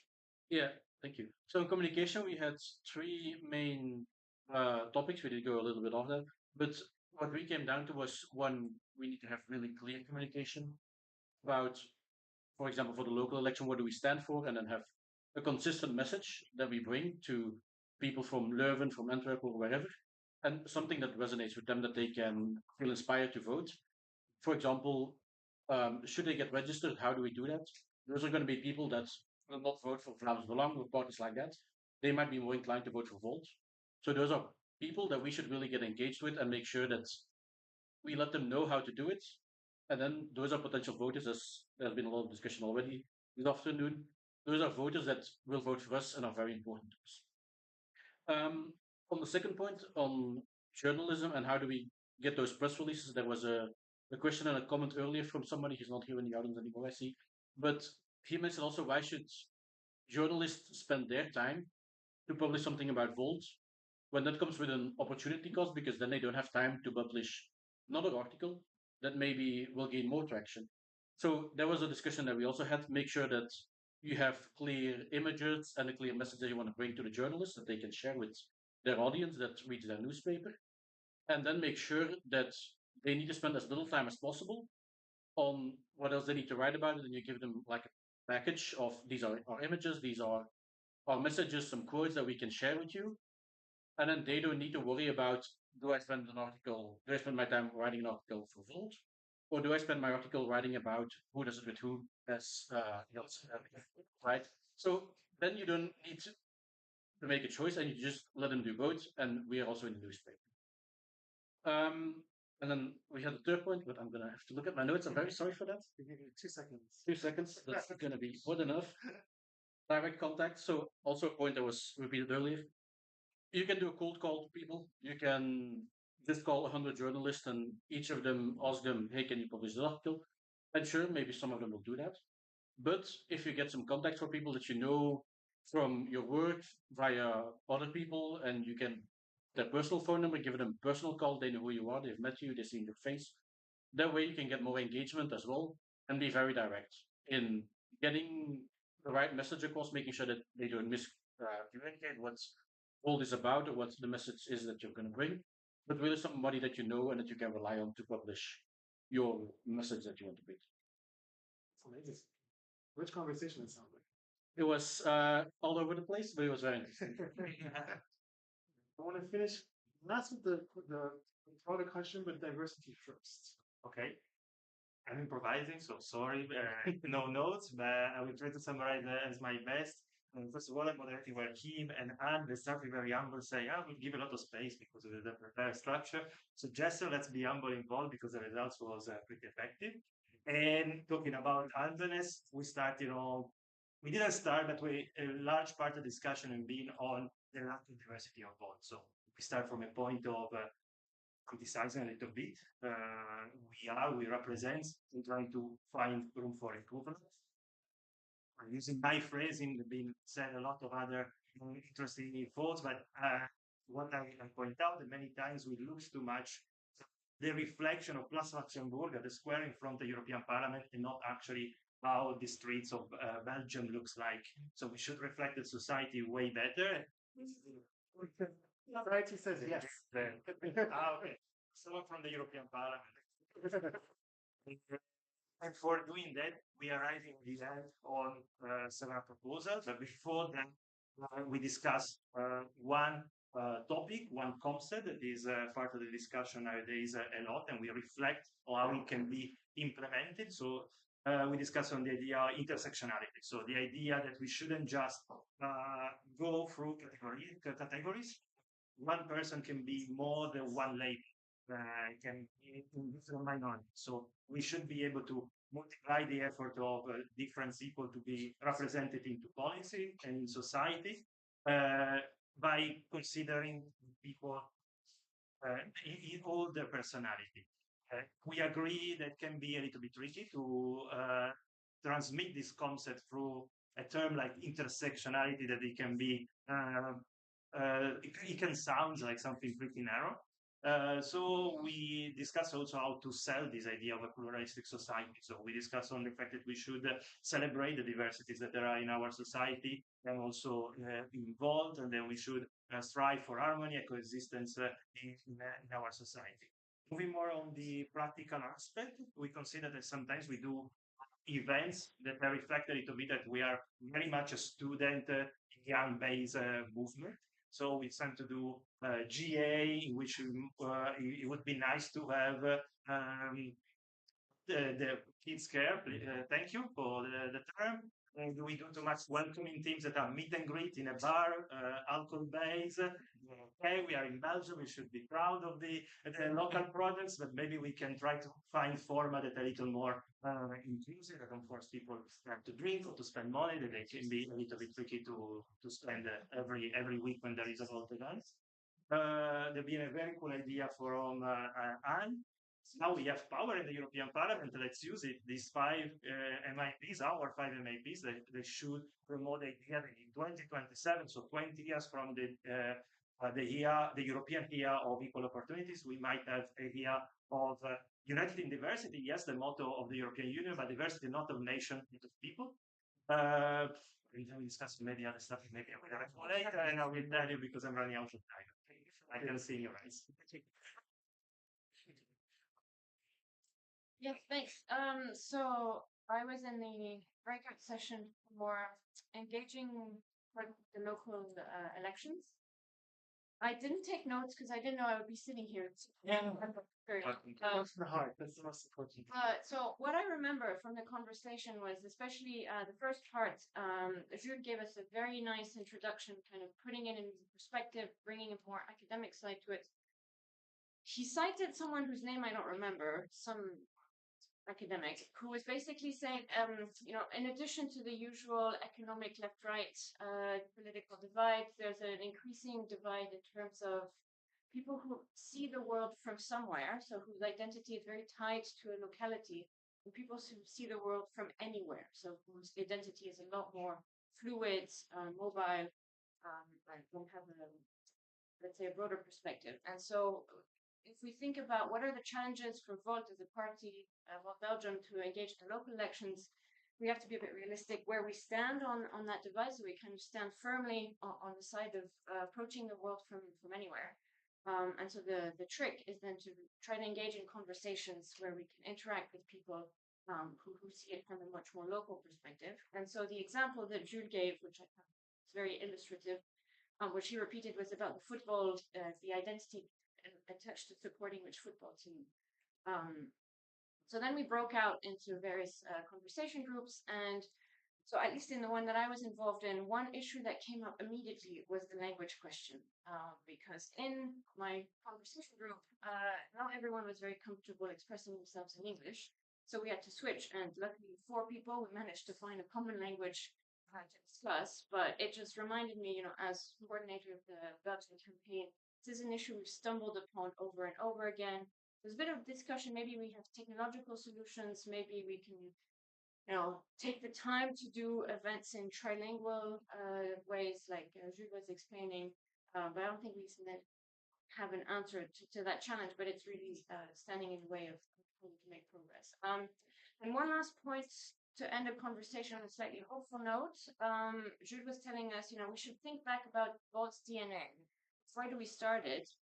And he reminded us of the, Volt's thinking European, but also emerging from the grassroots. And one thing that Volt knows how to do, Volt Europa, is have these big lofty ideals, where European citizens, most of us have lived in at least another European country. But because we have all these local chapters or national chapters, we know how to translate our European program to the local realities of Sweden, of Portugal, of Cyprus, etc. So we're already used to making this intellectual exercise. And so what we need to do for the local level is kind of take it just one step further to the regional level or even to the municipality level, depending on the election. But this is an approach, a method that we're familiar with. And so we should just build on our strengths. I'll finish with that. Amazing summarizing. Please give them a hand and applause.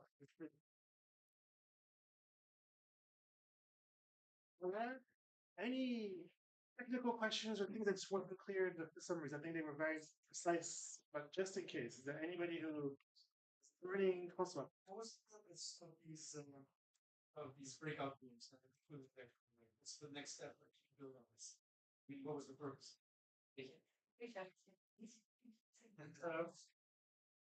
Basically, this is the first step for working on our. Could you stand up and share in front of the camera? And for those who are online, the question is kind of like, so what are the next steps of these working groups? What is their purpose and how do they connect to longer term working groups? So at the moment, we are not yet working on changing our policy, right? Changing the policy will be after the elections of the municipal elections to give everyone the clarity and the stability for the elections, the candidates. But this is one of the first steps to work on our policy in the coming time, because policy needs to come from the discussion with all of you, from the discussion with people on the street. Hopefully they'll be in here in the room next time as well. But we want this to be a basis of where are we policy-wise, what are the issues that we might want to discuss. We only have room for 4, there are multitude of topics, but we have to choose 4. And how can we discuss and create a policy-based opinion for Volt, not top-down, but as a grassroots organization, as we are, basically amongst one another. So that is the idea of this policy. Now, these 4 topics, they were chosen kind of based with the idea of our European elections that were passed, so they were kind of tied to the Moonshot program that you might know. But that's just a choice of topics, right? So the result of these breakout sessions is now to see where we are and what we, as a member base, or at least the people who were in the groups, what our position is and what the discussion is and what the problems are. So we know how to work and how to move forward. Now, hopefully, this was not the last breakout sessions. I hope there will be many more breakout sessions in the coming GAs. But this is the first step there. Thank you. Thank you.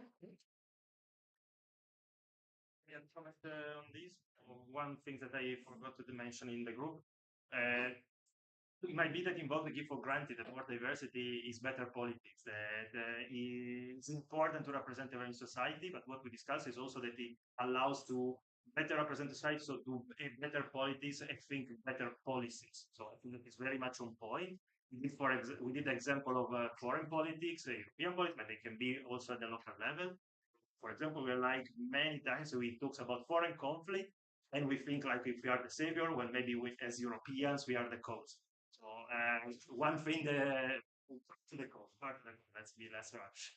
So one active point that we propose, that is actually an invitation for all of you. We all received the fact that in Amsterdam at the end of September there will be a meeting with the organization, Jewish Palestinian organization standing together. It would be nice if we create like a little delegation with a train. It goes to Amsterdam, learn a little bit from the events and try to replicate that image. It be something that teach us how to talk on certain topics that doesn't resonate just with people that looks the same, but also to the community that live in our cities. Thank you. And one hand of applause for our rapporteurs, and congratulations, you did a lot of work in the working groups, clearly.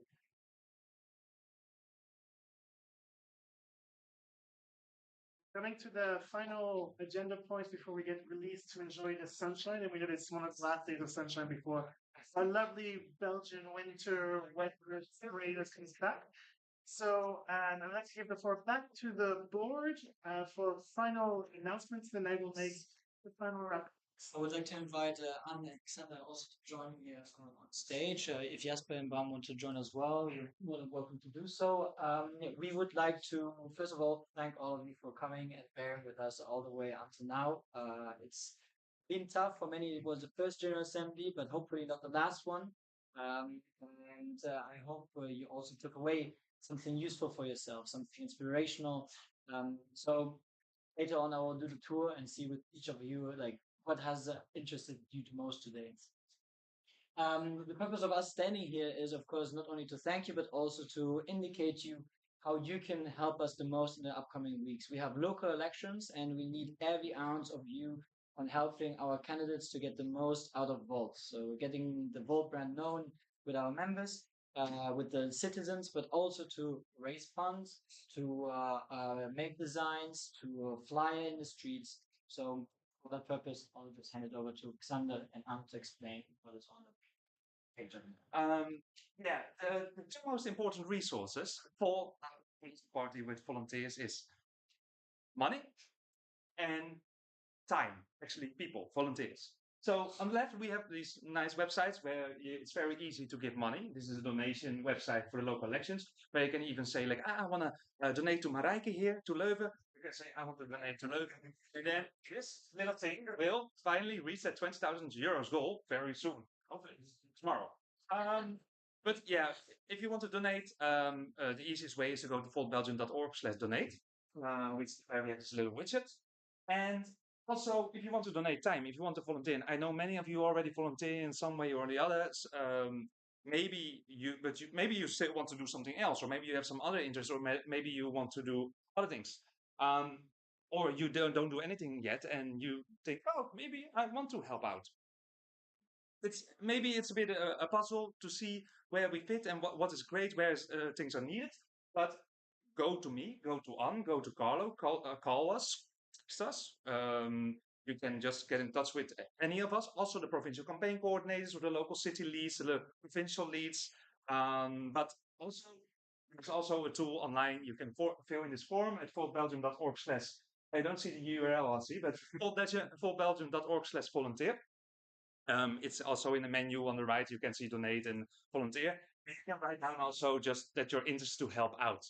But this is not mandatory. You have to fill in this form. You can also just come to us and talk with us and see. Give us a call, give us a chat.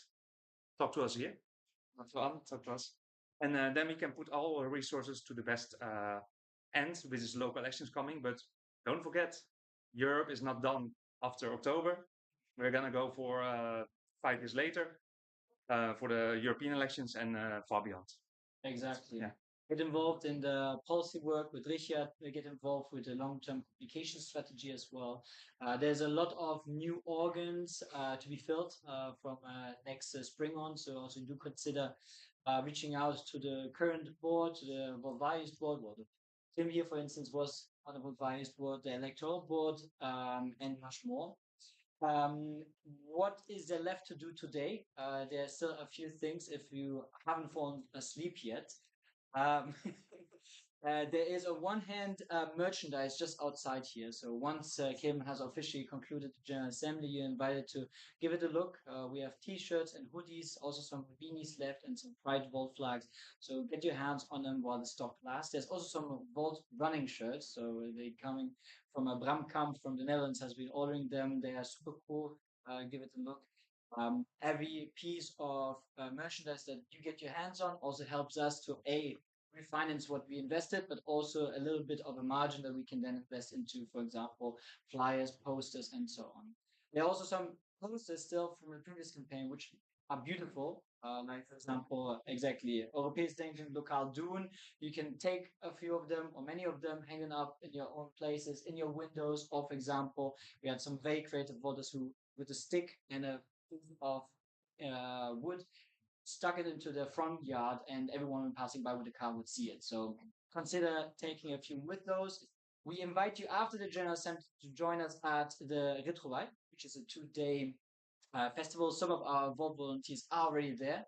We have a stand for Volt with all the other political parties as well. It's a very beautiful event with also musical and food and drinks and other exciting activities there. So it's just a 5-minute walk from here. Exactly. It's just a 5-minute walk from here. So if you can join us for an hour or two, you're very much welcome. And if you're very crazy, you can also stay with a couple of us. We are staying over the night, and then tomorrow there will be the second day of the tour. So again, thank you very much for your attention. Thank you very much for joining in with us. And Anne and Xander want to say something. Maybe very shortly, because before everyone goes to later with Tufaya, the easiest way to volunteer is today. Maybe you can help out with cleaning up the room. Exactly. Can I also share a small? No problem. I'd like to make also a personal statement here because I joined Volt about 5 months ago, and when I had the interview with the board, I said, "Hey guys," because they're all guys. I said, "Hey guys, I want to give a 6-month commitment," and that was something that I'm going to stick to, actually. So there's 1 month left until the elections. I'll be there. But from then onwards, I'm finding myself a new role. And I think it's good that we rotate a little bit because some new insights, etc. And sometimes it's also needed to take a rest. So I may also take a rest. But that's just my personal message. And now I'd like to also answer for funding. Well, for helping us today with the general assembly and all, thank you for organizing all the practical details too. No, don't worry. Now I'd like to invite Kim to come here because he did a great work today sharing. I know you have also a demanding job outside. So yeah, thank you so much. How was today for you? It's interesting to be back because I've been away for quite a long few months. So for those of you who don't know me, I was here quite a long time ago. I was here the last European elections that Vote Belgium did. And that was a very different kind of vote. So vote was only like 50, 75 members. We went through some pains. We nearly broke down as a chapter, but here you are. We survived it. We had new statutes back then. So it's a very different kind of organization. But I think it's been great to see how much work has been done since I left. Yeah. Congratulations. Yeah, and you had double roles. You also we co-facilitated with our with the participants the diversity breakout session. Is there something you like to say about that before I reveal your present? Volt struggled with Volt keeps on struggling with diversity. Like I've been with Volt since 2003, I think. Maybe a bit later than that. So I think it's something that we keep on struggling with. I think it's something that we talk a lot about it being important, but somehow we don't do anything about it. And I think at our workshop, we've spoken about things that we can practically do. I think practically do to actually show that we don't just want to talk about it, but we actually want to walk the walk. And Volt needs to do it. Like it's enough. We talk a lot about it, it's now time to really do it. I think Nila's election is amazing. And I think Volt should be talking a lot about that. We actually, as a new political movement, sending a racialized woman to the European Parliament, and we've managed to get her elected, that speaks so much, not just to Volt, but to people like me. And like people me. Who look like me, who don't get elected. You know, the current European Parliament has less than 2% people who look like me in that parliament. For the first time, our parliament has not elected a Roma person to the parliament. It's our biggest minority. So I think political parties, and I think Volt, have a responsibility to make sure that we are not left behind and we don't continue to be left behind. So I think that the fact that we have Nila, it's really important. And I think Volt needs to be backing her 500%, more than anybody else, because there are so few of us. Oh, I feel that. I feel that so much. Also, as a mother of biracial children, girls, I think it's extremely important. So, thank you for being here today. And in the end, I guess we're all the same. And I've done a couple of personal development courses, and there's one mentor which I really, really appreciate, and he always says, actually, you are me, but cleverly disguised as you, which means that we're unity, we're all one. And at the end of the day, we all have the same heart beating inside. We don't see it, but I felt it throughout the day that you also have a heart of gold. And therefore, shower gel, because I'm a heart of gold. I've been sweating a lot today, so I'm gonna so much enjoy my shower tonight. Thank you so much. And then the final one to thank, but I'm not gonna invite them all here again because that would take too much time, and we do want to go out. But this pathetic flower that someone told me today, oh man, you should put tree bark here on that because it's not surviving. And I know because it has been standing in my house for 2 weeks and I haven't been giving it enough love. But I actually brought these miniature orchids to thank my fellow colleagues of the board. So once you've cleaned up the room.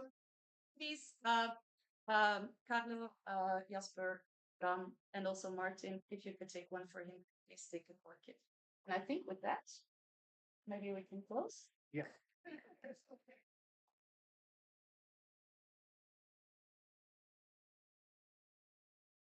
Thank you very much. I was not expecting to get emotional at the hands on there. I forgot to thank. No, oh, thank you for mentioning that. Yes. And then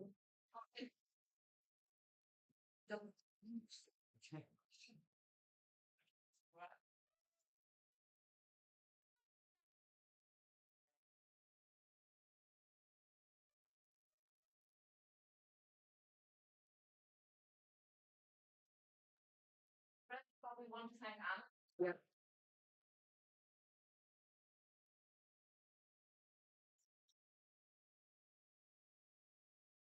There are still the people that have been organizing today, of course, like Anne and Natalie, now Bianca, who has been organizing all.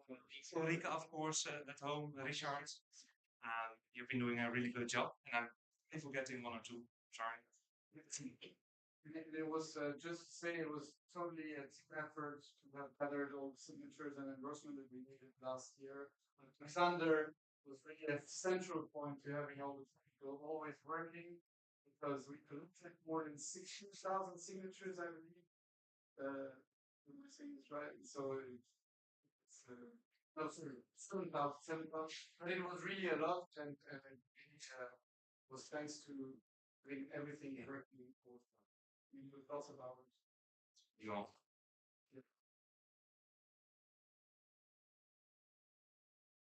Those who this was the first General Assembly. Did you like it? We don't hear you. Did you like it? Cool. Well, I hope that we can connect with you even more to see if it was a great year. Those of you who are new to welcome as well to the Vote movement, and we hope to see you in person soon. Yeah, we discussed a lot about the upcoming local elections. 13th of October, local elections. That's all you have to remember. Join your local chapters, fight with them, see if we can get secure some votes, see if we can secure our first local elected official in one of the communes, and we have a lot of chances for that. With that, it is my extreme pleasure as chair of the General Assembly to declare the General Assembly closed.